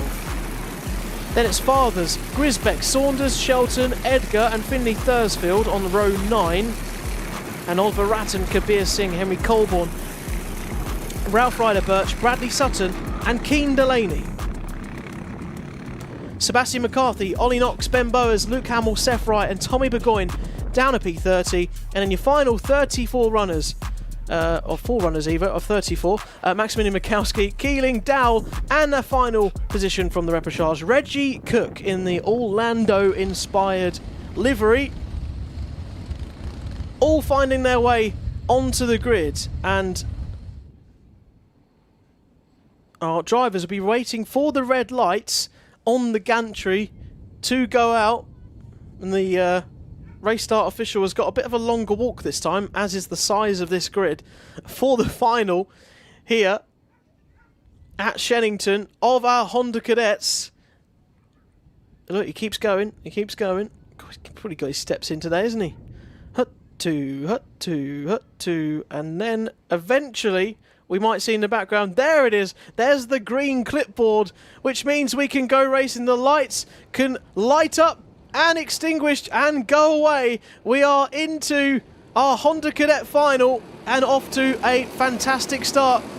Seems like James Murphy, yes, he got into the first couple of corners well. Archie Cannon also retaining second place, taking a look over his shoulder to the right hand side and seeing that that was all covered off. Is that Mason Becker finding a way up through to third or fourth? I possibly think so. From the start, we'll get confirmation of that as they come across the start finish line in just a couple of corners time. But just checking out the window to see if they've all found their way through. Okay, these two certainly have. It's Archie Cannon leading to James Murphy then, who's gone up into the lead in those couple of corners. And there, coming through the screen, oh no, it's Loveridge, but Becker did find a place, I think, up into fourth. And oh, Nathan Grech is in third. Nathan Grech, what an incredible start from Grech, up 3 places, I think, from his starting position. So fantastic performance here at Shenington so far this weekend. The driver's getting papped there by Josh, one of our camera men here this weekend, and getting them in their best look with all the racing gear on, in their karts, racing at full speed. That's what it's all about, something good to look back on. So there you go. That's actually Joshua Bailey, and Becker's actually, I think, retained his starting position. So as they come across the line, trying to see timing. I don't have the benefit of live timing at the moment, so I'm doing it all from the eye. Archie Cannon is leading the way from James Murphy. And then it's Greg back in third. Joshua Bailey and then Archie Loveridge also there in the mix too.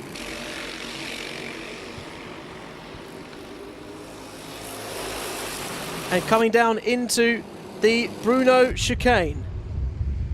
Cannon leads us out of that one. James Murphy and Greg. Greg's on for a podium here.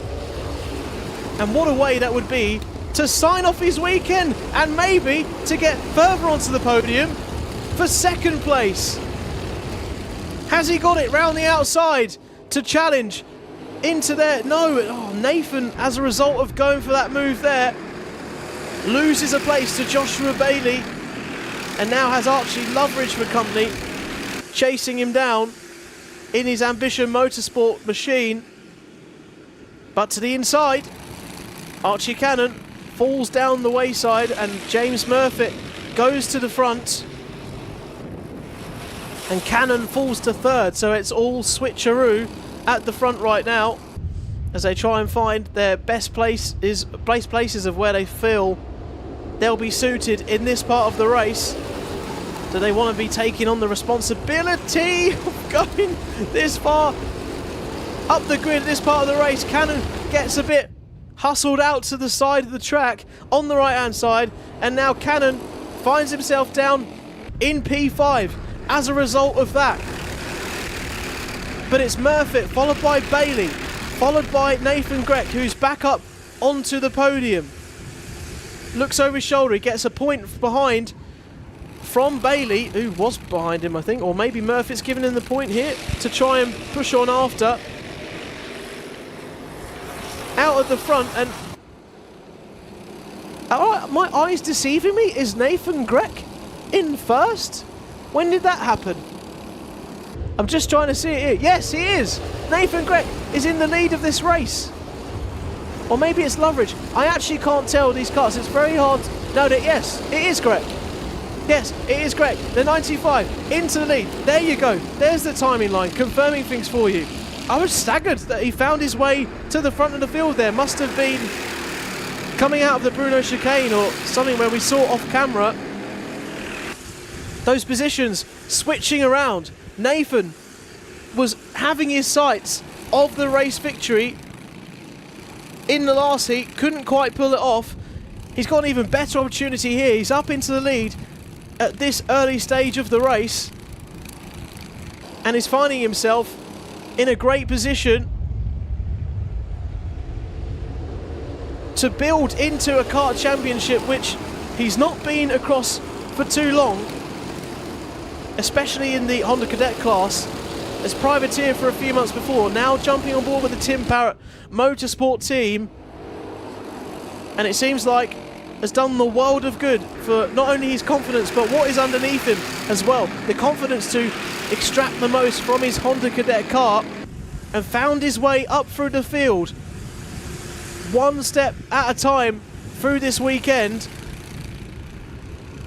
Contact warning, couple of them we're seeing for Jensen Faber's. Got to be very careful. The number 20 further down in the mid-pack of the grid, making sure he's got to keep it clean out of there. The stewards are aware, race control are aware of what's happening here. Now, what other category do you see that often where you've got 1, 2, 3, 4, 5, 6, 7 karts nose to tail all in the same camera shot? Beautiful to see. Nathan Grech though will get challenged on the inside and around the outside from James Murphy.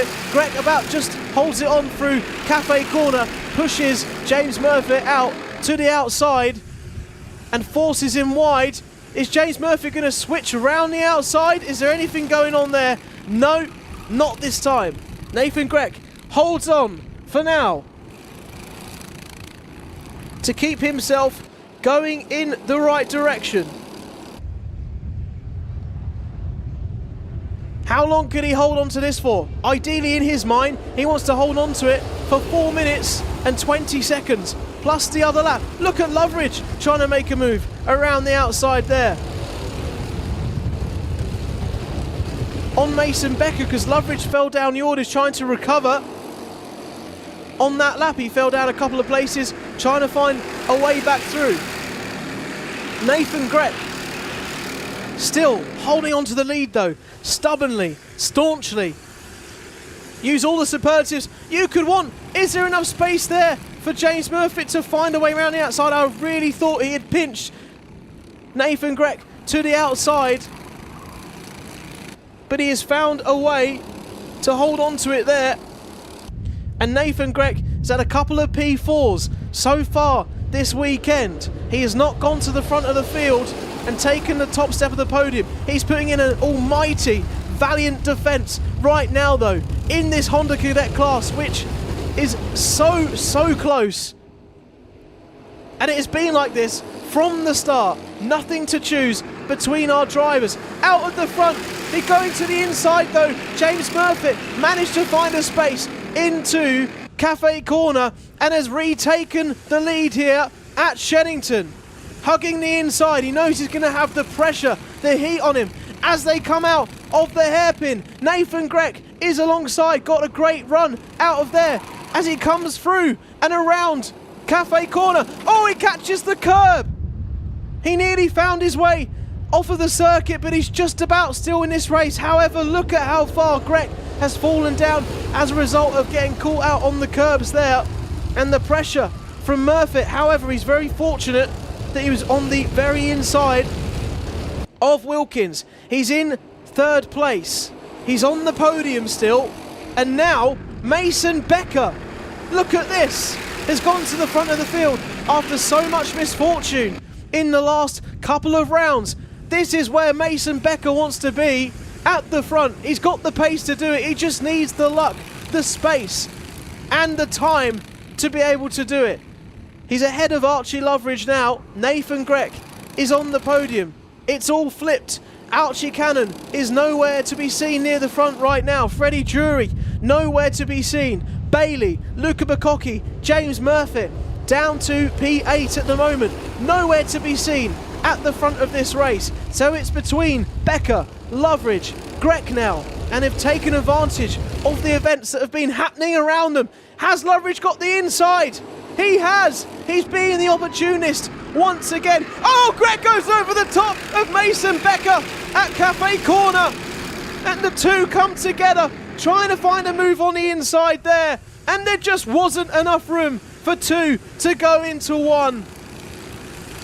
And on they continue. Now at the front, it's Joshua Bailey chasing after Archie Loveridge, who leads this race. And now I think Luca Bacocchi is in third. It's all changed again, just when we thought that the likes of Grech and Loveridge and Becker were leading out into the distance.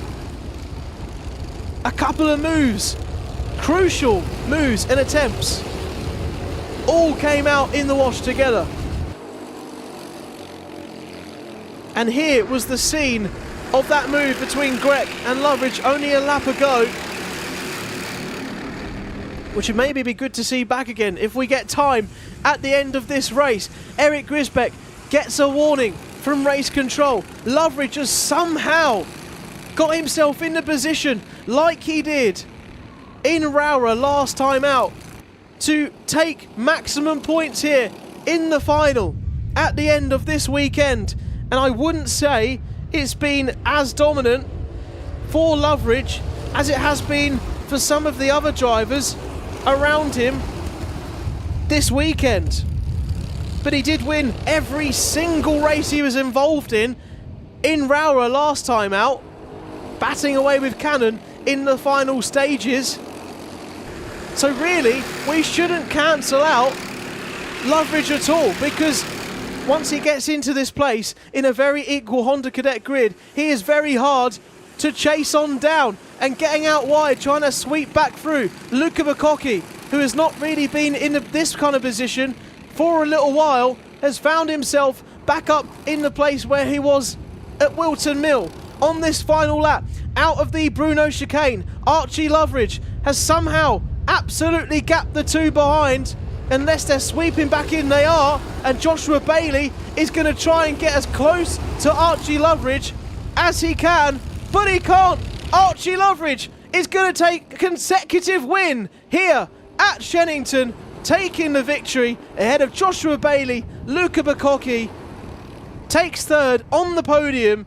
Freddie Drury, Archie Cannon, Cooper, Sawyer Henderson, Nathan Grech in the end has to settle for 8th place, but I think that'll be a big learning curve for him going into the final round of the season, and for the rest of his karting career. He can be really proud of that, being up there in the top 10 and holding the lead for a big part of that race. Took a chance on going on the inside of Mason Becker, didn't quite work out, and had to settle for further down the order. Coming into scrutineering here, Josh Bailey alongside Archie Loveridge and Luca Bacocchi. There your front three. I don't think you would have called that, would you, at the start of that one, at the start of that race? It was all looking very different. And what, you know, James Murphy on pole position, nowhere to be seen near the end either. So there you go, there's our podium for Honda Cadets. And let's get you just a confirmation of those provisional results,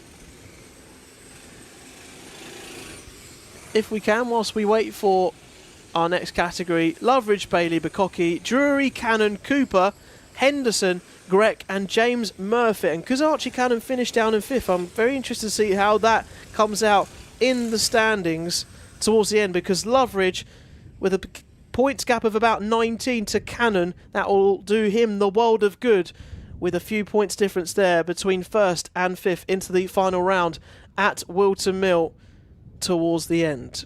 All right, let's go from our Honda Cadets to our next final this afternoon.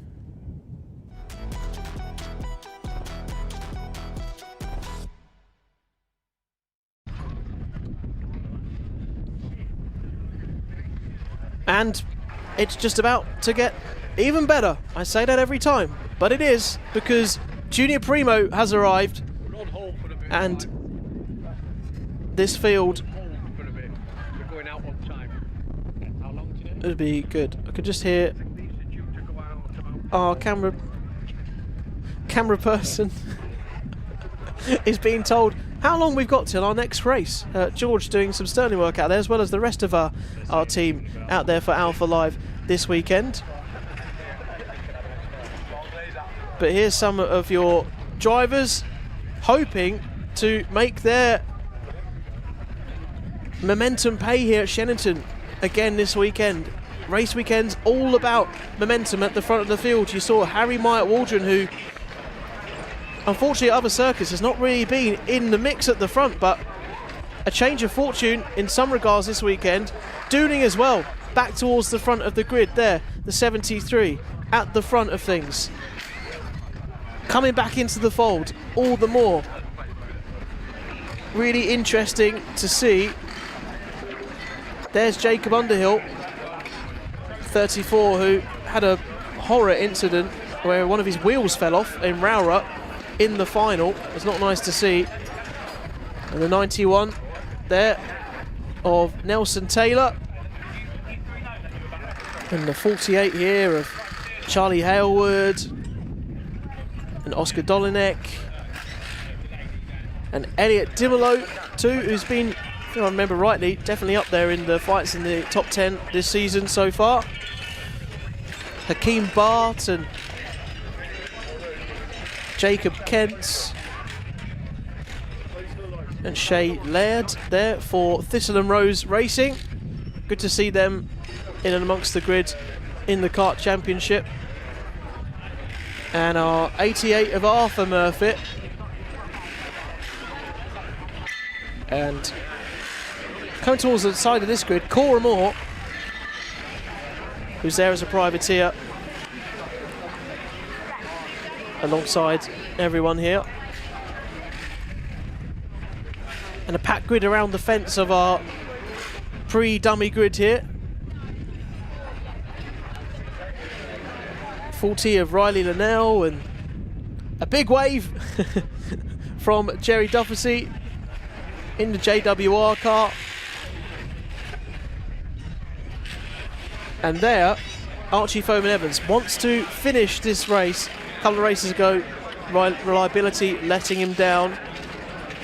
Dave Edwards Racing kart there at Odysseus Hole, and Zane Perry in a Jack Dex Racing machine, and Jack Wykes in the number 50. Cato Motorsport, good to catch up with Cato on the paddock show a little bit earlier on, and Morgan Cooney representing them there. Toby Wortley for Kiddix UK. And Joshua Robinson, who is more than capable of getting up to the race lead. Just needs the right conditions to do it out there. Evan Meller, Lucas Esser with the all-star American flag inspired livery on his car. Aaron Berridge there, sitting behind our pole sitter, Harry Myatt Waldron, here at Shenington for our final of Junior Primo, which we're still waiting for here to get underway. And our drivers ready on the grid.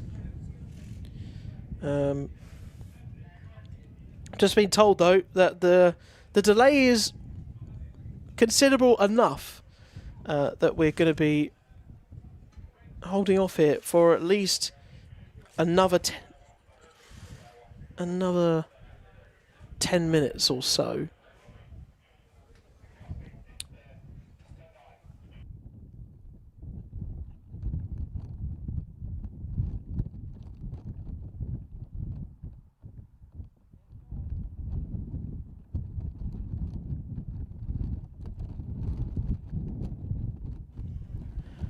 So just while we wait for our race to get back on schedule for the race timetable, because we're a little bit ahead of things here with all our drivers getting ready, enjoy some scenery and some views of Shenington whilst we wait for the racing to get back underway, rather than me blabbering on about, well, nothing useful, to be honest. We'll be back soon.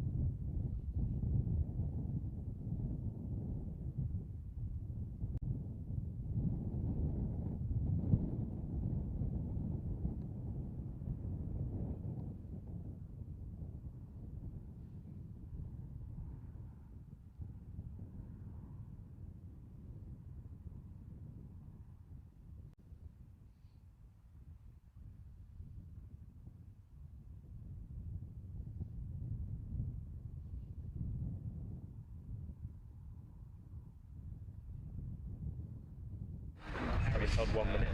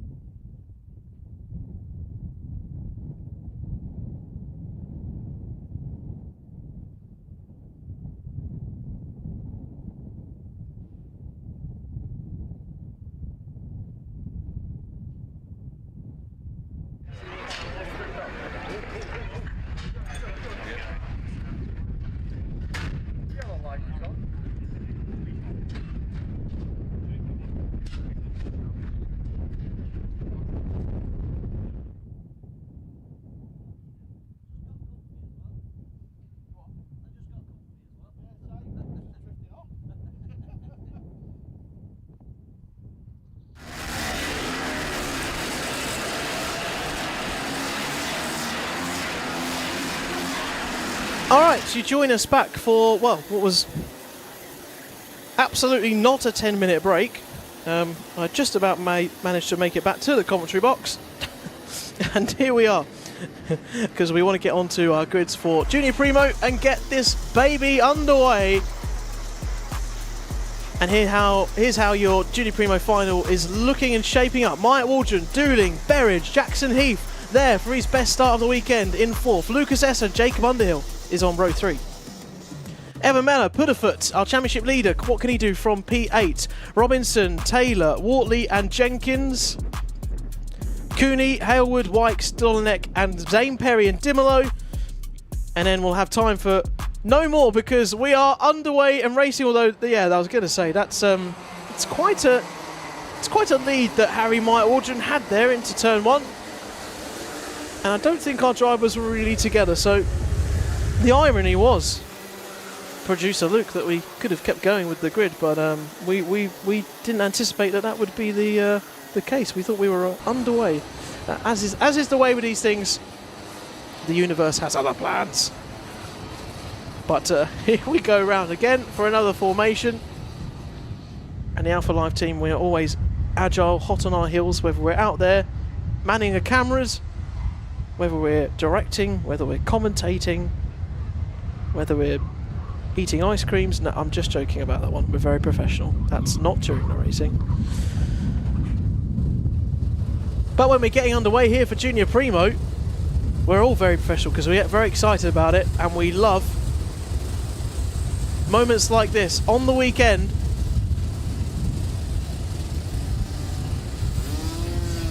And getting us into the final stages for our drivers in this class of the weekend. We're going racing for our Junior Primo final. Harry Myatt Waldron will try and hold the lead into the first corner, and he's done just that. Our 2 drivers get collected with each other though, and that's Jacob Underhill and Lucas Esser getting caught up with each other on the outside of Cafe Corner.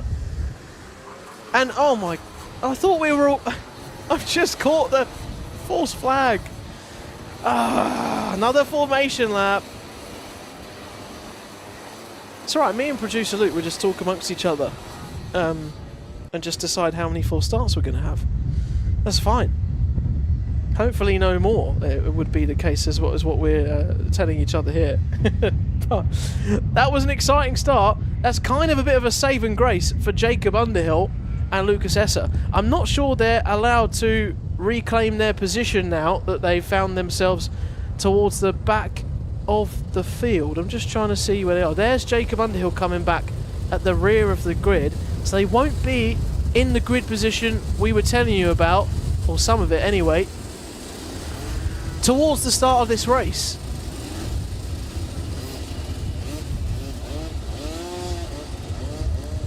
But we'll be going in the order that they were in,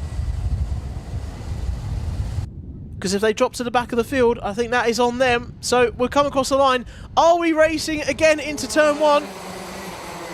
This time, yes, I think we are. Harry Myatt Waldron is chased behind by his fellow teammate, and down into the hairpin for Jax Motorsport. 1-2 at the moment, all trying to find their way through there in Junior Primo. Down into the Bruno chicane. And a driver there at the back of your shot who was less than impressed by the looks of things, and might have had an issue coming down into the, before he gets to the Bruno chicane, but they cross the start-finish line. Here you go, Myatt Waldron, Liam Dooling are in first and second. Berridge, followed by Jackson Heath, he is right up there in 4th place. Jude Pudderfoot has found his way up to 5th as a result of Jacob Underhill and Lucas Esser coming together. Early on in this one, Berridge to the inside. Beautiful move on the brakes to reclaim 3rd position, which he did lose to Jackson Heath, but it's as you were then towards the start of the lap. Jax Motorsport peeling away in this one though. Berridge trying to chase after in the Tony Kart livery. Behind them, the 22. Jackson Heath there in 4th place. The pace being set by Harry Myatt Waldron. And don't forget our final 10 minutes plus the 1 lap to go at the end of proceedings here. So plenty of time for lots of gaps to be built out here, plenty of time for lots of overtakes to be attempted, and plenty of time for the back of your shot there, the 14 of Jude Pudderfoot coming through your picture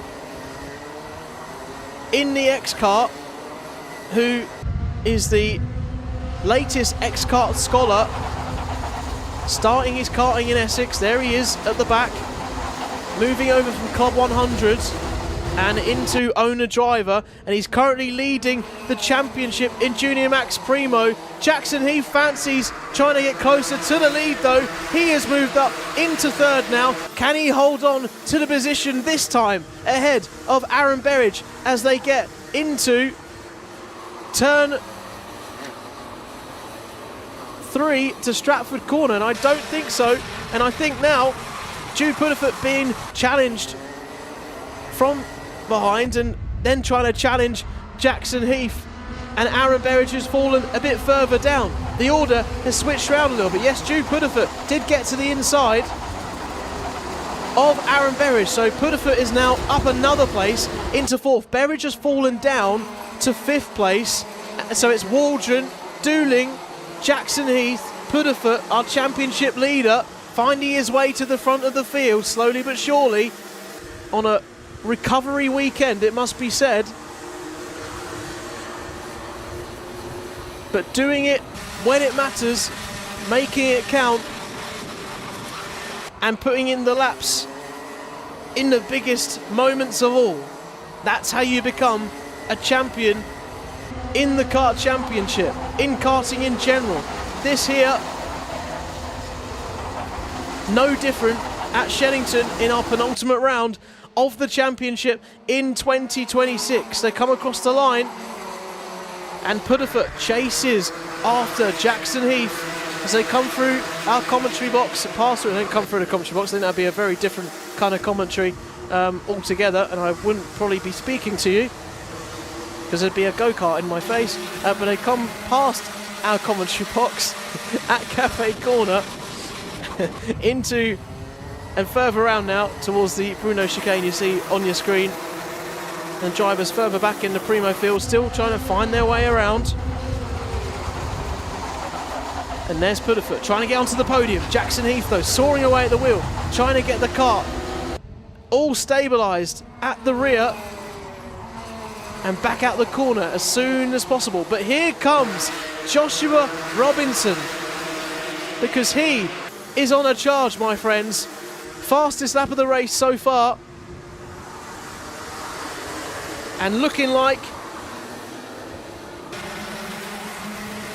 it's working for him pretty well out there at the moment. A 43.63, a good 10th and a half quicker than our race leaders here, Harry Myatt Waldron, but they do have always beginning to become a considerable gap. Back to 3rd, around about 1.4 seconds between our 1st place and our 3rd place runners, and that's just extended a little bit further as well. Mechanical flag for Riley Linnell further down towards the bottom of the order in the mid-pack. Is going to be asked to come into the pits because of a mechanical issue, and he does pull in. I think it's a rear bumper issue. I can just see him coming to the right-hand side, just under my commentary box. And Alpha Live crew will be on that in a flash whilst we focus on Harry Myatt Waldron here and Doolin. And yeah, I think that's a wonky rear bumper. I think it's seen better days, that's for sure. Waldron, no, Dooling, and now look at the timing screen on your left as they come across the line. Pudderfoot is in 3rd now. He's jumped up onto the podium ahead of Jackson Heath. And Jackson Heath on for a great result nonetheless, whether he's on the podium, whether he's 4th, whatever it might be at the end of this race. As we've saw from our previous races, anything can happen, orders can switch in an instant, there's yellow flags being waved into the final section. You can see one of the carts being cleared away, so that means no overtaking and caution through there. But back to green flag as the cart was cleared away. Very well. Right, here we are. Championship leader is in third place. Jude Pudderfoot is 1.5 seconds off the lead of these two. Jax Motorsport leading out front.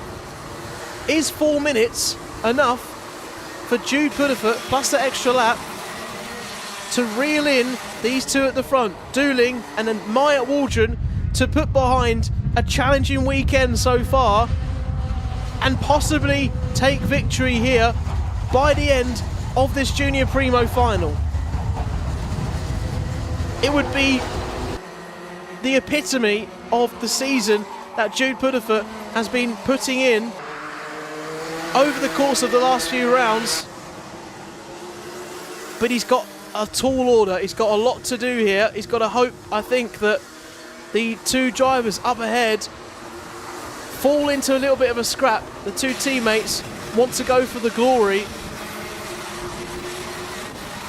because the gap has extended slightly more. Oh, and there's another driver out of the race there. And just trying to see, I think that was the 48 of Charlie Hailwood. So Charlie Hailwood in the JWR livery is out of this one. But meanwhile, further out at the front, it's your leading two, Myatt Waldron, Liam Dooling, Jude Pudderfoot, kind of keeping the gap pretty equal to where it is right now. Not too much of a gap that he's been able to close down and reel in, but a podium is still going to be great for his championship fight, no matter anything else really, because it could have been further down towards the order, down in towards the latter end of the top 10. And 2 minutes to go then. What's the gap as we come across the line? The gap is extending between Jude Pudderfoot and these two here. So yeah, trying to maybe settle for third is what he needs to do here to cement that, with Jackson Heath chasing behind, who sits fifth in the championship in Junior Primo at the moment. His best 2025 result was a P5 at Warden Law. He wants to be the top privateer in Junior Primo in 2026, and he's certainly doing that here at the moment, up in fourth place. But he's had a great season so far. Kind of gone a bit under the radar, to be honest. In the first round, a podium in Junior Primo, that race where Jacob Underhill finished about 5 seconds ahead of second place. He's been consistently in the top 10, apart from a disappointing end to the last round in Rowra.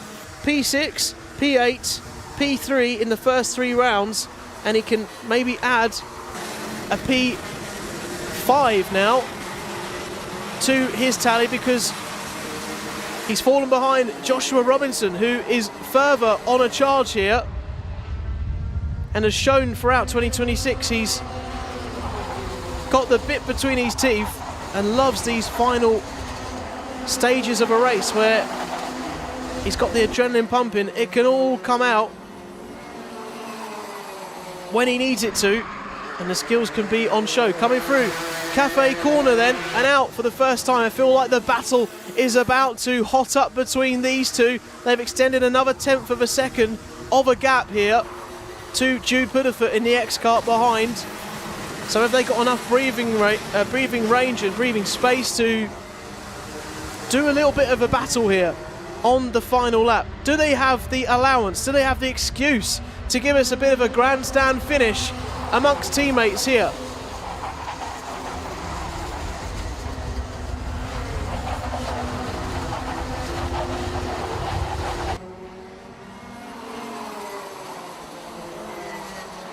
I say teammates, what am I talking about? Jax Motorsport and Maxim Motorsport, they look like teammates because livery. Oh, and there's one of the drivers out there furious with themselves. That might cause a bit of a yellow flag down towards the section of the track. Myatt Waldron and Dooling for Maxim Motorsport, and Jax Motorsport out at the front,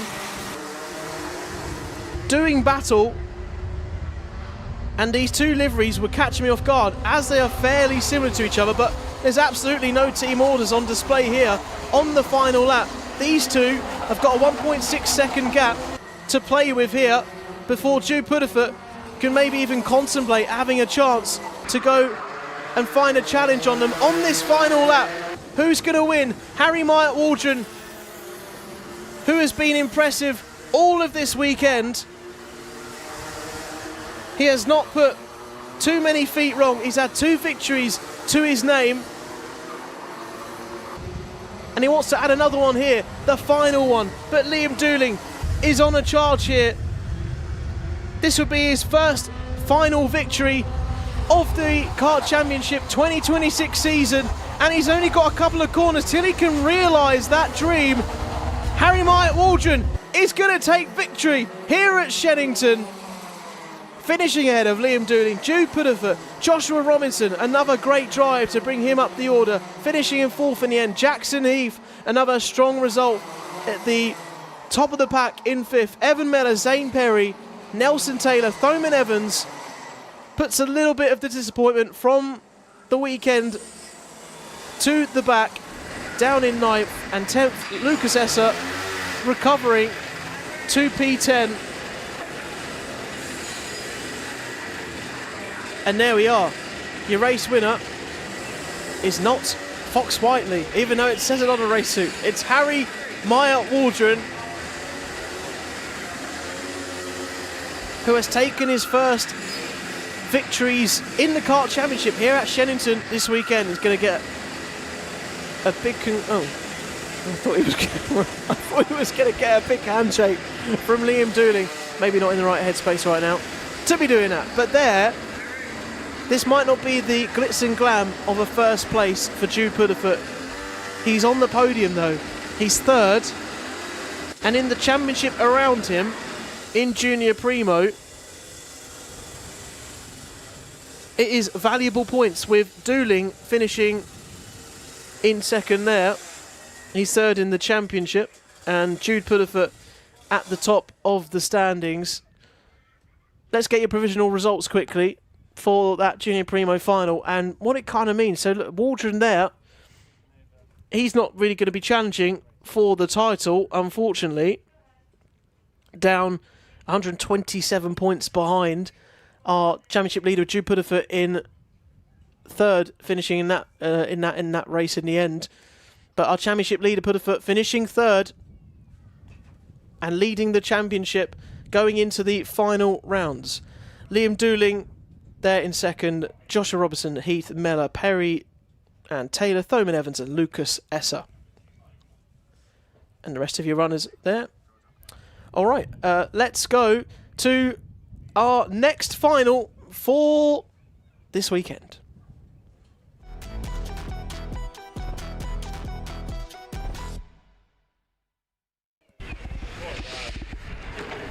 And it's the final of all finals because it's the final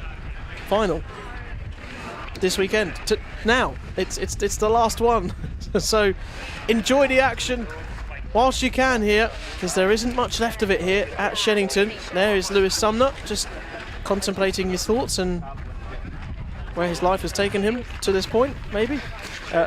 Harrison Crowder there with his helmet on, ready to get going.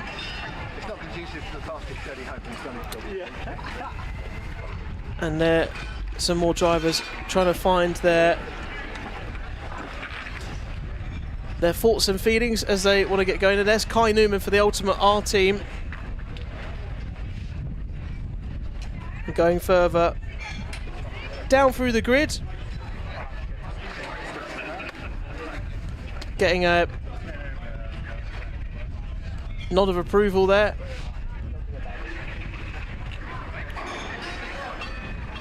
And number 20, Lewis Holt, he went past as well in the X-Kart. And that's Eddie King there for Liam Atkin Racing towards the back for this one.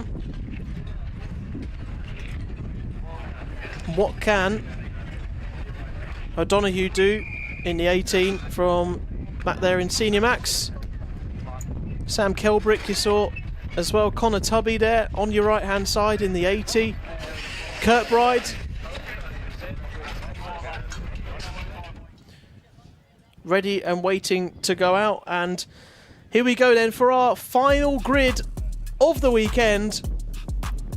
And it concerns our senior Rotax final. Joshua Smith is going to be leading us away off of pole position. Riley Bishop alongside him on the front row of the grid. Lewis Sumner, Elliot Dalton Ayres up there to fourth. Another sort of weekend where it's just increasingly got better from the start of it for Elliot. Good to see that paying off him. Harrison Crowther in fifth, the championship leader.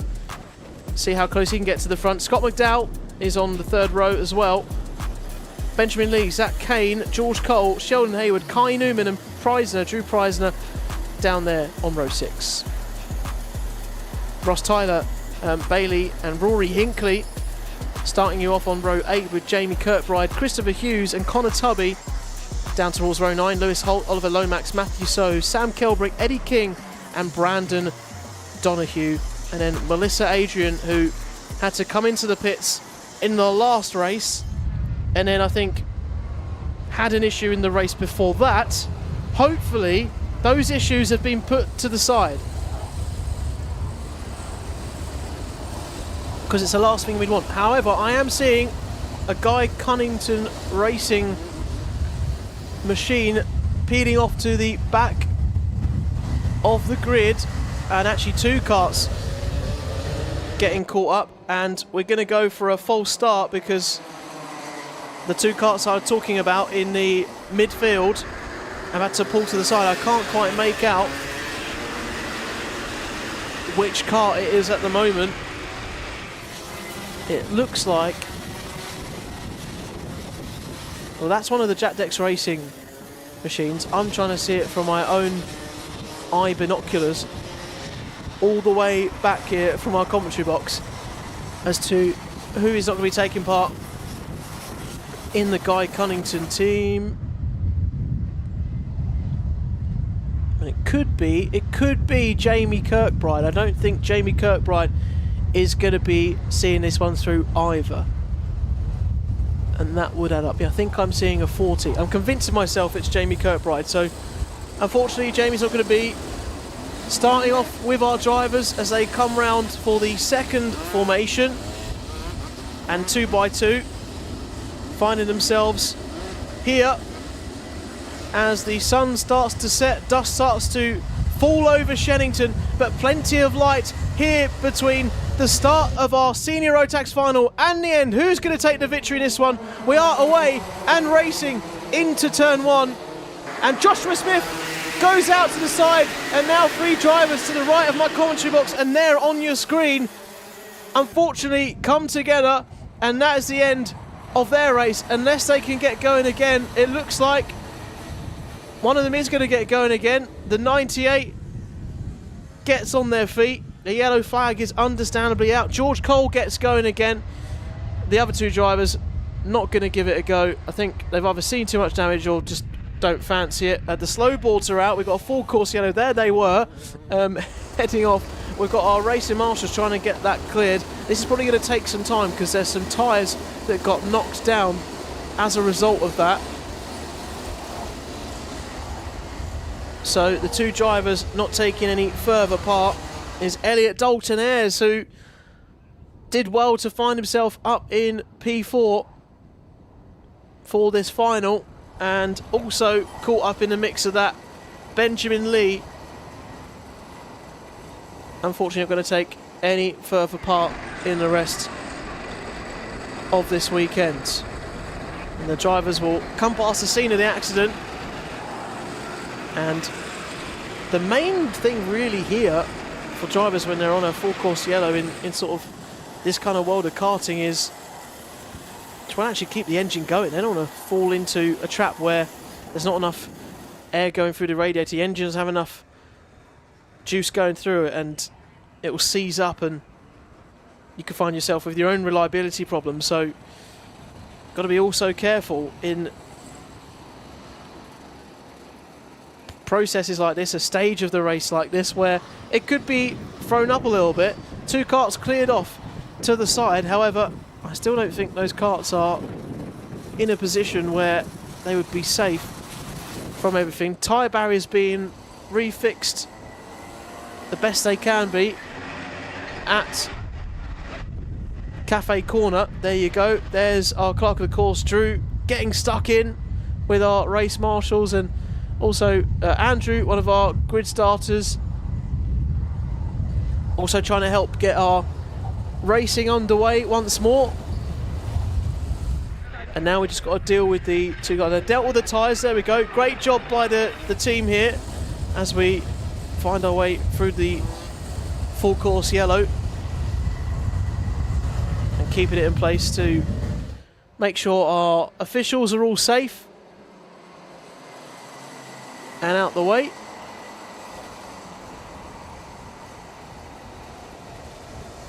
And Harrison Crowder I just spotted going through there is, well, not slow, but I was worried that his engine might be clogging up slightly, but it was all fine. He was just taking his foot off the pedal. Nothing to worry about. Our championship leader.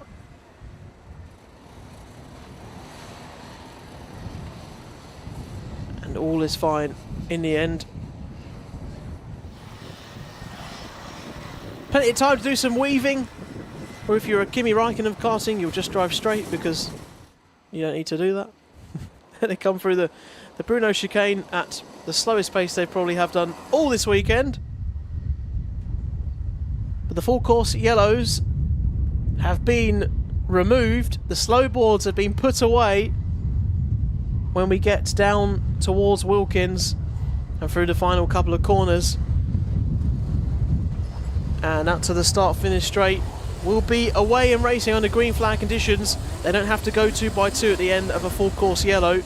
Different procedure. It's not the formation lap. They will get underway once again, one by one, and they can overtake as soon as they reach the yellow overtake line. That's there, and they are underway once more. They've let the clock tick down slightly, and there's even less time for our drivers to do what they need to do in this senior Rotax final. We are go here at Shenington. Who's going to take the victory home with them today? Joshua Smith is hoping it's going to be him out of the front, but he's got the two X-Karts of Lewis Sumner, Riley Bishop chasing behind, and Harrison Crowder, our championship leader, there in fourth. There's also another X-Kart trying to make a change to that as to in Zach Kane in fifth. Ross Tyler, Scott McDowell, Sheldon Hayward is in 8th, Preisner is in 9th inside the top 10, and Reese Bailey rounds off the top 10. Harrison Crowder, meanwhile on that lap, found a way up into 3rd place. So he's on the podium now and chasing after the race victory here to further extend his championship lead at the top of Senior Max, and nearly being challenged and returned to sender by Riley Bishop, but Crowder holds on in his Coles Racing machine and pushes on to chase after these two, who are beginning to slightly run away with it. Mechanical flag for Brandon Donoghue. That means he's going to come in at the end of this lap. The number 18 should abide by the rules. I'm sure we'll see him peel in. Lewis Sumner in 2nd, setting the fastest lap of 42.7. Crowder being challenged by Bishop on the outside again. Crowder's got the inside line though and should be okay. Just about coming into Stratford Corner and out towards runway. He holds on to 3rd, onto the podium for now. These final places in this round are just as important as when we go to Whilton Mill in September for the final round there to decide who is going to take home the trophies for the respective class. In this case, the Senior Rotax Trophy in the Kart Championship. An adjustment to the radiator from Joshua Smith as he comes through across the start-finish line. Crowder has finally been passed by Riley Bishop, the X-Kart, now up into 3rd. Ross Tyler still sitting there in 5th place. And they're all finding their way still through, congested in this part of the field. McDowell trying to get out of the corner as quick as he could, down in 7th place. Two karts caught up on each other there. Did it fix each other? Oh, and he spun onto the side of the mound. It's off camera, but I've picked it up down towards the back straight, around about the hanger straight, just after the Bruno chicane. Full course yellow as a result.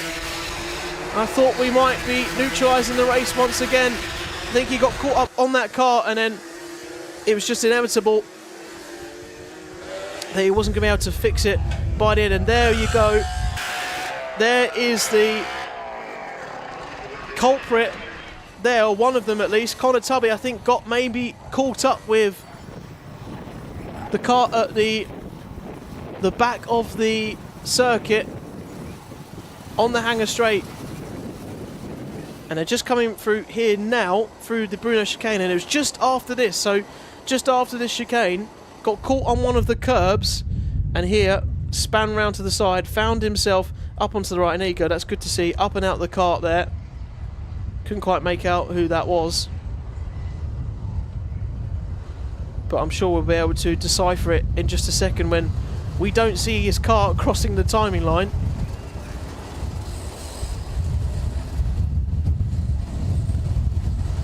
Donahue is in the pits after his mechanical flag. He has seen that finding out, and he's come in. A full course yellow, then still in place. Our second one of the race. It's been an eventful one, that's for sure. And who was involved in that? It was Zach Kane. Was that further down the order who found their way out of the action at the back of the circuit then.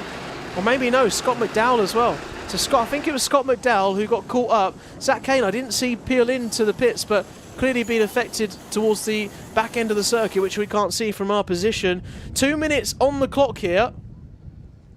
And another chance for Harrison Crowther to potentially carve through these front runners, which he was starting to fall away from for his championship challenge. But Joshua Smith is, of course, going to hold on to the race lead towards the end of this one in our final race.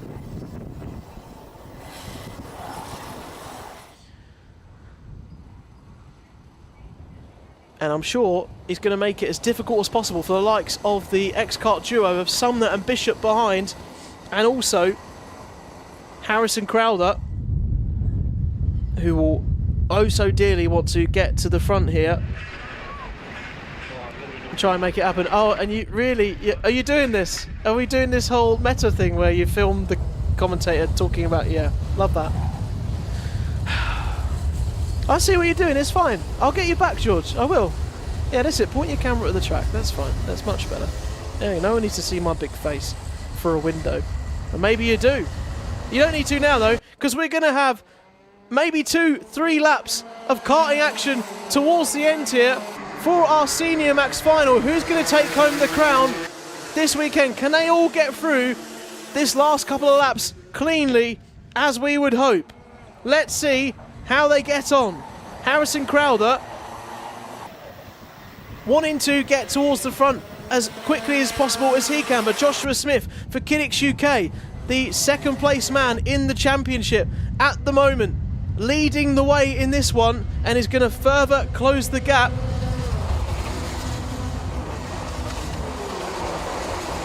At the top of the championship, if it stays like this. Joshua Smith coming across the line. There's going to be 2 more laps for this one. They come through Cafe Corner for the penultimate time, up towards Stratford Corner, gets it in to the apex, covers off the inside of the charge of the X-Kart duo behind of Sumner and Bishop into the Bruno chicane, gets close to the apex, on the way out, down towards the scene of the accident that caused the last full course yellow, skips past that, through the hanger corner and into Wilkins. Finds his way around there, gets a good run out of the final corner and on to the start-finish straight. And now we're on to the final lap. Are these 2 teammates of X-Kart going to play ball, or are they going to work together to try and force an opportunity for one of their other drivers to find a way around Joshua Smith? He is staying staunch though. The defence is not letting up from Joshua Smith. He's egging on his kart to get out the corner quicker, try and get a bit of the aerodynamic benefit of ducking ahead down in front of the front panel and onto his steering wheel to see only a few corners between him and victory here for Senior Rotax, second in the championship, first on the road. Joshua Smith takes Senior Rotax here at Shenington for the final race of the day. Lewis Sumner, Riley Bishop, Ross Tyler, Harrison Crowther in the end, falling down another place into 5th. That is not going to help the gap in the championship. He'll have more work to do as we get towards the final round at Whilton Mill in September. But for now, job done for Joshua Smith, doing what he needs to do. The gap 28 points in the championship. And that kart right there has got him exactly where he wanted to be. And that's got to be a tough ask when you've got 2 full-course yellows in that race, not to be distracted, then to have the pressure of 2 ex-kart drivers behind in Riley Bishop, in Lewis Sumner. There they are on the podium, further back. Pushing them right at the back there. I think they just said, how many slow laps did we have to deal with? That's the case, there you go. Handshake between all of them. And nice to see them all having a bit of a debrief and a discussion of our final race here then at Shenington here this weekend. And there we are, all done and dusted for another round of the Kart Championship. And just like that, we've had an incredible day and a weekend of action. It's been an absolute pleasure to bring it to you once again. Alpha Live doing an incredible job to bring you all of the action of all the different angles here in Oxfordshire for round 5 of the Kart Championship. A big thank you from me as well to the Alpha Live team for being able to talk over some amazing pictures for you to enjoy this weekend at the grassroots level of karting and the national championship here for the Kart Championship with some of the finest talent in the whole country. It's been myself, Jake Peach, here for round 5 of the Kart Championship. I'll see you for the climax, the conclusion, at Whilton Mill in September for round 6. Until then, take care of yourself.